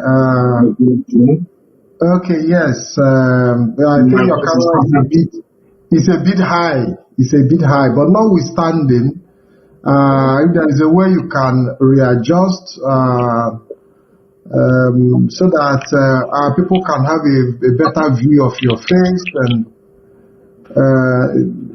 it's okay. I think. No, you have completely shifted. You have completely shifted, but you have completely shifted it away from you. I will urge the technical director to bring me forward. Yes. So Yes, I think you're much better now. So I want to proceed because we've just stepped into a new year, and I believe that you are getting me, Mazi Iyke, but we've just stepped into a new year, and as a member of the Directorate of State, how has it been working with the Directorate of State in 2025? We know that the Directorate of State and indigenous people of Biafra generally faced a series of issues for the past 3 years, but we'll be coming to that. But how has it been? We know that the year have just started, and but Biafrans will know how it is as of today working as a member of the Directorate of State and also a deputy European representative for the indigenous people of Biafra. Thank you again, Mazi. And of course, without taking much of the time, of course, as I have previously just said just a while ago, this is 2025. We can't tell you that we have done so much now in this 2025 because we only just get into it, all right? And I can tell you there's a lot of also engagement. Of course, the European rep have engaged the national coordinators within the EU, and they have had a lot of discussions and review of what have been going on, and the new instruction has been given. And freedom fighting, as we all know, is not an easy thing. It's not an easy thing. It requires a lot of consistency and mental toughness. Mental toughness is very, very important. And what I can tell you that the leadership have been doing in the last few months now is just to also to engage, to make sure that all the continental reps engage the principal officers, which are the grassroots of this movement. Without our coordinators and the national coordinators, I don't think there is much anyone can do. So it's very, very important that IPOB leadership is strategizing, engaging the principal officers and all the national coordinators, in which our messages are going through that channel. So so far so good. As I said, this year of 2025 is a promising year. We are looking forward to make sure that all the things that were not done right in the last few years, some of them will be also put to in a very, very correct way. It does not mean that the leadership have not been doing everything right, which everyone knows. Even to just save IPOB family after the massive invasion we had in the last 3 years, you will know that if not the strength and the mental toughness of the IPOB leadership, this movement would have been nowhere to be found today. So it's a very good thing that IPOB leadership have made sure that this boat that have rocked for a very long time, and a lot of will I say feeble-minded fell off the boat. A lot of them decided to jump out and join into the bandwagon. Some of them decided just to abandon the ship. But in that regard, the leadership have remained very, very strong, and also engage properly with the principal officers as far as I can see. So this is very, very much important, and other things will follow suit as IPOB leadership have gone back to their drawing board. One good thing is that one of those heavy distractions have been put to rest now, at least.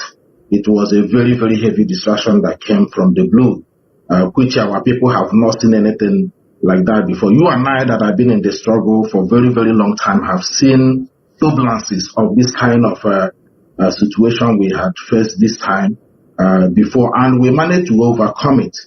But this time around, a lot of our people never seen anything like this before. even though that some of them listen to our leader Mazi Nnamdi Kanu, warning them that the few weeks and months ahead would be very, very tough. But some of them did not take cognizance of that, if I'm allowed to say that. They were not paying serious attention that enemy can clone a look-alike, someone that can look like you, that can be doing something that look like, your own interest, and then they will use it to trick you, then to delay you from the real direction which we are going, that is yielding a massive fruit. So this is one thing our people did not understand. And like I said, if the leadership have not, and some principal officers like you that have been there, you've been one time national secretary of IPOB in Italy, if people like you haven't paid their attention and listen and experience, have a good experience in this movement, I think probably you wouldn't have been here till this very moment and also addressing this issue. That is why it's very good to have people who have experience, people who are elderly, or would I call them, elite, if you like, in a movement or in a society like this, that can guide the younger ones. The young ones who just joined recently did not understand the effort. So they fell out, they think everything is gone, which was the real work of the enemy. So in that regard, IPOB leadership have managed to at least, put that kind of,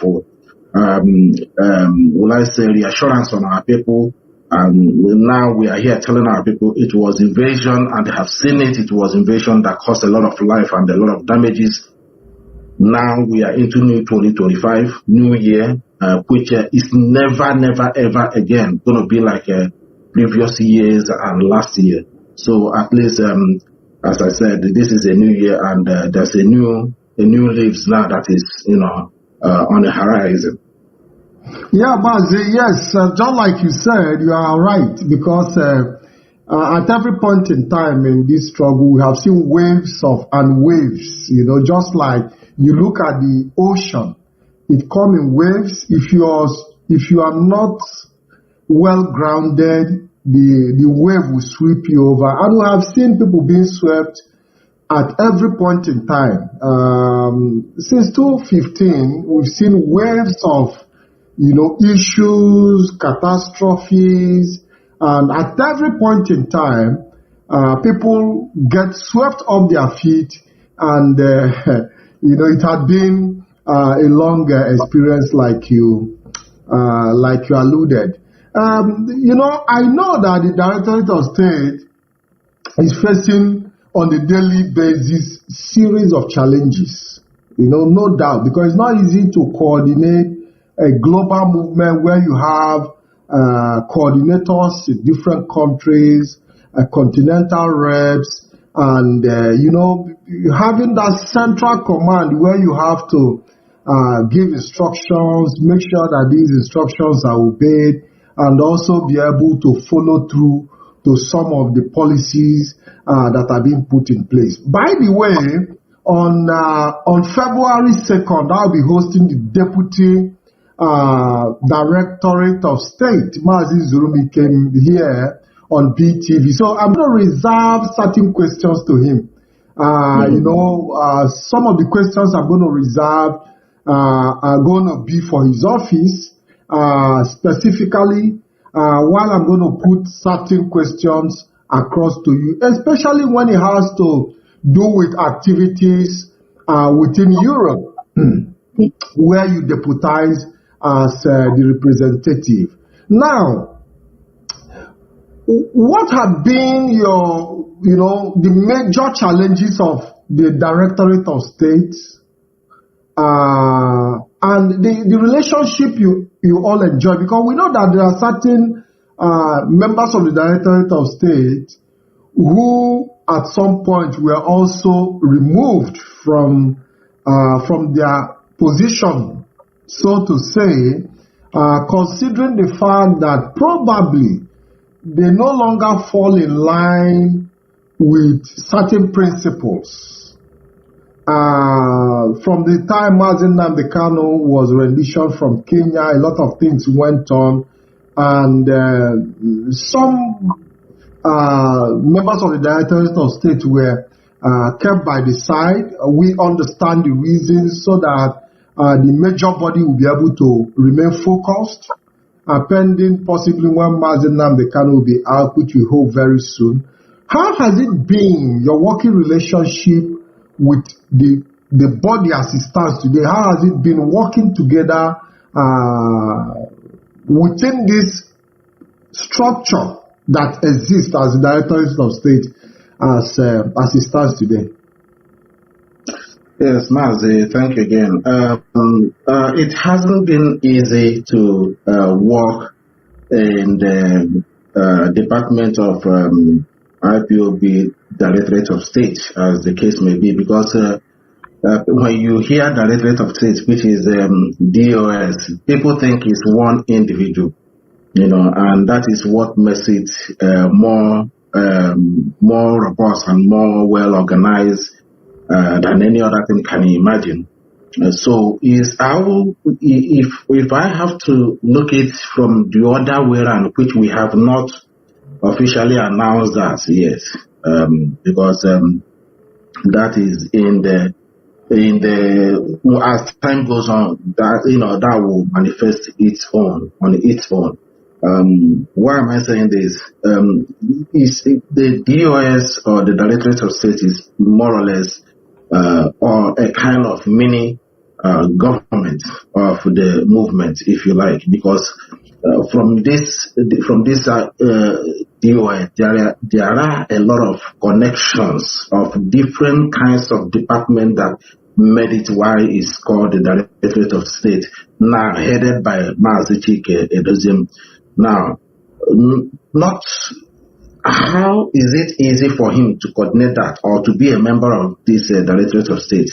One is the people who are members of the Directorate of State are living in different continents, almost 7 continents across the globe, and different time zones. Some of them will be, as we are in the evening time here now, some is in the midnight, some of them in early morning, some have gone into the midday of tomorrow. So it's a very challenging thing to engage everyone at the same time, but knowing the full commitment and the importance of what we are doing, just to make sure that Biafra is restored. Everyone that serves in IPOB DOS is a well-committed individual that have paid a lot of sacrifice, financially, time, family sacrifice, and everything you can imagine.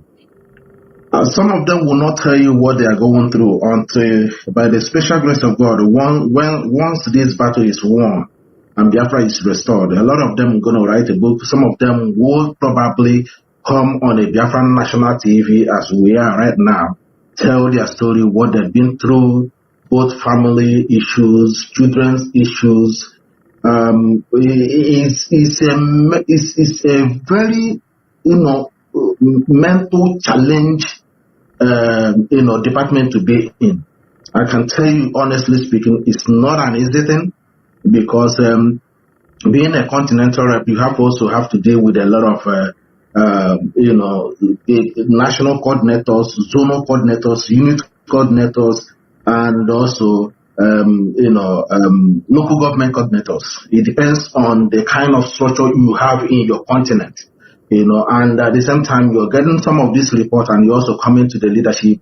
And if there is one that the whole leadership have to debate and look into what happened and get solution to it, they will deal with it. The head of the directorate will have some meeting and make sure that all the matters are looked into. And if it's something that will consume more time than required, some of them can be now pushed to other departments like CRC, Conflict Resolution Committee. Then they will handle that and now get back to the leadership, to the head of the directorate now to announce or to implement or to make a final ruling on that.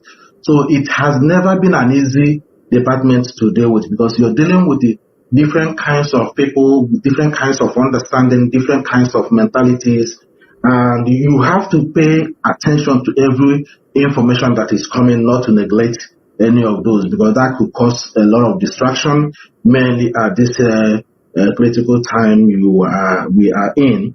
Now, coming to the other one that you have asked about some of the members of the Red that have been sacked, like Mazi Nnamdi and all the rest of them, and there are standards, rules and standards that is guiding the leadership. So once you fall below those standards, it may be considered threat, because we are not here just for ourselves. As far as I'm concerned, we are not here doing something that is of our personal interest. We are talking about nearly 100 million people, both home and abroad. A particular race that have up to that population. So you have to remove self-aggrandizement and self-sentiment. So you have to focus on the mass movement, the mass, mass relationship, so that you don't take some things as you yourself personally sees it. So you have to put a lot of things in consideration. And there are some of the individuals that coming out from Nigeria that doesn't have this type of discipline. Despite how long they have been in abroad, they don't have this kind of discipline. They want things to be, to be implemented their own way, like Uchemefo have pushed for IPOB to declare government in exile, which the leadership have considered a lot of things. Both Mazi Nnamdi Kanu, how we are in a whole meeting considered a lot of things that it's not yet the time. It's not yet the time to implement that type of government. We need to sensitize our people. We need to know the mindset of our people, if they are actually ready, or if they have already fallen in line in what this movement is meant for, before you can implement such a thing. Otherwise, it will be like how many governments in exile they have declared in the last, 20 years now. Both Wazirike's one and the one that former government in exile in America, even before the birth of IPOB and all the rest of it. And now they have come to this one now, which you also see that have fallen apart all over the place now. A government that kills their own children like Nigeria is doing. They form the one that actually, isn't it ironic, Mazi, that Uchemefo is the former deputy leader of this movement, all right? And he was expelled due to insubordination and the betrayal of trust and other things that surrounds it. And now he went and joined another enemy of our people, and then become a secretary there. And somebody he was a secretary has come all the time on social media, declare Igbos must be wiped out, wearing their AK-47 in the open. If I were to be him, honestly, I would not ever come on social media and utter any word. Because Uchemefo, when he was with us, he was against everything that has to do with the violence. He was against it. He knows that IPOB is never of violence. They always want to go through the normal self-determination processes. Now he himself now abandoned IPOB, went and joined somebody who he is a secretary to, coming out on the open and threatening and calling for genocide against Ndib, which is this guy Asaredogo. And he himself will come out in the open and be blackmailing IPOB, calling them IPONC, calling them all these kinds of names. The same guy went and appear on autopilot, fundraising. He also know that the leader of autopilot or the ruler of autopilot is also being, arrested for terrorism. Now, you can understand that removing him from IPOB leadership or IPOB DOS is really, really justified, because people did not understand when this thing happened. They were thinking that there are particular people who want to remain in the leadership. There are people who want to take over. There are this, there are that. and this thing, they begin to carry rumors and everything all over the place. And now look at the same Uchemefo now. All of them we are supporting at the time when he was removed. People were saying that this is injustice. IPOB is doing this and doing that. There is somebody who is black, and this is a guy now who is the secretary to Asare the Kobo government in exile that have come out in the public and called for the massacring of Igbo people, not only calling for massacring of Igbo, we even gone all over the place on the social media. And this is somebody who is defending. And the same amount of that have been declared that have more people. You can now say that IPOB leadership knows what they are doing. Once they perceive anything that is threat against the people, they will always react on it. Now, this has been also a kind of proof. If people are doubting the integrity and the resilience of those who are serving in IPOB leadership, they will now know that they meant well for our people. Thank you very much, Mazi. Thank you very much. Yes, I wouldn't want us to dwell much on Uchemefo in this program, so that we will not be distracted from our discussion, because we all know that it is quite a long story, and unfortunately we have seen some level of compromises here and there on his part, simply showing that he does not have any specific guiding principle. Considering the role he has played, working with Asare Dokubo, and also being a patriotic secret member of the autopilot that have actually committed a lot of crime against our people, which he, at the time at the launch of ESN, said that he wasn't ready to be part of defending our people in the bush, but he ended up becoming part of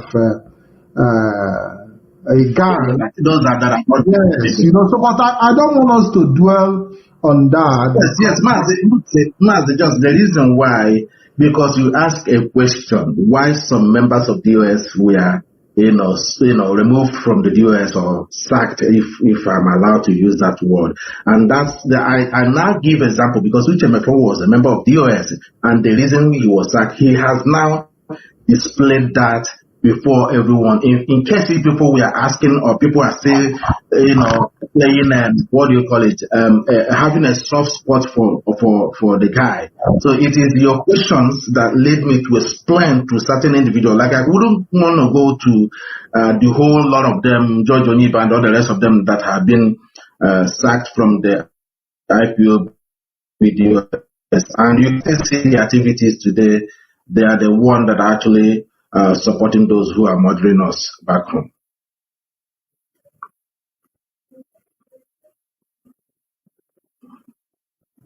Maz, are you there?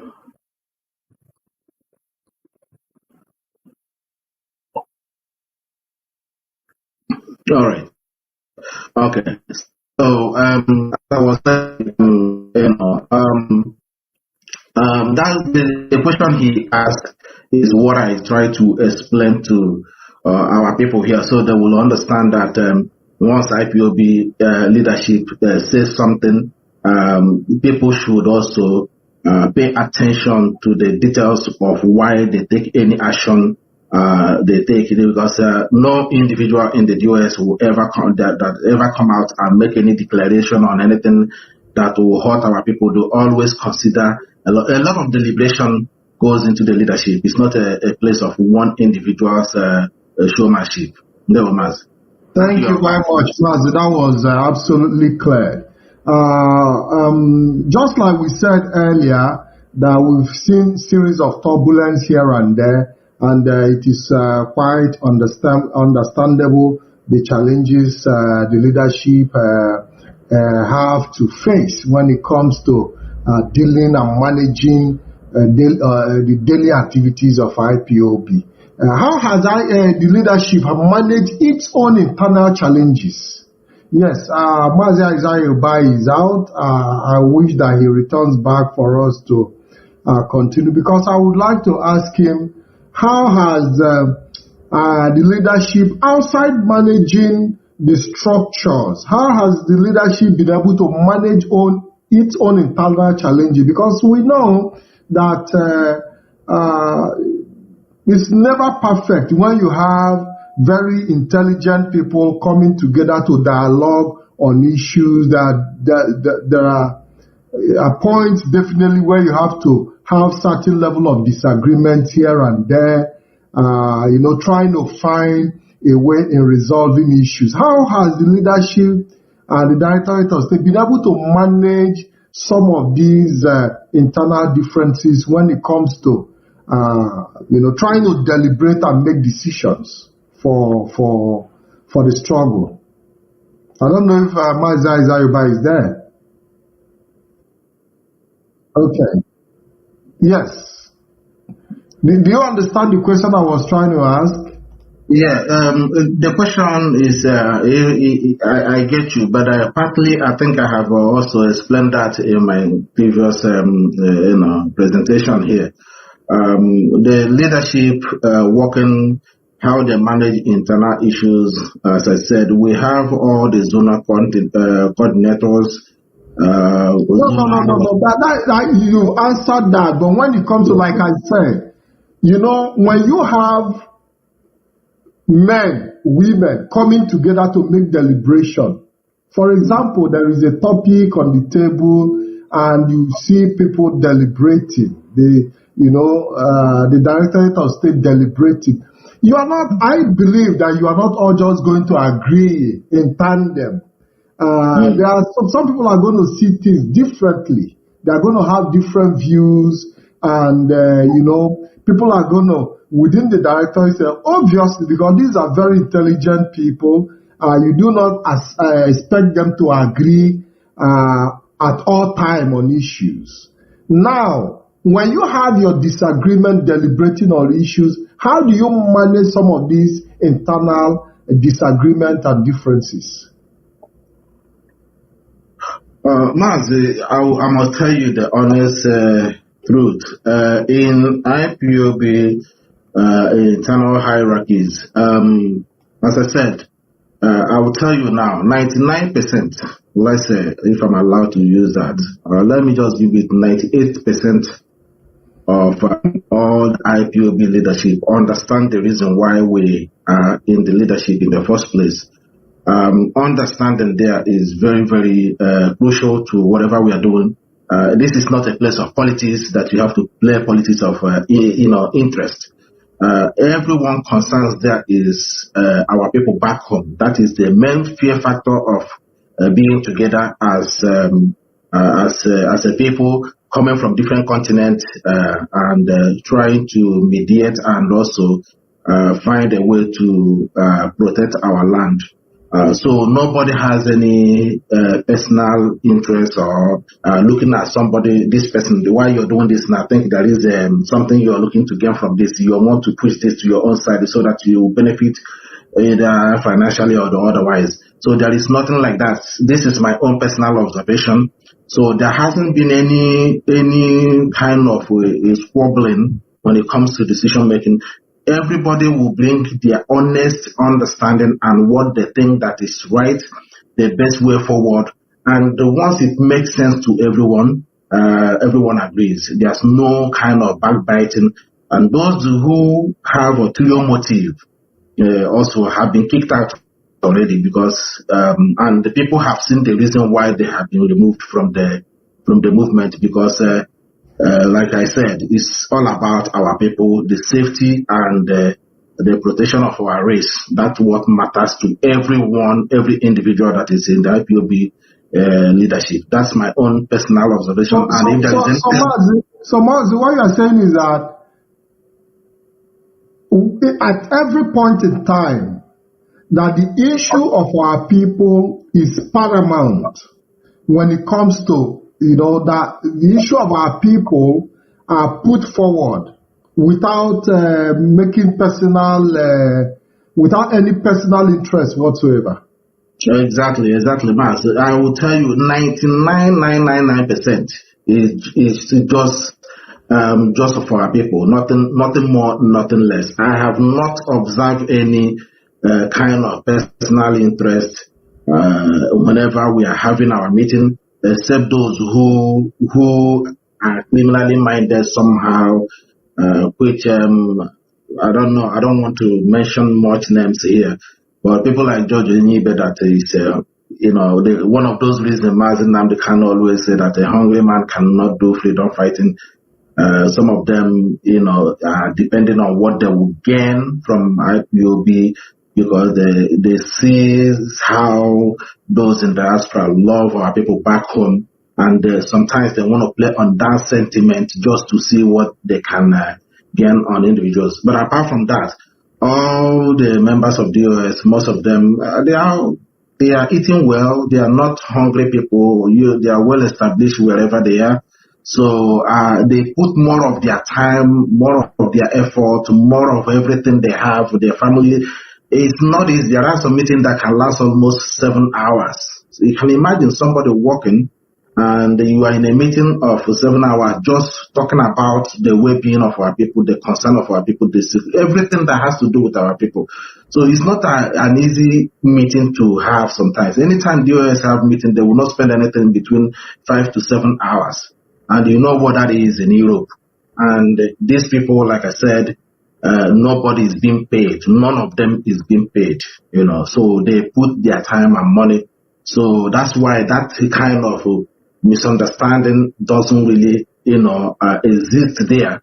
Everybody will talk their hearts, bring suggestion that will benefit our people much more than, personal interest. So this is my own little observation in the DOS and IPOB leadership. Thank you very much. It's important that we ask some of these questions because, people who are from outside looking at the DOS might not understand how the Directorate of State is functioning internally. So that is why it's important that when we ask some of these questions, it gives us the opportunity to explain better to our people and our audience how the Directorate, especially how it is structured. Presently, where a lot of people who could no longer function were being removed prior to Mazi Nnamdi Kanu kidnapped in Kenya and post his kidnap from Kenya. So I believe that that cordial relationship is there, and despite the fact that at some point we also saw some people say that the DOS have become a cabal. And I believe that making that reference as a cabal attests to the cordial relationship you all enjoy within the circle to be able to push the interests of our people forward. Now, I've seen a lot of Biafra, not just me. I've seen you very, very prominent in the media. Do you double yourself? Also, apart from being a member of the Directorate of State, do you say double as a media warrior? Maz, that's a very, very interesting question. Maz, I'm not a media warrior, neither a media personnel. I am just, when you love your people so much, you can do whatever you can just to see through the suffering of our people. You and I know here that we do not have money here, but somehow we are living comfortably. So seeing me on media once in a while is just the passion and love I have for my people. I'm not being paid; it's my time, and it's my also money that how can I help our people? So this is why you see me sometimes there, and I can see our people sometimes very vulnerable. Man, you must have seen that yourself. That our people are vulnerable. There is no one speaking for them. When they cry, they don't hear from anybody. Our elders back home are not speaking out. Our politicians are not defending. They are not speaking out. sometimes going through social media, seeing the ordeal our people going through as a race, sometimes, it bothers. Nobody in their right mind will go to bed and sleep comfortably once you go out there on the social media, or once you put a call across home.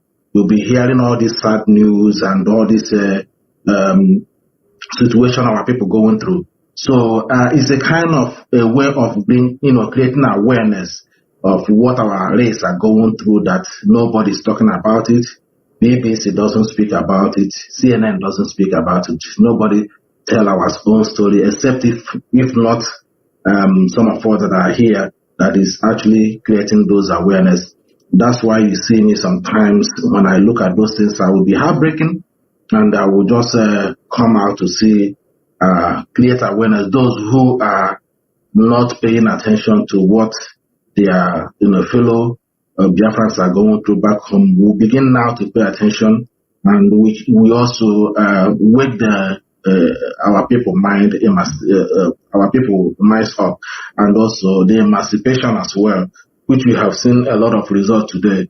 If not, there are people that are speaking, people on the social media like us that are speaking, which we are not doing content. We don't receive anything, nothing whatsoever. Our page are not monetized whatsoever. So, if not the things we are doing, our people will never understand the danger and the kind of politics they've been played and how much they've been hated.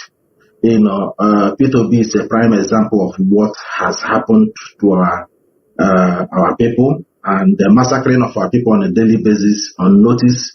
So a lot of people are not speaking out. So that's why you see me sometimes being also in this Biafra restoration movement and a part of it. To see something going wrong and how our people are being annihilated all over the place, then I will keep quiet and I will be going to my work pretending like it doesn't concern me. I'm no longer there. So whatever that is going on, they let it continue since they are not paying attention. So that's why you see me sometimes I will come out also to voice out and speak for those who make your own contribution. Yeah, exactly. So that is what you see me. Talking about the media, we have seen certain controversial issues that are related to the religion, and Christian religion specifically.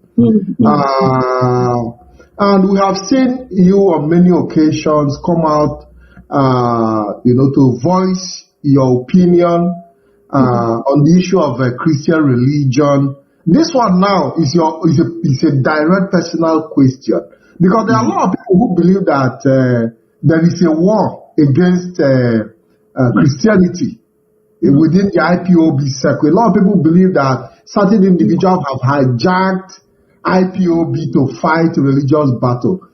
Can you give us a little clarity on this assumption and your position when it has to do with religion? Because it's very, very important that some of these issues are put into a better perspective to possibly correct wrong impressions, especially on your own personal stand when it has to do with the issue of Christian religion in Biafra struggle. Yes. Yes, Mazi, thank you again. The issue of religion is something that also gives me concern of the damage it has caused to our people. People may not understand it. First of all, I'm somebody that is very, very religious. Looking at my name, you will know the kind of family background in which I come from. So it's not even that the struggle has to do, the struggle that I'm in has anything to do with it. When I was back home between 30 years ago, there are some observations that I've made then back home, which I have searched for an answer. Remember, there is no internet in those days back home. You cannot make any further research. There's no library where you can go and do research and read and check some certain things that is not taught in your school. So we were kind of being put in a particular direction that you do not have any solution or question if you get a bit confused. Because those who introduce that type of act has ulterior motive. They want you to, end in a particular way, which will be very destructive to yourself, your race, and to the society. Now, if you come to my community where I come from, I can count, as younger as I am that time, you can count about 10 to 20 ladies who were not married, because they said they're married to a particular, foreign, introduction they gave them. Why is that a concern? In those days, I remember when Deeper Life Church started making their wave into our areas, because it came very late. I think they said that it was found in 1973, almost immediately after the war, but in Yoruba land. But it started making wave, within 1990, down upwards. That's the time this kind of religion started coming into our place. And it wasn't there before the war. It wasn't like this. That's why our people were able to mobilize themselves to counter the invasion of the army of destruction. Because if it was there, like the way we are seeing it now, you can see the difficulties we are countering now. People are living in delusion and in self-denial. That is what we are countering now. You see danger, you say that something else will protect you, and you will die in process. Another person will also be waiting for his death. It's like we've been sentenced with this particular type of atmosphere that they introduce. A kind of committing your fight to God to come and fight for you. Exactly. So, Mazi, in those days, so I saw there is a very striking thing which I have been asking the question in those days before I managed to find myself in the Western world. Some young ladies who some of these Deeper Life, because these are the churches that are actually, coming with that is ravaging our own area at that time. Deeper Life and the other ACU and the charismatic, they start coming. And when these churches were coming, all right, our young ladies those days, as a teenager, those days, you see, once they get encounter with this particular type of Christianity or religion, they became rebel to their parents, they become troublesome to the family, they become a thorn in the flesh of the families, because they said they have found a new trend for them. Prayer warriors, they call themselves. They begin to live the family activities and now, focusing totally on this new doctrine they have been introduced. So they start seeing their parents as people who are not believers, who doesn't want them to go to heaven. It becomes a very, contagious disease that is spreading rapidly within a divisive kind of exactly. So I was seeing that as a youth. The boys were a little bit laid back, but the girls were completely taken away from their parents. This is what I was seeing that time, without even knowing all these things. And I knew as a young boy growing up that there's something wrong with this. You cannot say because you have joined a new doctrine, your parents become your enemy, your brothers become your enemy, everybody in the family become your enemy because you think that they are not doing it. Somebody have brainwashed you. Now you refuse now to be answerable to your father. Your father will give instruction. Your father will give instruction, you won't carry it out to your mother. And a lot of parents lost their children. Some of them have, it's looking at their children slipping away right before fall in front of them. And no one to help. And I knew something is wrong with this. There is something wrong with this particular religion. But who can, clarify this situation, this wave of new trend of churches that is coming into our society now, disconnecting us from Ebamba and Abanolo, disconnecting us from community cohesion and working together, summoning community meeting, and the boys will come out, the girls will be sitting at the background and watching how.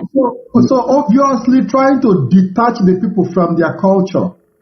Exactly. So personally, even me being a member of Assemblies of God, I knew something is wrong.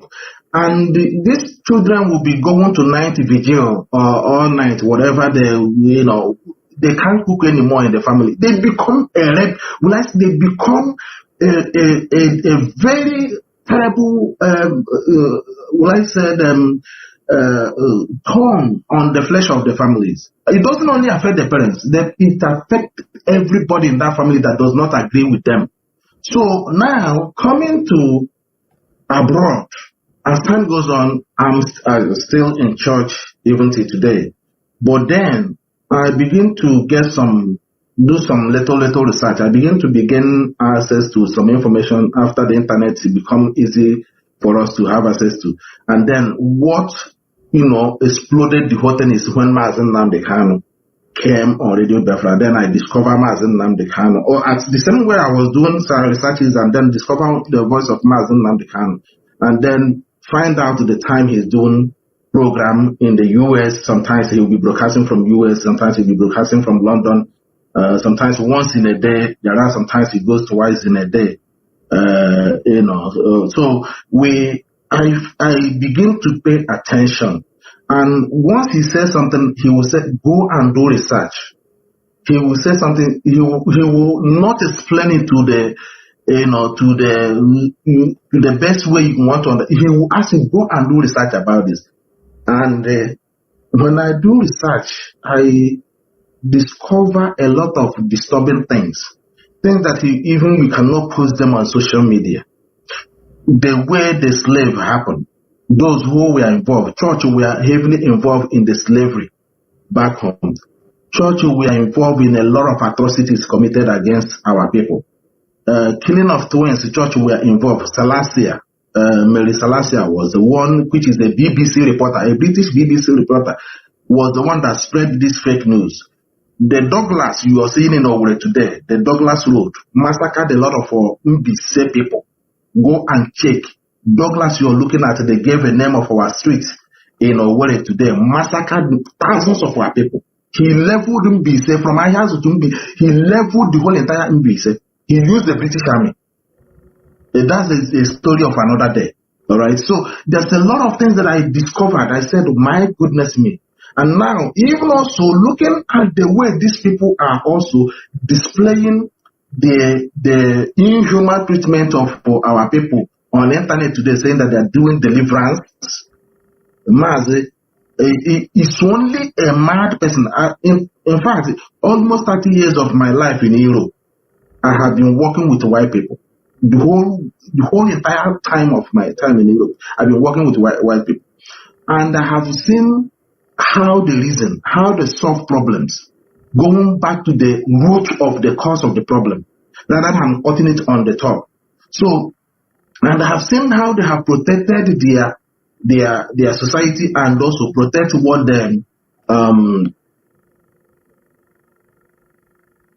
their culture.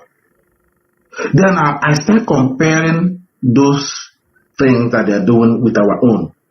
And also seeing some of our eight feasts in European museums here and there. The artifacts. And I'll be asking myself, some of these things we are missing in my community. There is one that they cut their neck. They break the neck and carry the head of the Ikro, the one that is stationed in the market. 3 of them, their head were removed. It happens in my presence. And all of them were found here in Europe. Somebody paid our people to come and remove those things. cut their heads. And it happens across Imo State and the Igbo land. Anybody who is aware of this, then these stories that I'm telling you, 1990s and stuff, it's a wave of things that happened within the whole... Mazi, you know, the issue of religion is an elaborate discussion. It's not something we can handle, you know, completely on this program. I would like I would like the number to be put on the screen because we are going to start taking calls. Please, number on the screen +39 388 177 9665 +39 388 177 9665. I hope that number comes on board so that we give our people the opportunity to call in, make their contribution, and also ask their question if the need be. I know that religion had been, especially when it comes to the Bible. I was a Bible student. I also participated in a lot of religious activities growing up. The way the Christian religion penetrated the entire eastern region and the Igbo land, it was, and it's still massive. But I believe that as much as we understand the damages, we also have seen how the operators of this religion have taken advantage of the poverty, how they've taken advantage of the ignorance, and they've taken advantage of the situation our people have found themselves by trying to. That is why I said it is an elaborate discussion. People merchandising products like olive oil, water, and candle, and some of these things, you know, presenting them as a source of solution to physical problems and problems that are resolvable by human capacity and reasoning. So it's not an issue because it's a very, very huge topic. If we continue to yes, go ahead. Just in addition to that, I have no issue. Like I'm once one of, you know, people who are living in delusion and in denial in this religion. So I'm not talking from outside. I'm not saying that I'm criticizing or just. I'm talking from the experience and also somebody who have been an insider of this, who was born inside this. This kind of doctrine and grew up and realized that I've been told lie. I've been misled. I've wasted a lot of resources. Nobody can give tithe how much I used to give in a church. I give 100% tithe and offering.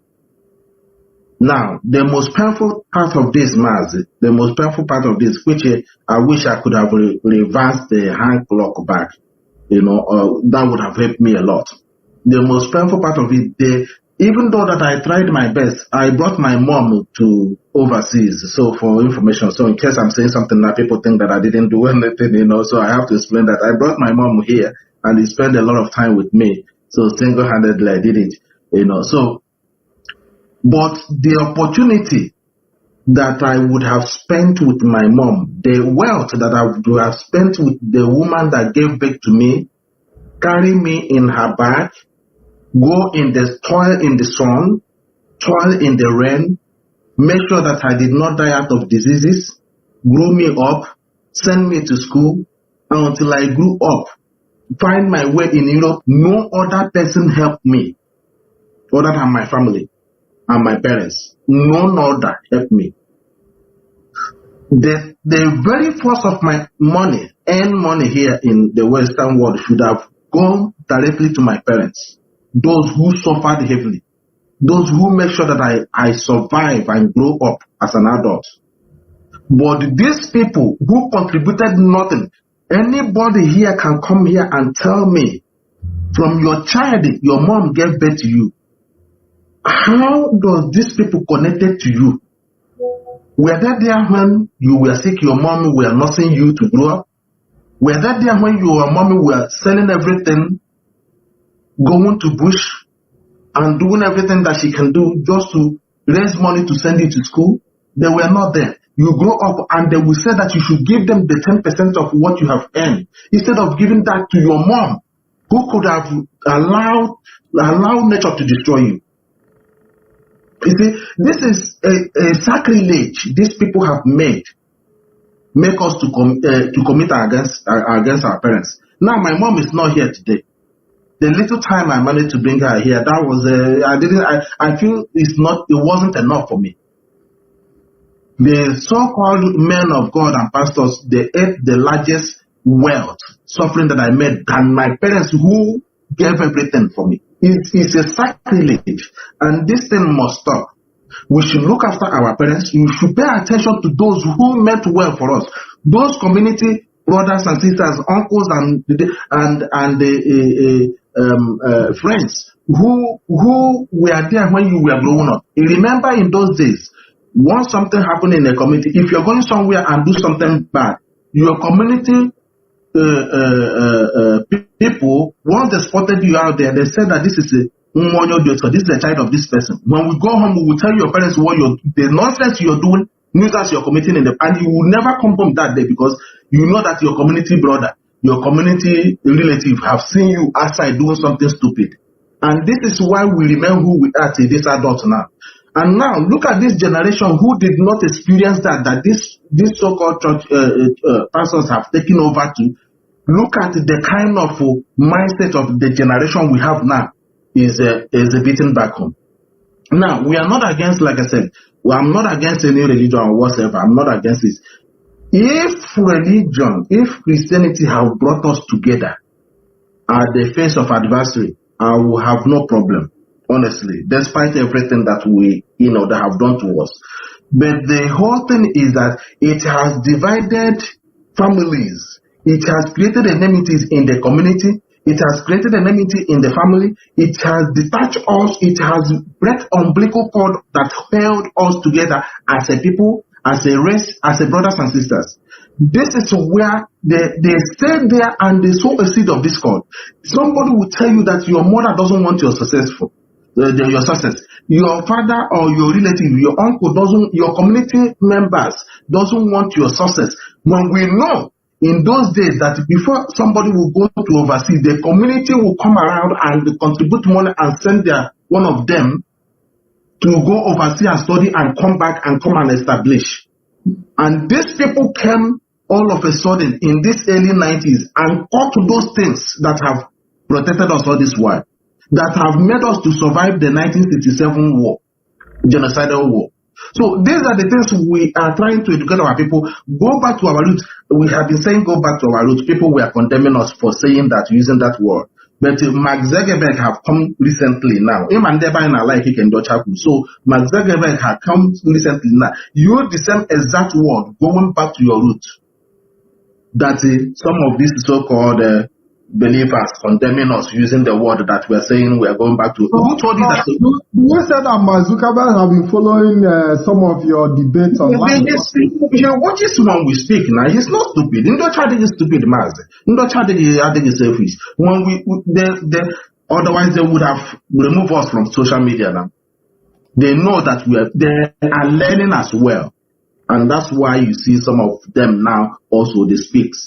Mark Zuckerberg did not speak that out of the blue. They are the one that is censoring our messages sometimes. But all of a sudden, he come out. He would have used other words now and explain himself. But he used the same exact word that we are using here, going back to your roots.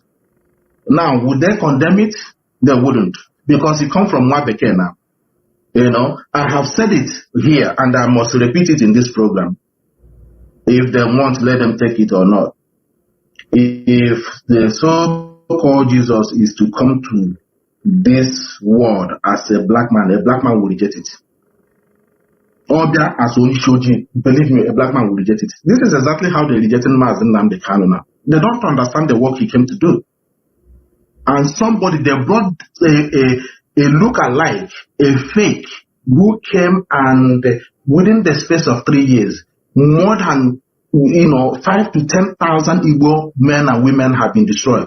Houses that worth billions of dollars and nairas have been destroyed because of, they brought a fake to use it to fight you, and he did not detect it.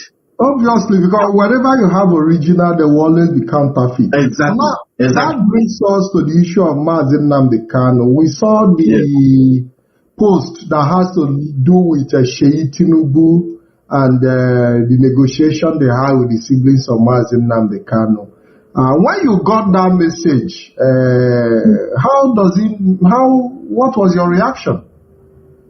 Maz, I'm going to take a little bit before you respond to that, I want to also remind our people that the number to call is on the screen.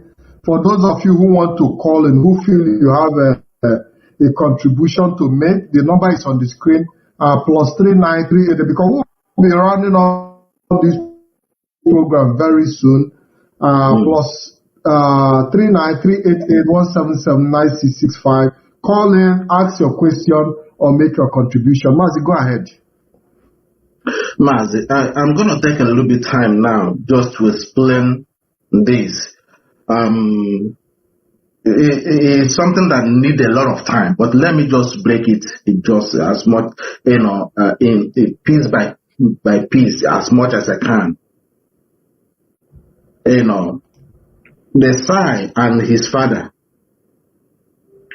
led the most smartest game and politics on our people than anyone you have ever come across in so-called Sub-Saharan Africa. Okay? And it's a very, very disturbing one. We try, IPOB leadership, they know how to exercise patience.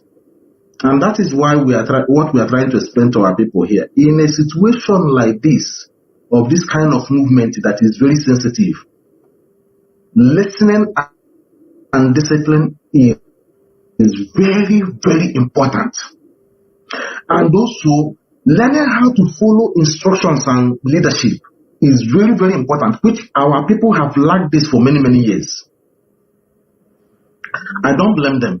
They've lacked this coordination and leadership after the war. There's nobody that our people have that to represent our people back home and also on the international stage, which I have already said it several times, both in my presentation and also on Radio Biafra.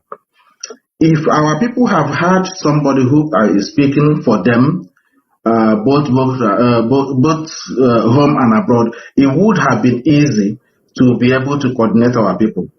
We are allowed to be run like headless chicken for many years, and this pastor also found opportunity to take the whole space and pull everybody, drag as much crowd as they want, and they've been brainwashed and been given different sort of prophecies. Each one is given his own one. The question I asked you was about the Sheyi Tinubu and the Mazi Nnamdi Kanu. Yes, Mazi, I'm coming to that controversial deal. But before you proceed, let us take our first caller. I hope that this caller will not distract us from this interaction on this particular topic, but notwithstanding, because I know more calls will be coming in while we proceed. Hello, caller. Welcome to the program.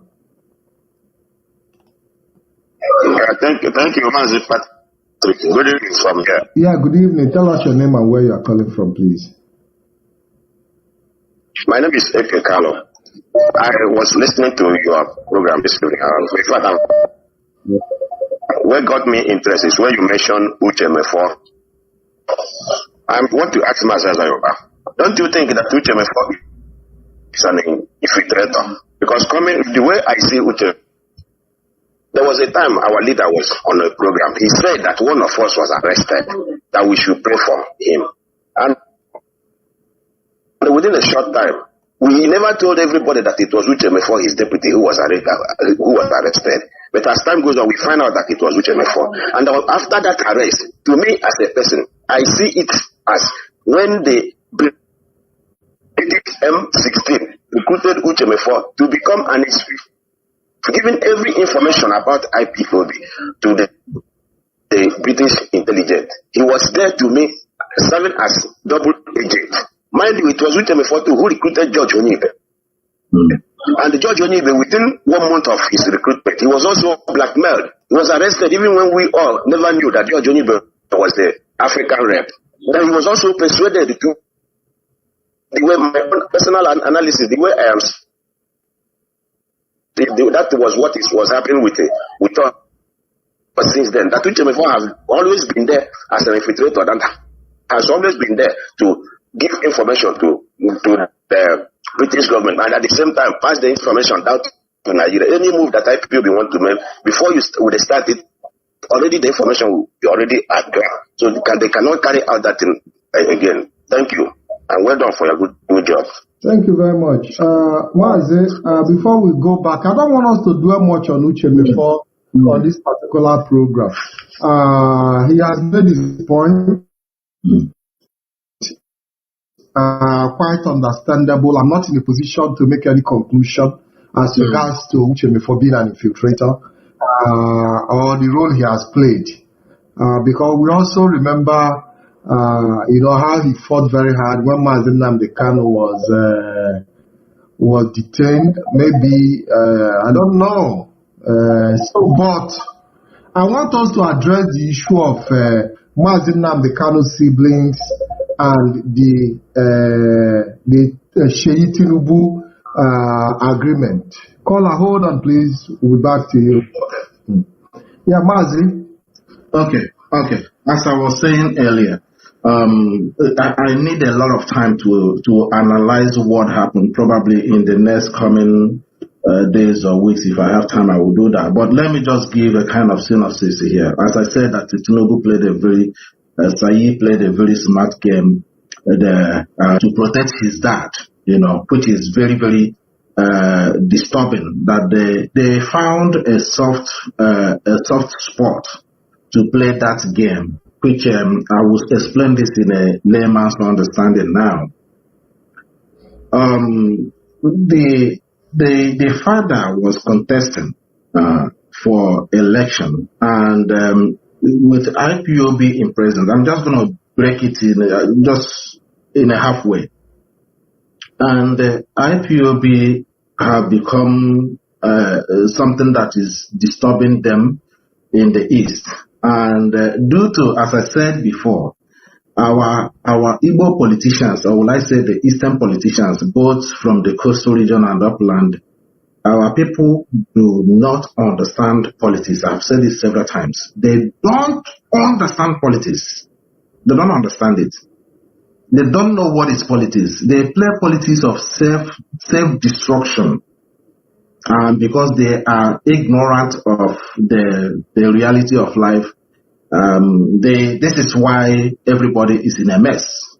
Every other race in Nigeria play a very safe politics that of the interest of their own people.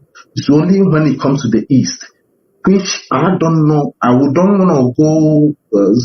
want our program here to be diverted, as we said, for something else. I would have said that a lot of this issue of church and religion we're talking about is a part of it, because our people, we are just misinformed not to face the reality of life. As I said before, if anything happens now, what will be the future of the generation of the East? Nothing. There's no plan whatsoever. No plan whatsoever in the next 2 years, in the next 3 years, in the next 5 years, in the next 15 to 20 years. There is no plan whatsoever in the whole entire East. Now, look at Ndofeman. They have been putting a lot of things in place, building their Lagos, their Dubai in Lagos. You can see you can see how both Putin trends. They were even able to build their own security structure, which exactly. Exactly. The governors they have the authority, they have the mandate, they have the capacity to have been able to come together to protect our land, but they failed. Now, Mazi, I'm coming. That's why I needed the time to build the background before hitting this question. Now you ask me, but let me just I'm going to now, looking at the structure, when these people are setting up their places, They played a very intelligent one. They have their Motokun, they have their Oduduwa movement. Mazi, all these things are geared to what is the interest of their people now to seize power. Get that? Just to seize power. I'm just making a summary of this because I don't go to the full details. I can happen here. So now they have planned all these years. They have where they are going, which is the East don't have where they are going. The North, the Fulani has where they are going, but they are riding at the back of the houses to achieve that. The Yorubas, the government that understand this game, also plan their own. Now in the East, there is nothing like that. It's only Mazi Nnamdi Kanu that understands what is unfolding, and he started galvanizing and start building our people. And now, thinking that our politicians and our political elites and community leaders will understand and tap on that, they missed it. Now, what happened?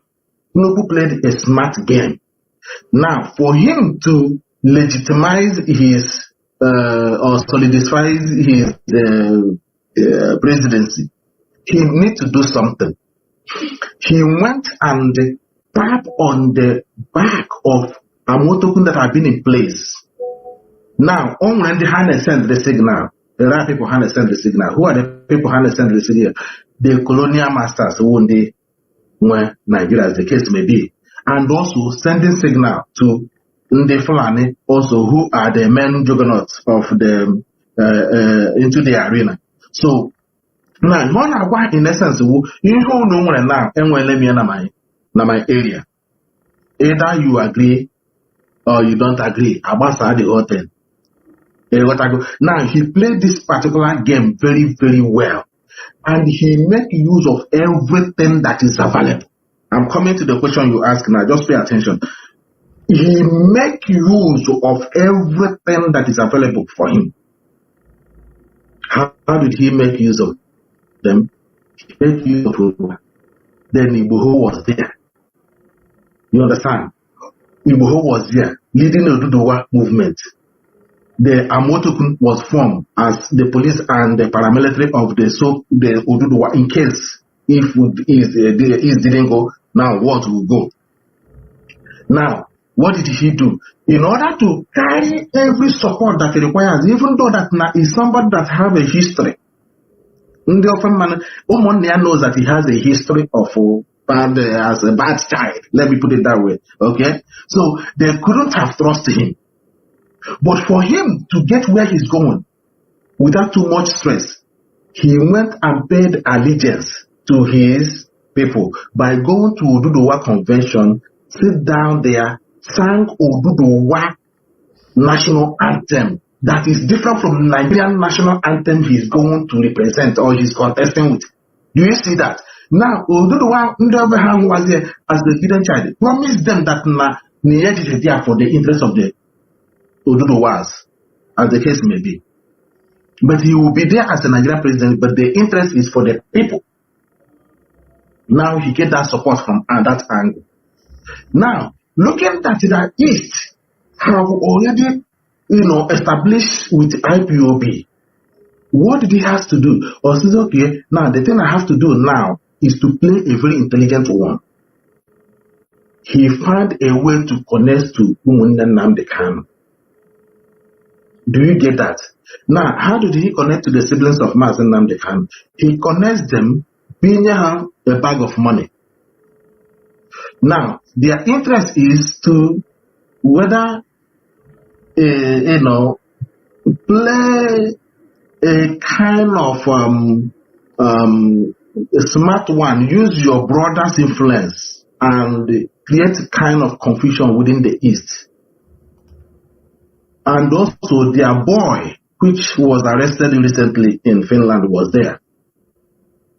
They were all connected into what happened in the East, how he won those elections. Remember the guy in Finland was also, he gave an order to the 5 eastern states not to come out and vote, so that we'll seize the opportunity for this man to win. That's a very clever one. At the same time, he played on the coastal region. He bring that the other one in. Menyako, one of, he's going to work with him. Our people in the coastal region now, who they fought from their big brothers from the upland, think that now this guy is here and there in the coast. Maybe through him, a lot of people will be appointed into his government. So this guy now make wave all over the place. He used that one, and also our brother Nnamdi. He collected their vote from there. Let me just put it, even though they didn't, but he collected that support. Actually, no vote was collected in River. Exactly. Well, he collected for the vote. Exactly. Because this caller have been here for a very long time now. Okay, go ahead, Mazi. Before we go back to this discussion, hello, caller. Welcome to the program. Good evening. Okay, thank you for allowing me.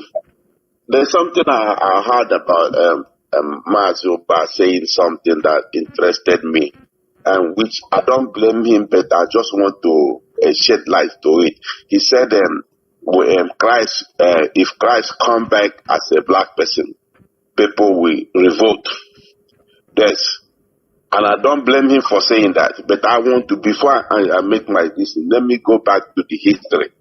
It is the intention, that was the intention why, not, let me just say, it's not all white. It is the globalists, the racists, and the haters and globalists. Those are the ones that came in with esoteric power, with secret power, that brought religion and democracy to kill, destroy, enslave, and extort things from Africa, making themselves look like heaven, that is saviors. But in reality, they came to destroy everything that we have, knowing fully well that we have language, we have tradition, we have education, we have everything. And they succeeded in bringing that, right? Then the question is, yes, this is what they did.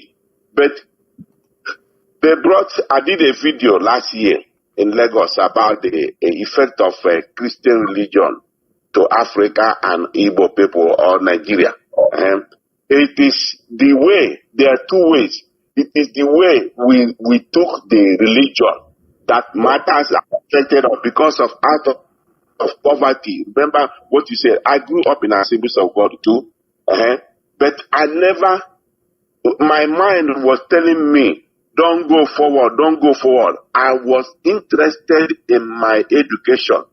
And when I was working in Central Bank, Anoliefo, the chairman of NAMCO, wanted me to go to Debla, James Jamie, represent NAMCO, and then leave for Central Bank, and then he promised me Mercedes 200 to give to my dad, but I have to belong to secret society. My God that I serve gave me the inclination, which aligned, spiritually, that education was my priority, not money. If I had followed that path, I could have died. So it is the way that people take religion, even though that they came to destroy and they succeeded. Then let me go back to this, right? To this. They destroyed and brought some fake things about Africa to subjugate us to say that we don't. For the information, for your information and information of the people, the original ancient Hebrews, Israelites, were Africans. That is, we documented the Bible. Moses, Solomon, and all the rest of them. We documented the Bible in the Hebrew language, Igbo and whatever. They stole those things, technology and whatever. Stole it, go back to Ethiopia, the Greco-Roman, and translated it to Greek, and added something, took away. Do you know, I don't know if you people know, that Igbo people, our grandfather was God, the seer. which I am working on, researching now. God this year, even there's a movement now. Good whites are telling the world about how Europeans, Greco-Roman, extorted things from Africa, language and civilization. Even Dr. Phil Wenger from Republic of Congo Republic. He was involved in Egyptology. He tried to turn the narratives about how Europeans destroyed Africa and turned things upside down. So what we are seeing now is that there's a new wave of the truth coming out for us to go back to our root. I believe in it. What you people are saying, I believe in it. Going back to our root is not if I don't say. It's omenana, ordinala, or dibendi, or fonogu. Another thing that I want to mention is that, do you know that 90% of people taken out of slavery came to America or wherever, and Haiti? We are mostly Igbo people. And there is a site in U.S. here, Savannah, Georgia, where the Igbos, one of them was a chief, refused to be a slave, and they changed themselves and drowned in the Savannah, Georgia, and say, God, we are going back to God. So the Igbos, we don't even know ourselves. Our enemies know us more than we know ourselves. That is why we take things for granted.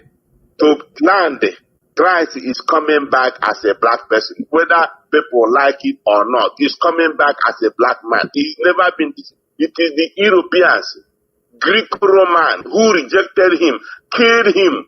They forced us they raped us. They came from Greco to Africa, Egypt. It's in history that I'm working on now, and Holy Land, and and then force us to call us. It's called crossbreeding by force. That is rape. They did this, multiplied. Pontius Pilate, people that killed Jesus. What do you call it? The Roman emperor. He directed kill Jesus. Why did he kill Jesus? Because he was black minority. In that thing, just like they killed Martin Luther King. So to say that Christ will come back as a black person, he was black and it's coming and it's happening. This the people that in Israel now, they were the same people that rejected Jesus Christ. They call themselves Jewish, so they are not Jews. And the Bible said that it's not everybody that call themselves Jews are Jews. Revelation 29:19. So if they call themselves Jewish, they are not Israelites. But do you have anything to say? Because the teaching is.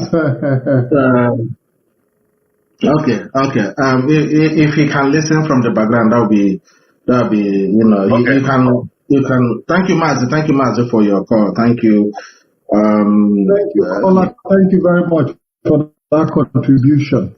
All right, thank you very much. Mazi, we are who we are, so we do not come from anywhere. We are Igbo people, and we remain Igbo people, and we are proud of Igbo. We are. So let's just leave it there now, so that we won't miss exactly the question. The attention.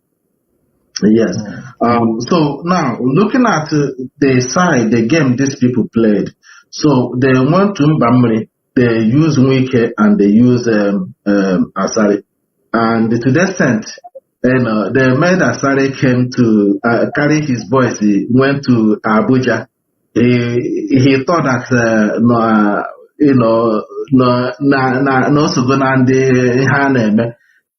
he was used.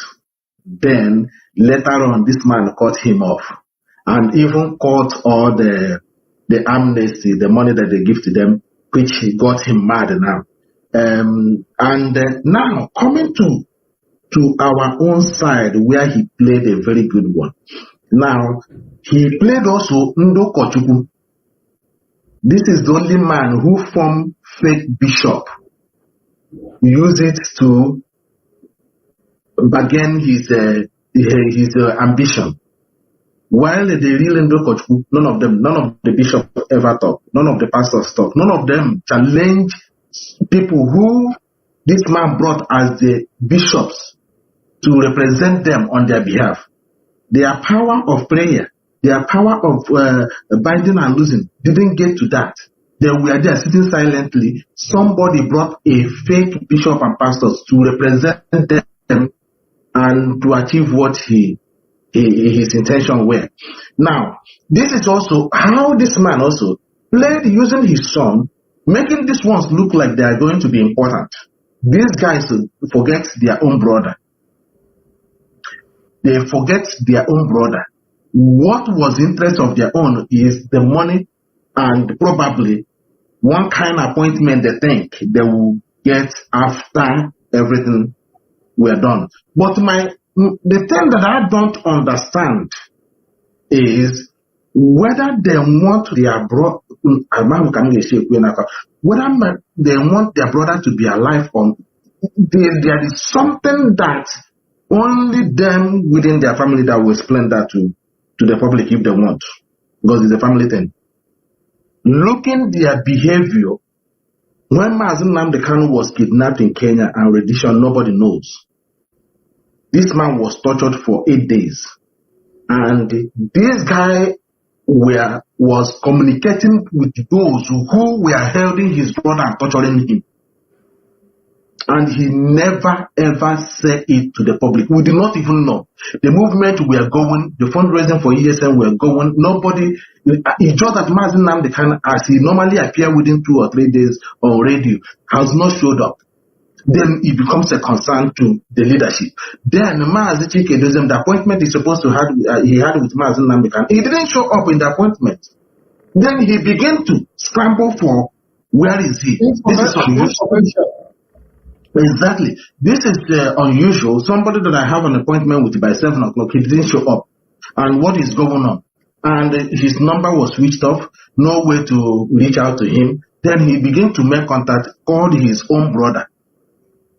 When this thing were into 2 or 3 days, less than even 3 days, this thing happened. This guy is so heartless, he could not reveal to Mazi Iyke Peters, the head of Retes, or Mazi Nnamdi that their brother had been kidnapped or he's in the hands of the enemy. He didn't say it. He was saying that under condition, maybe he would have told them to. Let me just allow me to take a breath.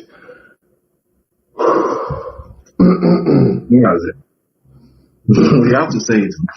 No, I'm trying to take a breath because, Mazi, for me, it is quite deeper than the I can see. Honestly.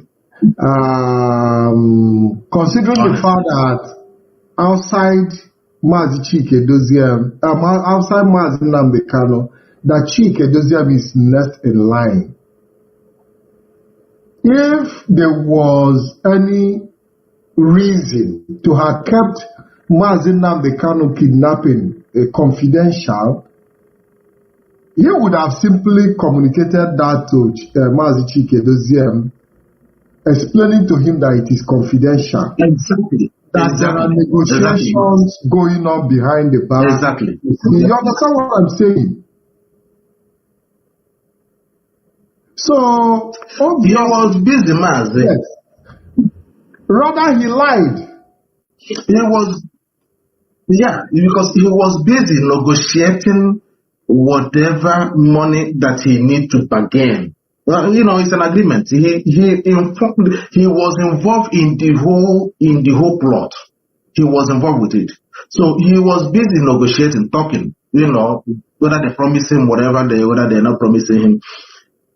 The only end result that would have been is that the public. While this thing were going on, those who were also involved in America were busy blasting the leadership and, creating nuisance. And there was something that was going on people did not know that time. A lot of these people in America begin to infiltrate IPOB zonal meetings and national meetings across the whole globe, trying to change the demographic. Do you understand? It was terrible. Nobody knew what was going on. So that once Mazi Nnamdi Kanu, because that was the end result they were waiting for. So now they will come up with they will come up with this shenanigans Mazi Iyke Peters and the DOS in Mosel. Because only cause them was the prophecy already. That our people are going to desert the DOS. So there is this, incitement they are planting in the psyche of our people against this movement, so that our people will be the one that will attack the movement itself. It won't even come from the government. It will be our people that will destroy themselves. It was a very terrible plot. And this guy that is called the siblings are the one that involved. Even the lawyer also involved. The brilliant was involved as well. Was also busy dishing out on Twitter saying that Mazi Nnamdi Kanu is going to the mountain to collect 10 tablets.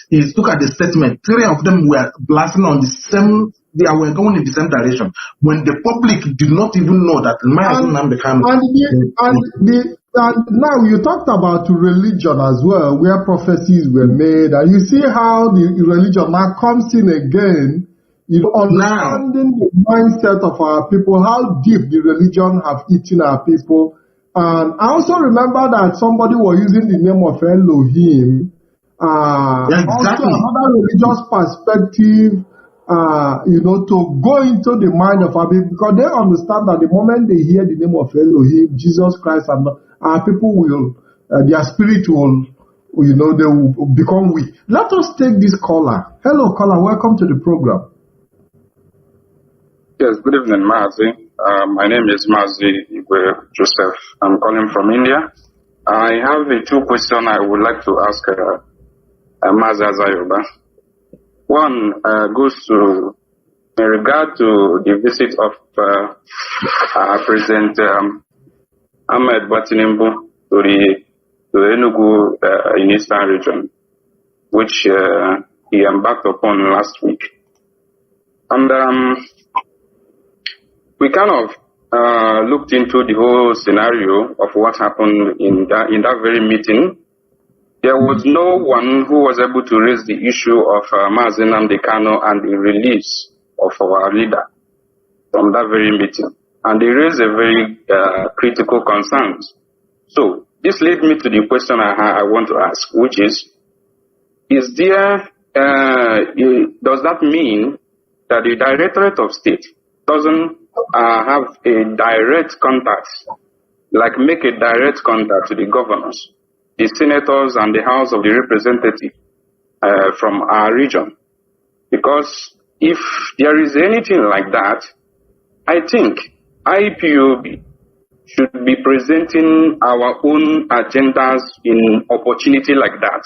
Whenever a president visits our region, we should be, presenting our agendas to our governors to be able to bring it to the limelight or for a discourse.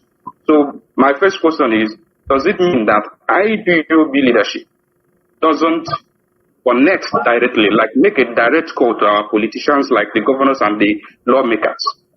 Because also, this also creates a loophole that makes Kanu and his brother Fine Boy to always present themselves as the face of this movement.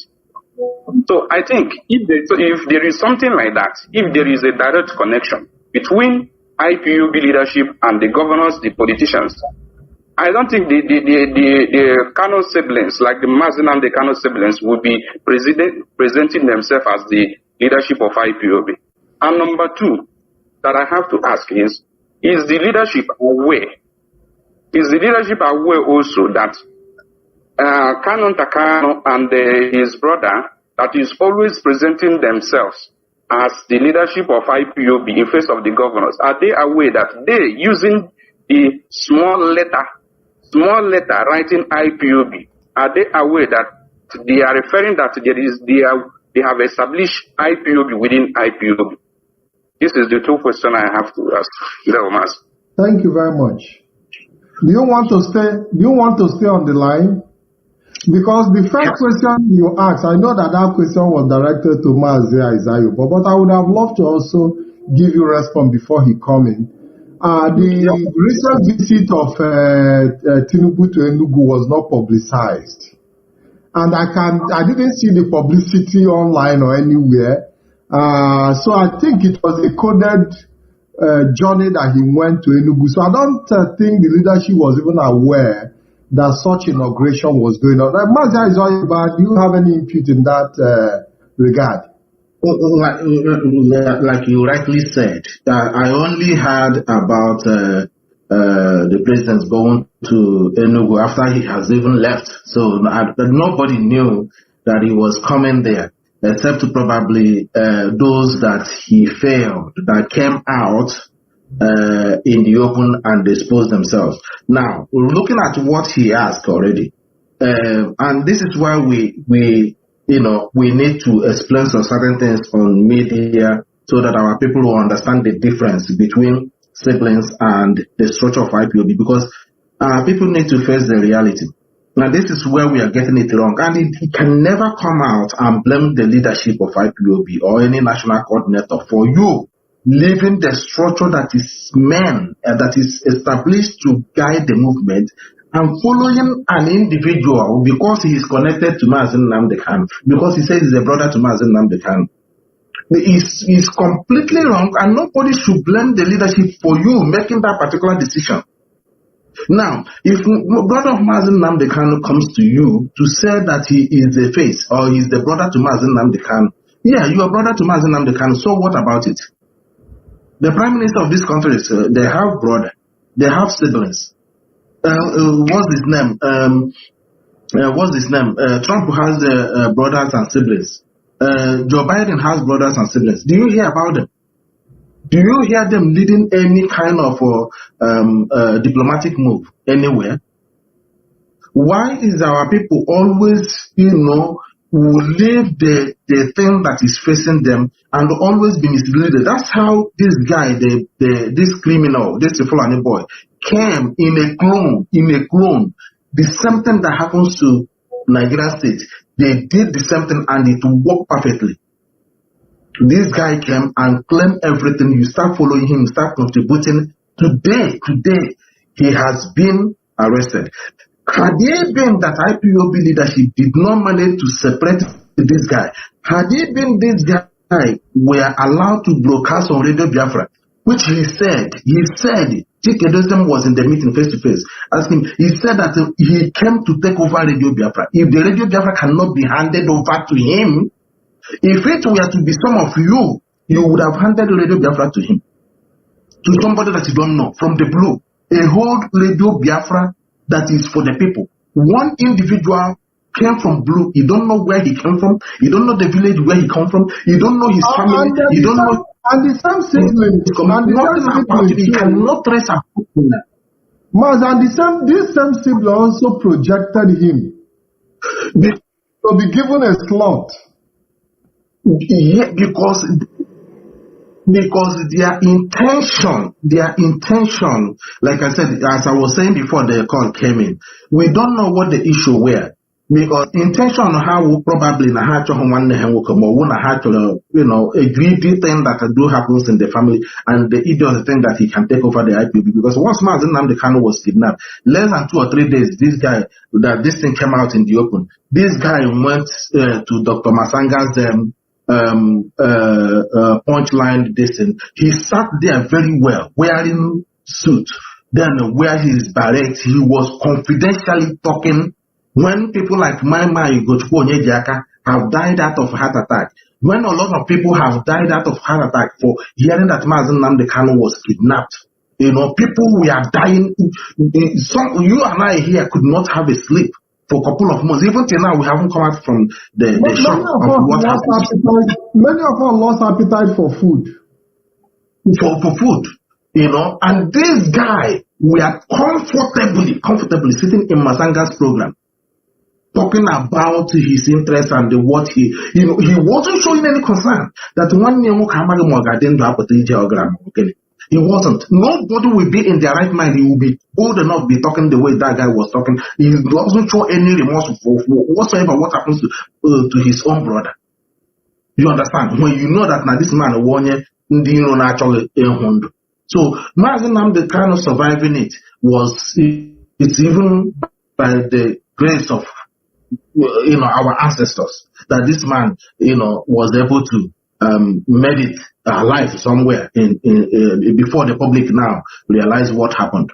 So you can see now when they say that this guy, Mazi Nnamdi Kanu, is a him and his movement is not somebody you can push over and take over the whole entire East, or they go possible. So they have to send the man normally handed directly to them. He sent the son 1 year pro the game.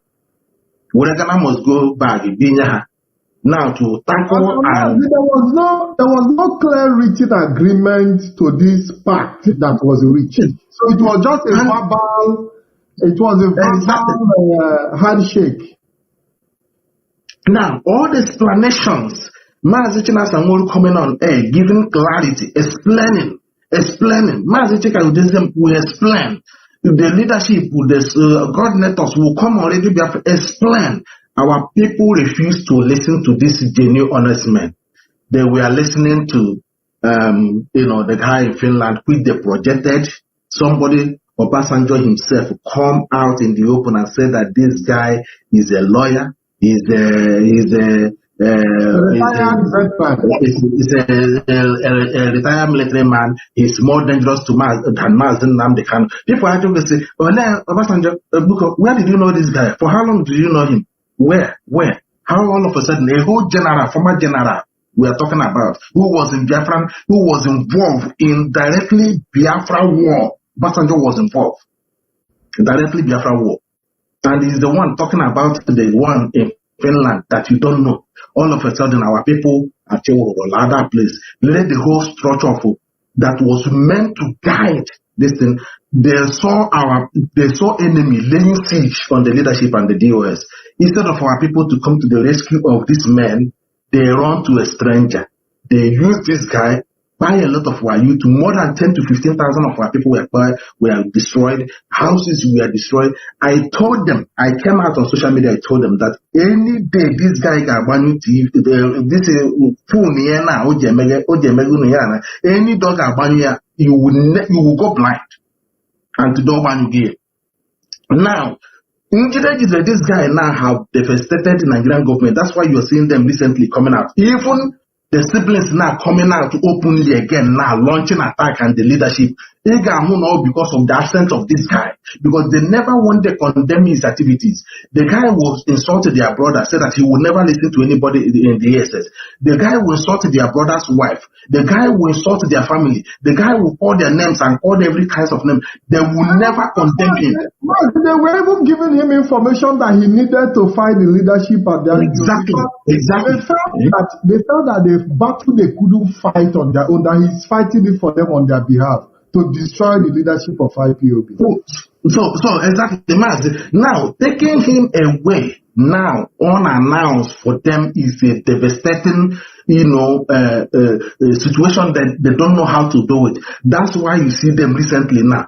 You would have asked this question, Mazi. This recent confession now he made, when they have spent almost 3 years blackmailing the leadership that they are involved with the Igbo politicians, they are dodging into they are making money, they are doing this, they are doing that, they are in contact with the politicians. When they are the ones actually, the one who have been connecting with this politician, betrayed the politician, or some of these Igbo governors. As this brother asked this question, they collected from these governors and betrayed them. Now, on behalf of Mazi Nnamdi Kanu, now, it's only now that we know, even when Mazi Nnamdi will come on social media and Radio Biafra explaining this to our people, he himself that called now, did they ever believe it? Do they believe it? Now they're asking this question now because they explain how they have met with the side. Now, understand, Mazi. I want you to understand this now. They met the side had a walk with before the election of 2023. They did not met him when the man was president. Understand this. Our people need to, understand this problem. How far they messed things up. Now, they met this guy, promised him that they should continue holding Mazi Nnamdi Kanu, and they will make sure that the East did not get a lot of votes in the East. That is why the East did not participate. They will fail P2B.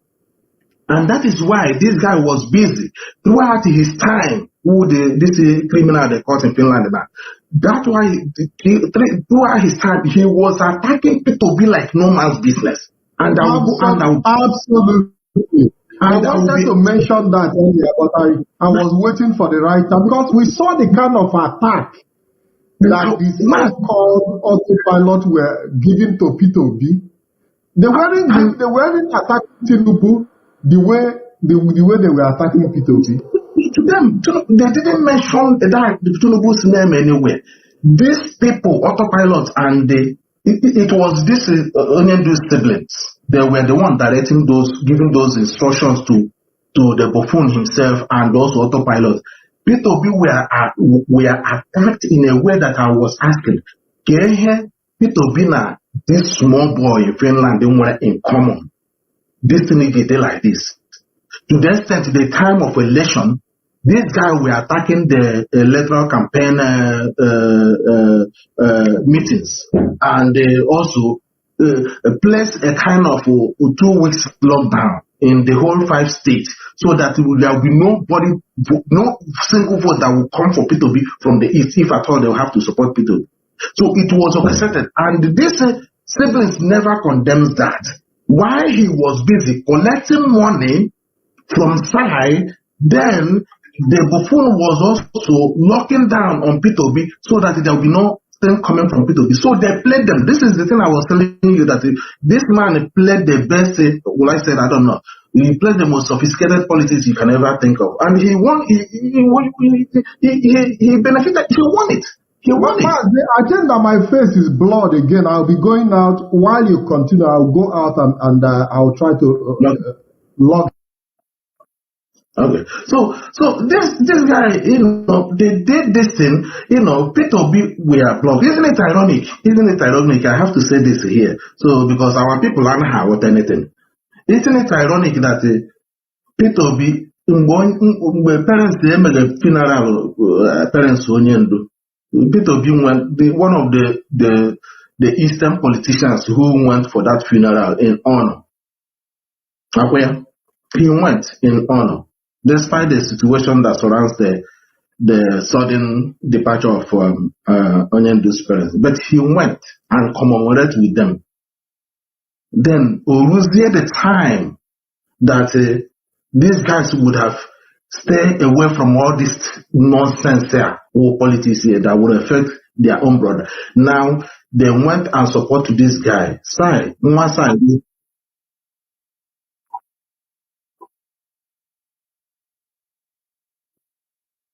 Yeah, Mazi, what he's asking is, does the Directorate of State have direct communication with the Eastern governor? Mazi, I am trying to explain that to you. Okay. Some of them, I don't say that the leadership have direct communication, but the leadership have a way to pass a message if they want to get a message to get to them, which Mazi Nnamdi have explained a lot of those things. There are some certain things the leadership find out about the activities of Onyendu, which actually jeopardize the what would have been in the favor of the movement, as the case may be. These people were defrauded by these siblings of Onyendu, and as I said, Imagine, Peter B contesting election 2023, and these boys got to Nwa Enyima side, gave me a side, in order to disrupt election that will favor Peter B in the east and allow the other person to win. Mazi, do you understand the game here? And now, the question I want to ask is, how do they know that Tinubu will become the president of Nigeria after the election? What gave them that assurance? To have struck a deal, believing that when he becomes president, that he will free Mazi Nnamdi Kanu. What gave them that? Mazi, listen. I am judging these guys based on their presentation, their confession last. On their confession, I don't think their interest was to free one Nehemoke. I don't think that is why he failed. They don't think no he had it. These people played them, use that as an bargain to get them to disrupt the activities of Peter B's campaign within the East. Which, now I would say, no wonder one Nanyuko never won the mention anything or uttered any word regarding what is happening to IPOB because of what the betrayal of the siblings. Like you rightly asking question, what gave them the assurance that now this man got Ochichi? Then what gave them the assurance that this man got Ochichi is disturbing the East so that there won't be proper coordination of election that will vote that will give winning to Peter B. You understand? Which is a pure betrayal. They're supposed not to be involved in that.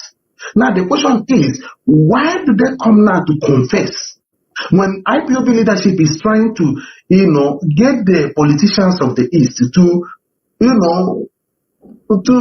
to be careful, to play politics of, race interest, the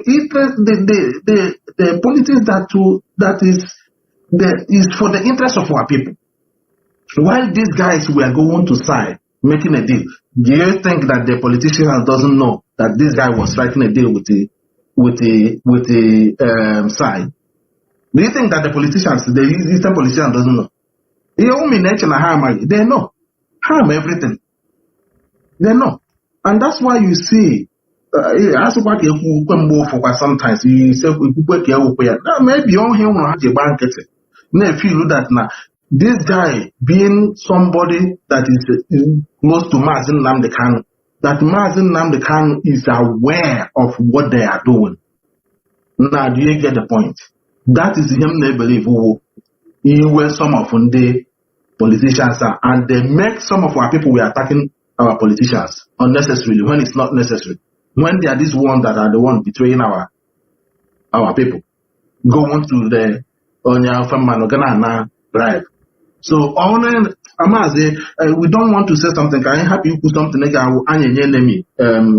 kind of ammunition to show our people? There's a lot of things I don't want to mention here. I think he has been able to respond to your call that the Directorate of State have their source of communicating with the governors of the Eastern region when there is need for such communication. Thank you very much for the call. I was giving you an abundant time. Mazi Iyke, it is my pleasure to have you in this program because, and I believe that a lot of our people are following. We've been able to take 3 calls or more, which is very, very interesting. And I believe we've also been able to attend to so many questions that needed some answers. I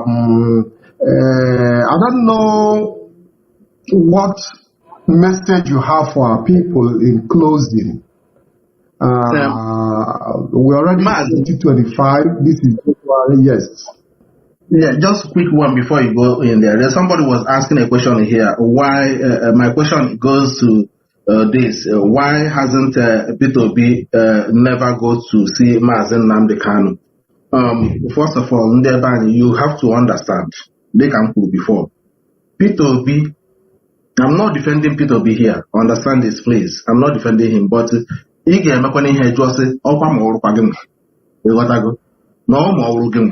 Mazi Peter B went to the funeral of Parents Onyendu. He was there present. He's one of the Eastern politicians that were present there. Not all of them that went, but him and Aparibe and few others were physically there. That is commemoration. That is regard. She showed that regard. Now, looking at the confession, because people should understand that this is siblings like gave me side. Now, the election has not been conducted here in 2023. Understand that. So this thing happened before the election.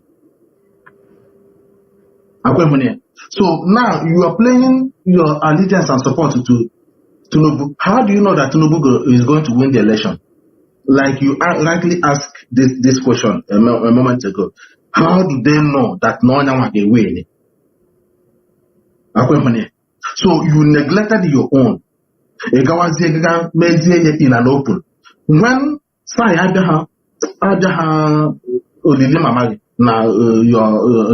but people be there. Let them even self dabbling into such a thing. Knowing that Mazi Nnamdi Kanu have been discharged and acquitted, Mazi, there is something that is not right.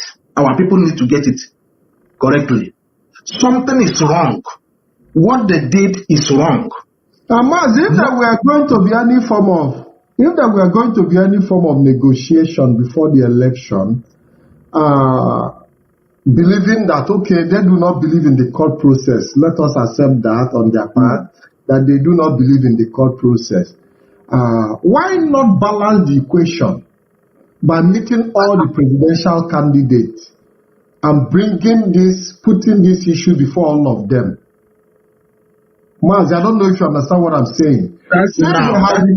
Since they have ruled out the court process and they believe that whoever will be the president would, definitely free Mazi Nnamdi. Why didn't they meet all the presidential candidates and do it in a transparent manner? Why was it done in secrecy? Mazi, that is the whole thing. That is the whole mess now. How I know we have cause for this whole shenanigans that is going on. Now, instead of them, immobilize all the since they want to be engaging with politicians. I gotta how many engage much more with our own politicians more, engage them more, and then wait for what will be the outcome of the other second party. No, my own position is why didn't they go round to put up this negotiation with all the presidential candidates, including Atiku Abubakar, Peter Obi, Kwakwanso, and possibly to negotiate with all of them? What gave them the certainty? What gave them the assurance that yes. Mazi, I must tell you, the interest of these guys is to destroy IPOB. They were working very hard to disconnect Mazi Nnamdi Kanu from IPOB. That was their whole thing. If you look at the activities, if you look at what they have done, if you look at how they push Mazi, the barrister out, push San Ozekome, and they say promise that they will bring their own son in order to get our people to believe in them. And they blackmail that IPOB leadership doesn't want their brother to be released. And while their in-law was saying that their brother is more secured in DSS than to be at the hands of DOS and the Chikedosim, you can see the evil that these people, they have never condemned the buffoon, blackmailing their brother. The lawyer were also trying to link the activities of the buffoon even to Mazi Nnamdi Kanu. You can now see that all the whole mess, the mess they cause is something that, no politician will want to come near to them, knowing this behavior of betrayal of all angles. They cannot go to them because they have messed everywhere. They have messed everywhere. This is what Mazi Nnamdi have come out in the open and been complaining, but our people refuse to listen and support the leadership when they were, trying to exonerate themselves from the whole mess that they put our people and also the leader himself. It's unfortunate that this guy decided to come at this time to make this confession. Would any of you have believed that this is what they are doing? Nobody believe it. Nobody. It's only now. And the question I'm now doing, why this confession now? Why this confession they are doing now? Why do they decide to make it public? Isn't it to cause more disaffection and confusion in the whole East? Isn't it? Now it's up to our people now to know what they want. Whether they want IPOB to be destroyed, whether they want this Biafra this movement to continue. And now the truth for me have been made open. Now they have seen the people who meant well for them, and the people now need to fall back to the struggle and to the structure of this movement and protect it, as Mazi Iyke Peters said, and the other father said as well. So they said that IPOB must be protected. This is the only thing Ndigo has. That, as I said, politicians that could have come on the arena of the politics with their own, they went there on their own. The same siblings, they went to Kenya without IPOB. Did they want the matter? The case there, the answer is no. They went to UK without IPOB. Did they want the matter? The case there, the answer is no. They went to SAI and on their own without IPOB. Do they want it? The answer is no. Now, what do you expect the leadership to do in this kind of thing? When you were following them, and water today, if IPOB have allowed this guy to make use of Radio Biafra and Biafra television, they would have shut it down today with evidence they have with that guy. There would have been complete. It's just that the IPOB leadership should be, given a credit where they have done well. That IPOB protected our land. Our land would have been ravaged by today. More has made I shot IPOB and the radio down with the activities they wanted to link. Even foreigners, even the so-called, they were all supporting this guy to be doing what he's doing, thinking that at the long run, IPOB will be linked to his activities, and they will use that activities and his terrorism to shut IPOB down, because everything gears to shut IPOB down. The whole thing, that is exactly what I did. Just use this guy, make sure that the East is unstable, so that their father will be declared winner. And that is exactly what happened. And now, both connection now, he got even Asare Dokobo, talk less of them. Who is he? Who is the man in Germany that Tinubu will pay attention to him? The Mwoko, the son played the politics. There is the son, not even the man himself. The son played the politics. Use him against IPOB and the Mazi Nnamdi Kanu. Because what happens to P2B would have not happened. Regardless how P2B were our own brother, is our own son. Protect, protect. Like I said, he was in the funeral. He was there. Mazi, despite the fact that some enemies of Ndigo and some enemies of IPOB were even calling P2B an IPOB member. Exactly. How do you now play such a game? Let us say, for example, by nature and by ordinance, P2B is an indigenous person of Biafra. How would you now, what make you believe that Tinubu will have more of Mazi Nnamdi Kanu interest than P2B if eventually the two of them were opportune to, if P2B were opportune to be the president, if he had won the election? What made you believe that Tinubu would have had more interest of Mazi Nnamdi Kanu more than P2B? Now, this is $1 million question. Like I said, I am on a P2B, but no one man okay. In a situation like this, that is that playing a politics of emotion and the sentiment. That is what our people played. Do you understand? But in IPOB don't play that kind of game of emotion. That's why we say. Listen. When I ask my questions, yes. My questions are tactical. Do you think that? Yes, I know. Yes. Do you think that their support for Tinubu was based on emotion, or there was a financial transaction behind it? Because these are two different things, which you mentioned earlier, by the way. Mazi, these people knew, this society knew that these guys were not real.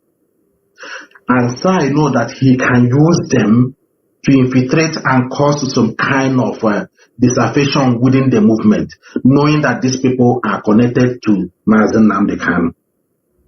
Like you rightly said. Now, I want him to rock you water here because we know where we are criticizing P2P as our own brother, and it's within our right to criticize him. But when it comes to things like this, IPOB play the smart game. Say, our people, go there and make your choice. So that it won't be a reason the enemy will use to attack or destroy Igbo land.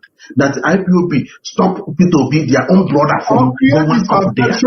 Or create disaffection among our people if eventually P2P loses. Where they will not exactly IPOB's decision that gave P2P the disadvantage, yes. Exactly, Maz. This is where that's why we are here trying to explain all these things. You understand? That's why we are here trying to explain it. We criticize P2P as our own brother, as we criticize some of our politicians who are not representing us well, you know. And this is what we are doing here to explain our people. Now, you going out there to play this type of dating game, as you rightly ask, what makes you think, or do you think, near support to Onya, Onya was both enemy? Onya and criticize Goponya in the past, Roponobi, Nonya and Onkulambo, criticize Ronya, and Onya Panochichi, Mokulike, or opportunity, young with Jim Magruha, if you really me a Hana. So, now you are lying with him. Enemy doesn't easily forget. Enemy Ghana he easily can forget like that. So the best thing that your safe distance game. Now, no matter how they sees it, for us, for the IPOB to play that our people should go there and do what is right for them. For me, people say IPOB a good respect because they did what is right. And our people, why IPOB still remain in Igbo land today or in the whole East today is because of that intelligent move. Because that would have set the whole entire East on fire. Had it been that IPOB did not step back and allow this thing to work naturally, even P2B Banyadia, we can face P2B as our own brother as a president. I say, look, guy, either you call us and you're not Mazi. Bomb, Bramo Taka, maybe as 1 year now, or Kaiman or 1 9 for the fact that they can't nobody there. So that would have somehow make sense. But these morons decided to go and been, negotiating before the time. Amara Monya Grant to do it that way. I don't know. Only them knows.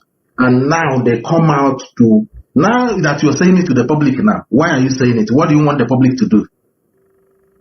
Are you saying it now? Basically now what's it?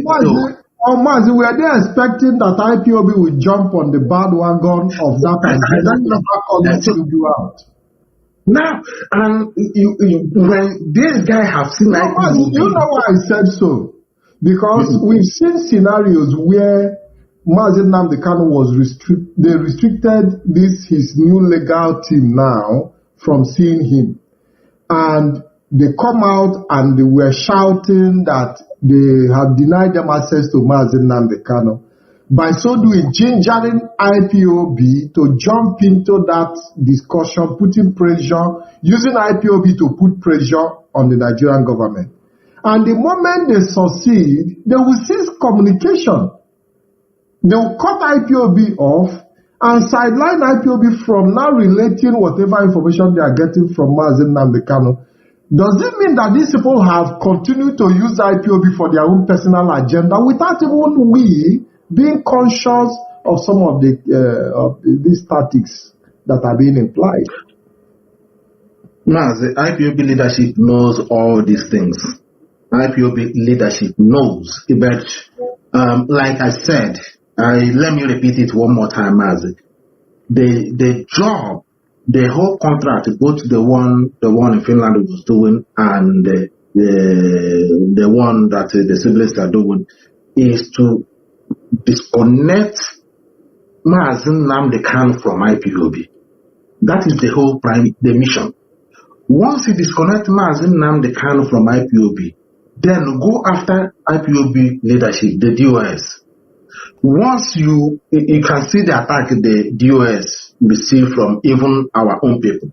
Now, once the DOS is down, then the coordinators will not have anywhere to hold hands on. That is the ultimate collapse of IPOB.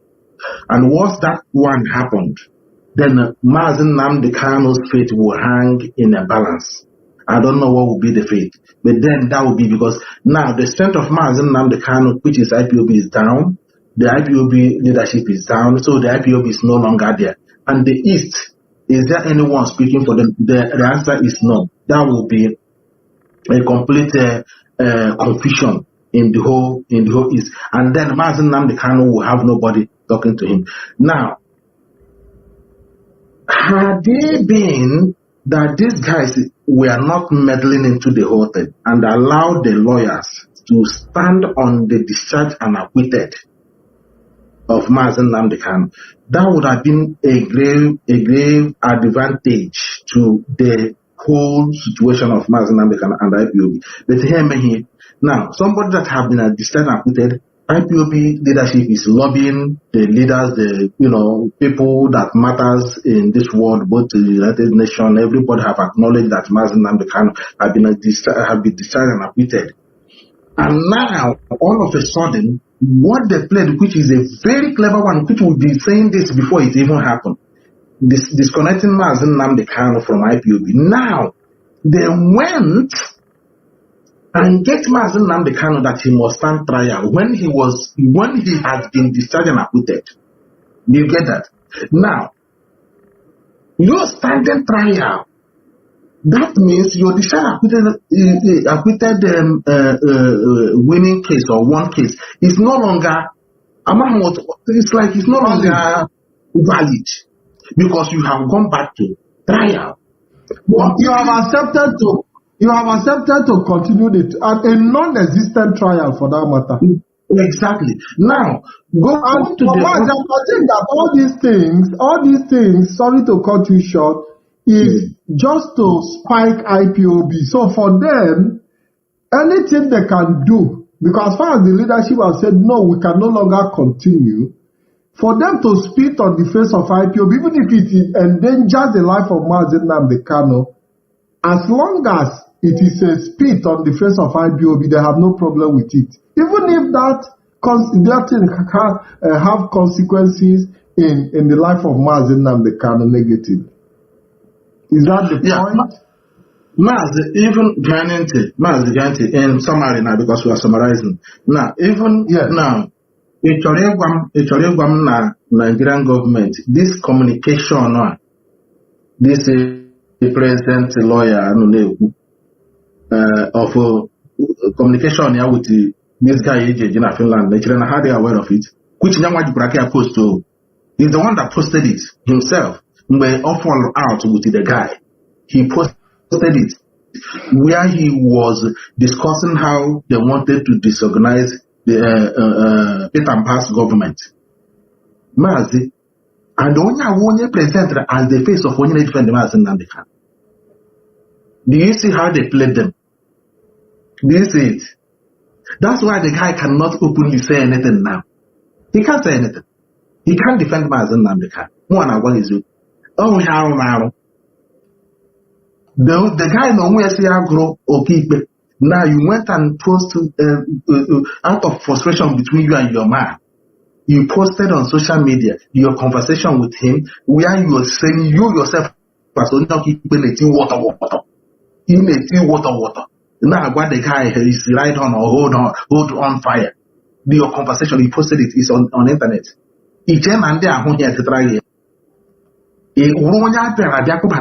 To be defending Mazi Nnamdi Kanu that have won the case, and let's win the case for him. They push on by the side. Where this type of record? Where this type of record? One year he'd be defending Mazi Nnamdi Kanu with this. Mazi that something is wrong. So that is why that IPOB and the members of the public need to see a way to support the movement. Holding Mazi Nnamdi Kanu does not mean that the movement has have collapsed. The structure is there, and even before now, he told you, in my absence, this is the structure that you need to follow that will guide this struggle. It doesn't matter who is there, but as long as that structure is there, it should be protected. People should follow it. And I have said this before. There was a time this country were without government for almost 5 months. And all the parastatals were working as normal. The judiciary, everything were working. Nobody were breaking the rules. That Mazi Nnamdi Kanu does not mean, as long as the structure is still there and effective. The institution. And these people had been writing, this DOS had been writing to the government, informing them and updating them. And there's been some kind of engagement that you don't see in the public. They don't come and make open in the public. So the honest, genuine people, the whole time of event now have proven that these people were innocent. They were meant good for you. And then these people who have been accusing them have been falling out now. Like I said, this guy had been arrested. Mazi Nnamdi Kanu was not arrested here. But this guy had been arrested based on the fraud, and he committed, and also using even Islamic bank. That is why he was able to stay in the public for a very long time, because the bank he was using was not linked with European bank. So it took them time for them to investigate it and nailed him. You understand? And this is why this attack on Biafra land, on Igbo land, goes for a very long time. And they can see a little bit of sense of quietness now, a little bit, since he's absent. Now, you can see somehow, even though that the securities are dealing with some of these criminals now, but at least you can see a little bit of for now, in the last 2 months now. So everything is there. And this guy coming also confessing that he met Sai, and then the agreement is an agreement. How does that, what else do you need to hear from the leadership that these people meant good for you? And they have been the one that engaging the public, engaging the lawyers. But one question I believe a lot of people were asking, why the leadership cannot remove the lawyer representing Mazi Nnamdi Kanu. One thing they should understand is that the lawyers that is representing IPOB is still there, which is Mazi Nnamdi Kanu is the lawyer for IPOB. But Mazi Nnamdi Kanu has the choice to allow the lawyer to continue in his case, or he said, okay, hands off for now. And if he asked him to hands off for now, IPOB did not sack Mazi Nnamdi from being the IPOB lawyer. But if they make suggestion to Mazi Nnamdi Kanu said, hold on, I will come back to you. They can't do otherwise, because he's the one that is owing the, standing to the case. Mazi Nnamdi in this regard has the ultimate authority to appoint who will represent him in this case. That is why my Barrister Jofo can return at the moment until Mazi Nnamdi Kanu make the request for himself. So on your representative here now, his choice. Are there still possibilities, which I doubt, that Barrister Jofo will return to represent Mazi Nnamdi Kanu again if that request is made? Are there possibilities? Mazi, I don't know it's not a question you can answer. There is a very important question I would have loved to ask you as regard to insecurity in Biafra land. But I think I have to keep that question for the deputy head of directorate. who will be in a more better position to give me answers to the issues of insecurity in Biafra, which is going to hold on the 2nd of February on this platform on BTV Europe. And I want people to keep the date and join us on the 2nd of February 2025. Mazi Nnamdi Kanu will be here live with us and the exact time will be given as we proceed. Mazi, I think we have to start winding down. We have exceeded the required time. And I think I have to let you go.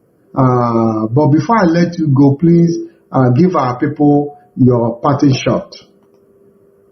Okay, thank you very much. And our viewers and our listeners, Biafrans and everyone at large, thank you very much for coming to listen to us.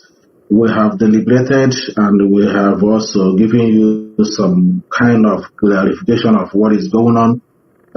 What I will have to appeal to our people is not to play a selfish game that will affect the public or affect our race. It's very, very important. This is what we have been advising our politicians. If you don't know how to play politics, look at other of your counterparts. Let them not. When it happens here with Jonathan, they went to 19 northern governors went to Obama's White House. Go ahead there, get Obama, make sure they remove Obama. So when the Yoruba Motokun and the Igbo Hope put right here, they protected Igbo Hope, used way again there. And now, today, they are the one now showing the profits of the very smart game macro. Politicians now dump what they are on. Some of them decide they might abandon IPOB, follow infiltrator, AG, drop down from the struggle. They use this guy, pull out thousands, millions of Biafrans who we have been supporting Nnamdi Kanu, supporting IPOB, and they dump them. And that was how it was designed to work. If you don't want to go and monitor the whole thing, how it happened, they use this guy to drag you out from the reality and then place you where you are now, praying like the Christians now. You are nothing when he now. Some of very short time now, they will be tracing in the which is the names of now. Use Islamic Bank supporting terrorism, which is against the international community. Today, IPOB have survived those traps, and with this short time, a lot of things have revealed itself. We don't even, what we are just doing here is just a kind of but everything have come out in the open. Everything have been exposed. Time have exposed everything, which I always say, time is a great healer. Time is a great healer. Learn how to support your own. Always be your brother's keeper. Value what we have. As the same thing we are saying that we should value our heritage. Somebody cannot come and hoodwink you and make you to hate what belongs to you. What is your heritage? And they will introduce their own as the superior. This thing is a history that has been happening, and it has been happening even to get to our own generation. And they happen before our eyes. So, and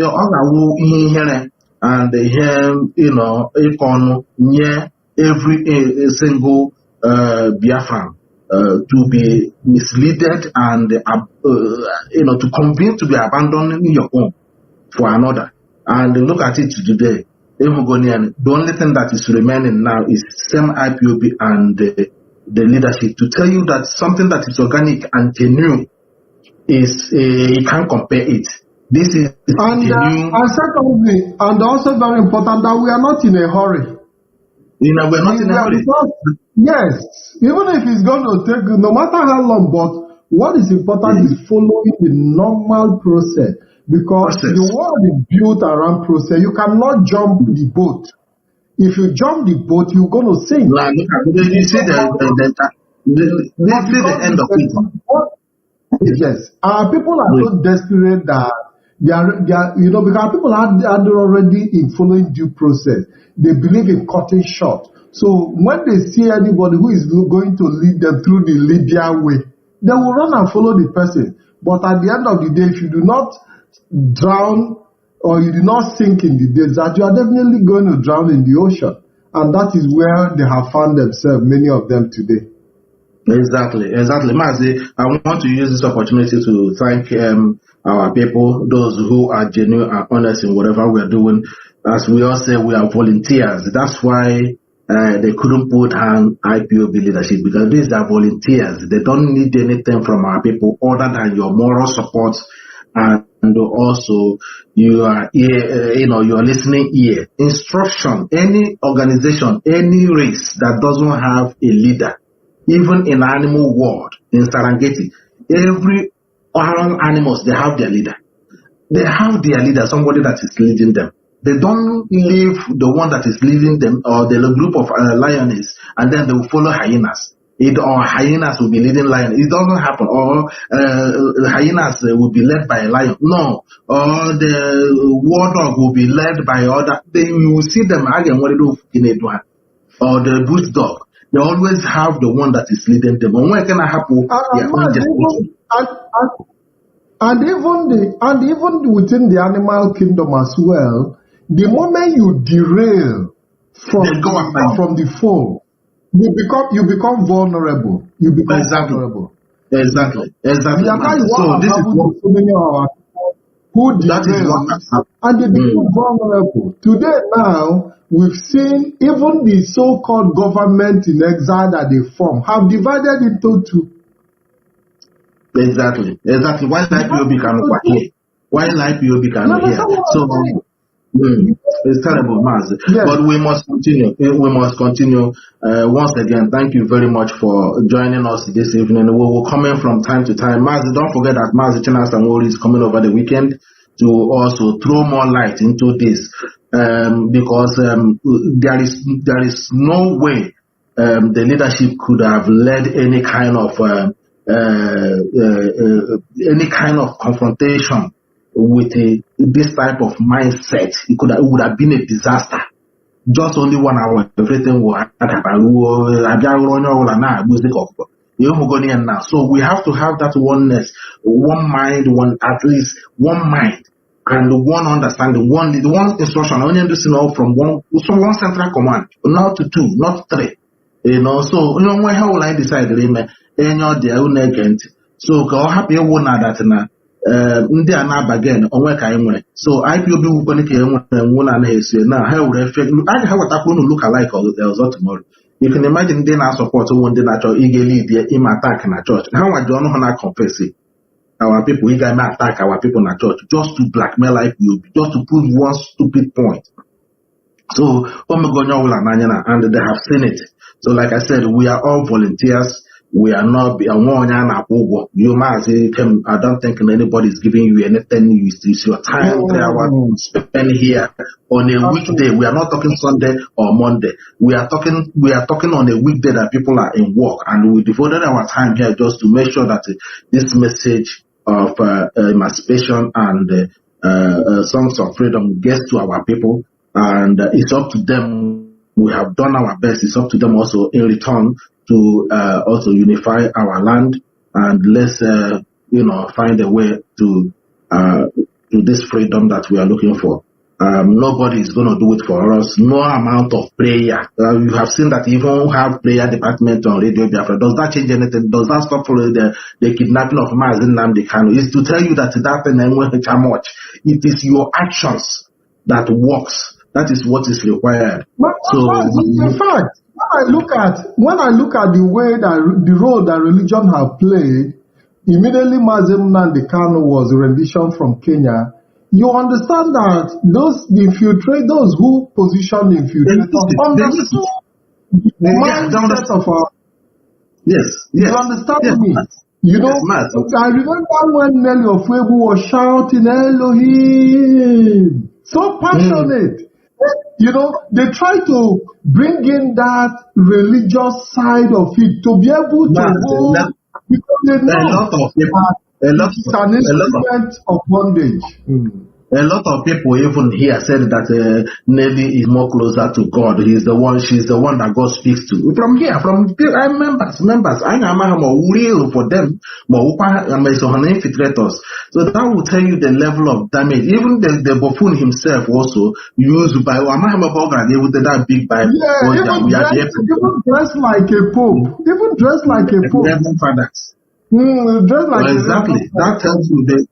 He understands the whole thing. He understands it. And even his way of presentation with suit and tie, like a charismatic Pentecostal pastor, trying to portray that, because this is man. I can tell you that it was a game well played. So the role of religion in the infiltration of IPOB is a book that have to be written because. The name of Elohim sounded so high that a lot of people, you know how many people that fell? Many people fell from Nelly or Fuebu because of that single word. Elohim. A lot of people, Mazi. A lot of people. It's a very sad situation. That's why when we say something here, we are not saying it to cajole, because if you talk about that Christianity, Mazi Iyke Peters, Patrick, anybody that is reasonable knows where the people come from. I grew up in a Christian I participated in charismatic movement, as you grow up and advance, you continue. You understand the reality. Yeah, you understand to look deeply. Do you know what? Because what happened was that religion was used to capture, they use it to capture young people when in their prime. And it's still happening today. And that is why you see a little child that is about 5 years, 6 years, holding Bible, doing mama, papa. The ones here we are going to school and focusing on what tomorrow will bring for them. Mazi, it is what it is. We will continue to inform and educate our people. Like I said, we are not here to bully anyone or to castigate our people. What we are telling them is, look at how things are being functioning here. Biafra, if I'm strong enough, if I don't know what to do in Biafran government, I will go and sweep office. I just want to see myself do that little thing that I love for my country, for my nation, when Biafra is restored. And not for them to pay me anything. I went behind the OCHM, I went behind those things. But we want to show our people what is patriotism, and that is where you see it in IPOB. If you go to IPOB meeting, you will see how loyal our members are. Everybody wants to do small things that he is able to do without looking at anybody. People will be picking plates, people will be sweeping, people will be gathering. That tells you the patriotism, the way it is in their heart. Our people should understand this. That these are volunteers, these are men and women who are working here, who are being respected here, doctors here, but when they go to IPOB meeting, they bring themselves loyal, they will serve, they do everything, they put their money without request. Anywhere it is, they will just get involved because they are volunteers. That's why IPOB can never be defeated. No, this time, not tomorrow, not ever.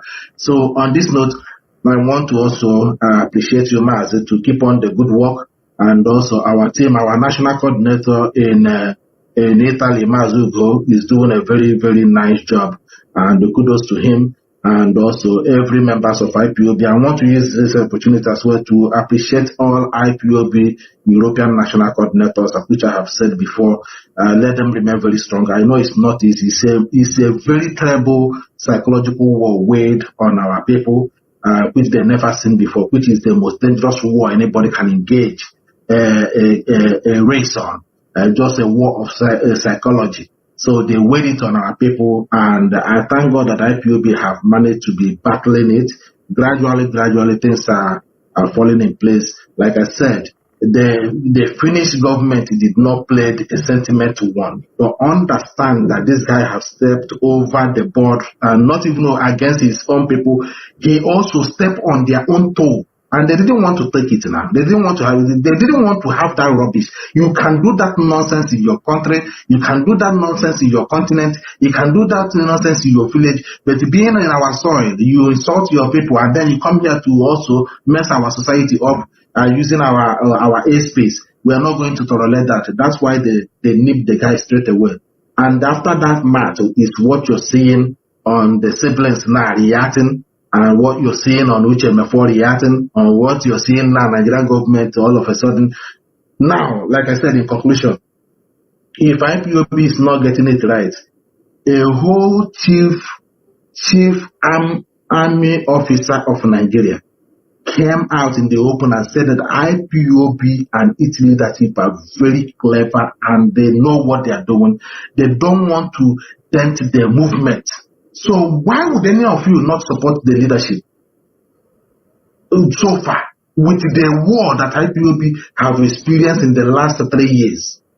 A whole chief of staff. We are not talking about ordinary politicians. It's not even Eastern politicians. Those ones are not important. A whole chief of staff of Nigeria came out on a national television. The educated and the intelligent people. He said it. Give the credit to the IPOB leadership and the movement that they are very educated, they are very clever, they know how they are playing their international politics. And you people don't want to value it. It's up to you. If you don't value what you have, enemy, if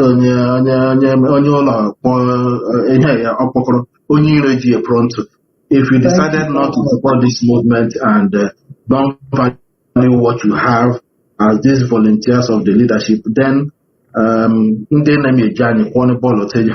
thank you very much all of you for listening, and again, Happy New Year to you all. Once again, remain safe anywhere you are, and always be your brother's keeper. Thank you very much. Well, it's always a pleasure having you. I know that at some point in the interaction, I kind of try to disrupt you to also put my point forward. It's part of the dialogue, and it's my pleasure. It's always a pleasure having you on BTV Europe, and we hope to see more of you in the future. Thank you very much for being part of this wonderful program, and I say good night, brothers and sisters all over the world. I want to say thank you and have a wonderful evening. Thanks, and God bless you all. Thank you very much. Thank you, Mazi. Thank you.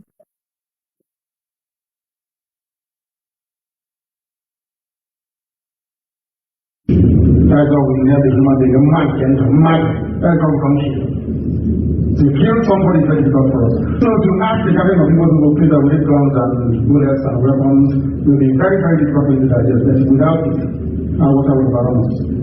They have succeeded in planting a culture in Imo State. One big, massive problem we have. The same thing that happened in Akwa Ibom. If they succeed in triangulating because they like everything is in triangle, if they get away, if they take Ibocha for that of them, we are finished as a people. Completely gone at the rate. You will come back home, you know the rest of your father's compound because they are coming. Program is everywhere in their government. They will overrun us in a matter of minutes. And the world will not talk about it because mankind is afraid of Biafra. They believe that Biafra, after Biafra comes, the world will come to an end. Ask any white man will tell you. They believe that Biafra is the last miracle. Once it comes, life will come to an end as you know it. They will know that they are wrong.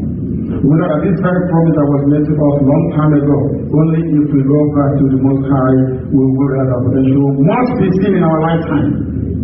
We have the potential in this room to do it. Only if we can rise up to that very challenge. That is why the same way that Israel stood against every God is how Biafra is going to stand. Not just as a pinnacle, it is about the weight of the people who are downtrodden, people who we are pressed down for very long. But as a willing testimony to the kindness and the goodness of the Most High God. I thank you very much for listening, and I do hope in time to come that you bring yourself to appreciate what we are doing. Thank you very much. Maybe I didn't understand. What exactly is the objective of your movement, number one? You made mention of the 22nd of this month. Yes. What will happen? I didn't get to hear exactly what it is to get the 22nd of this month. And then the third one is that you make mention of you will need arms and stuff around. Yes. So I really need to understand these three things. Please, thank you. Let me start on the last one, please. First, from what the person above asked. On Sunday, the 30th of August, our people came out of commission to evangelize, to preach to others about the need for us to get Biafra. And on the orders of Buhari, they were shot dead.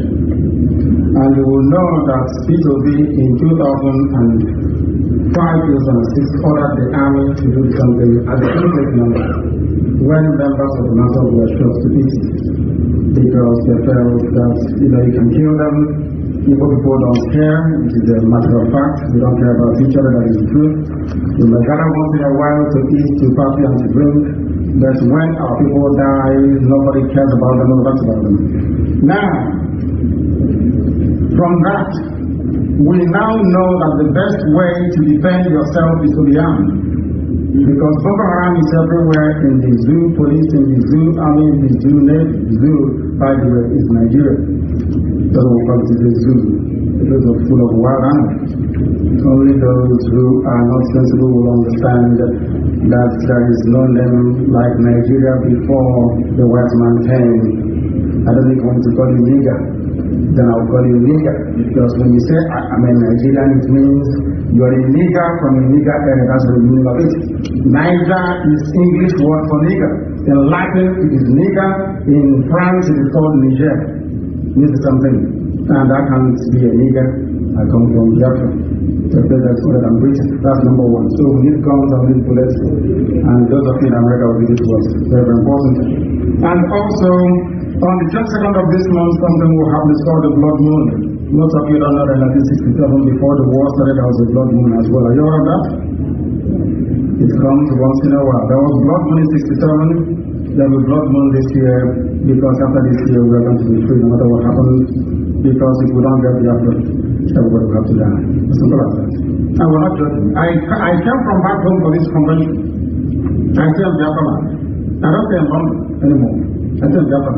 I don't want people to underestimate what we are fighting and the type of adversaries that we're facing. Very, very critical. The Congress was set up to ensure that all these terrorist extrajudicial killings of our people should stop. Is that correct? Is that not correct? Is it continuing or not? They are still killing us. They are deporting us from Lagos, burning our shops all over the place. Our people being rendered useless and homeless. No appointment from Buhari. The oil and gas comes from our land. But after a while, I think more or less, well, this is what you have to do. If you don't do it then, what comes after it? My question to you now is that, have you ever thought about the effects of what we're trying to incite? And number two, you know the society where we are in. Where do we go from there? I understand we have concern. Is it possible for the concern to be addressed objectively? We can always reach wherever we want to go. I'm sorry, your name, please. Thank you very much. As long as you're a Biafran, you have my love and have my respect. I will honor you anytime, any day. If you stand in front of me and say you're a Nigerian, you have something else coming. I will never respect you because it means you're not sensible. So, these are about the implications we are dead already. Just thinking that is down this year no for. If you want to live in humiliation, fine for the person. As for me, death is better than living in humiliation. Thank you. My name is Chief Sorry. I'm making work for me of the country. And then make work for them one of our achievements. As a matter of fact, I really thank you. I really thank you for joining us because it's not because we have a limited time. I have like one questions to ask you, but I'm going to ask you questions. Someone has just mentioned about people who die as a result of this cause. What kind of benefit? And you answer it. A lot of us are here and we wanted us to give you the support. And you mentioned guns, you mentioned arms and ammunition. And I used to understand that if we make ourselves really open, just as we were in Nigeria, you understand the type of cost it is, and that is great. One question is, if I go to Nigeria and I've already identified and made myself known, and everybody knows, I'm not denying the fact that I'm not a Biafra, and I get arrested to face treason, what are the modalities you put in place, at least to save my life? What kind of security you have on that? Secondly, you talk about being recognized by 88 countries. And at the same time, you wanted us to support you with government and counter issue. I have seen a whole lot of wars, both in media and somewhere else, when they have some international backing. What kind of international backing do you have? What kind of international backing do you have for you as a person at Biafra to achieve this goal? Or do we just have only the recognition without the backing? Thank you. Thank you very much. On your very first question, what happens if you go home to agitate? What I can say to you is that you can never ever be arrested. Never. Because what you're fighting for, what we are fighting for,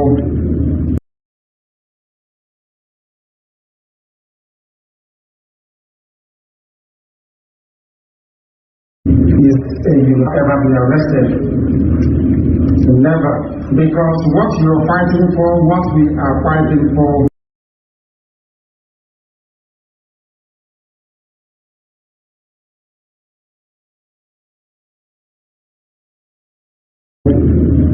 is you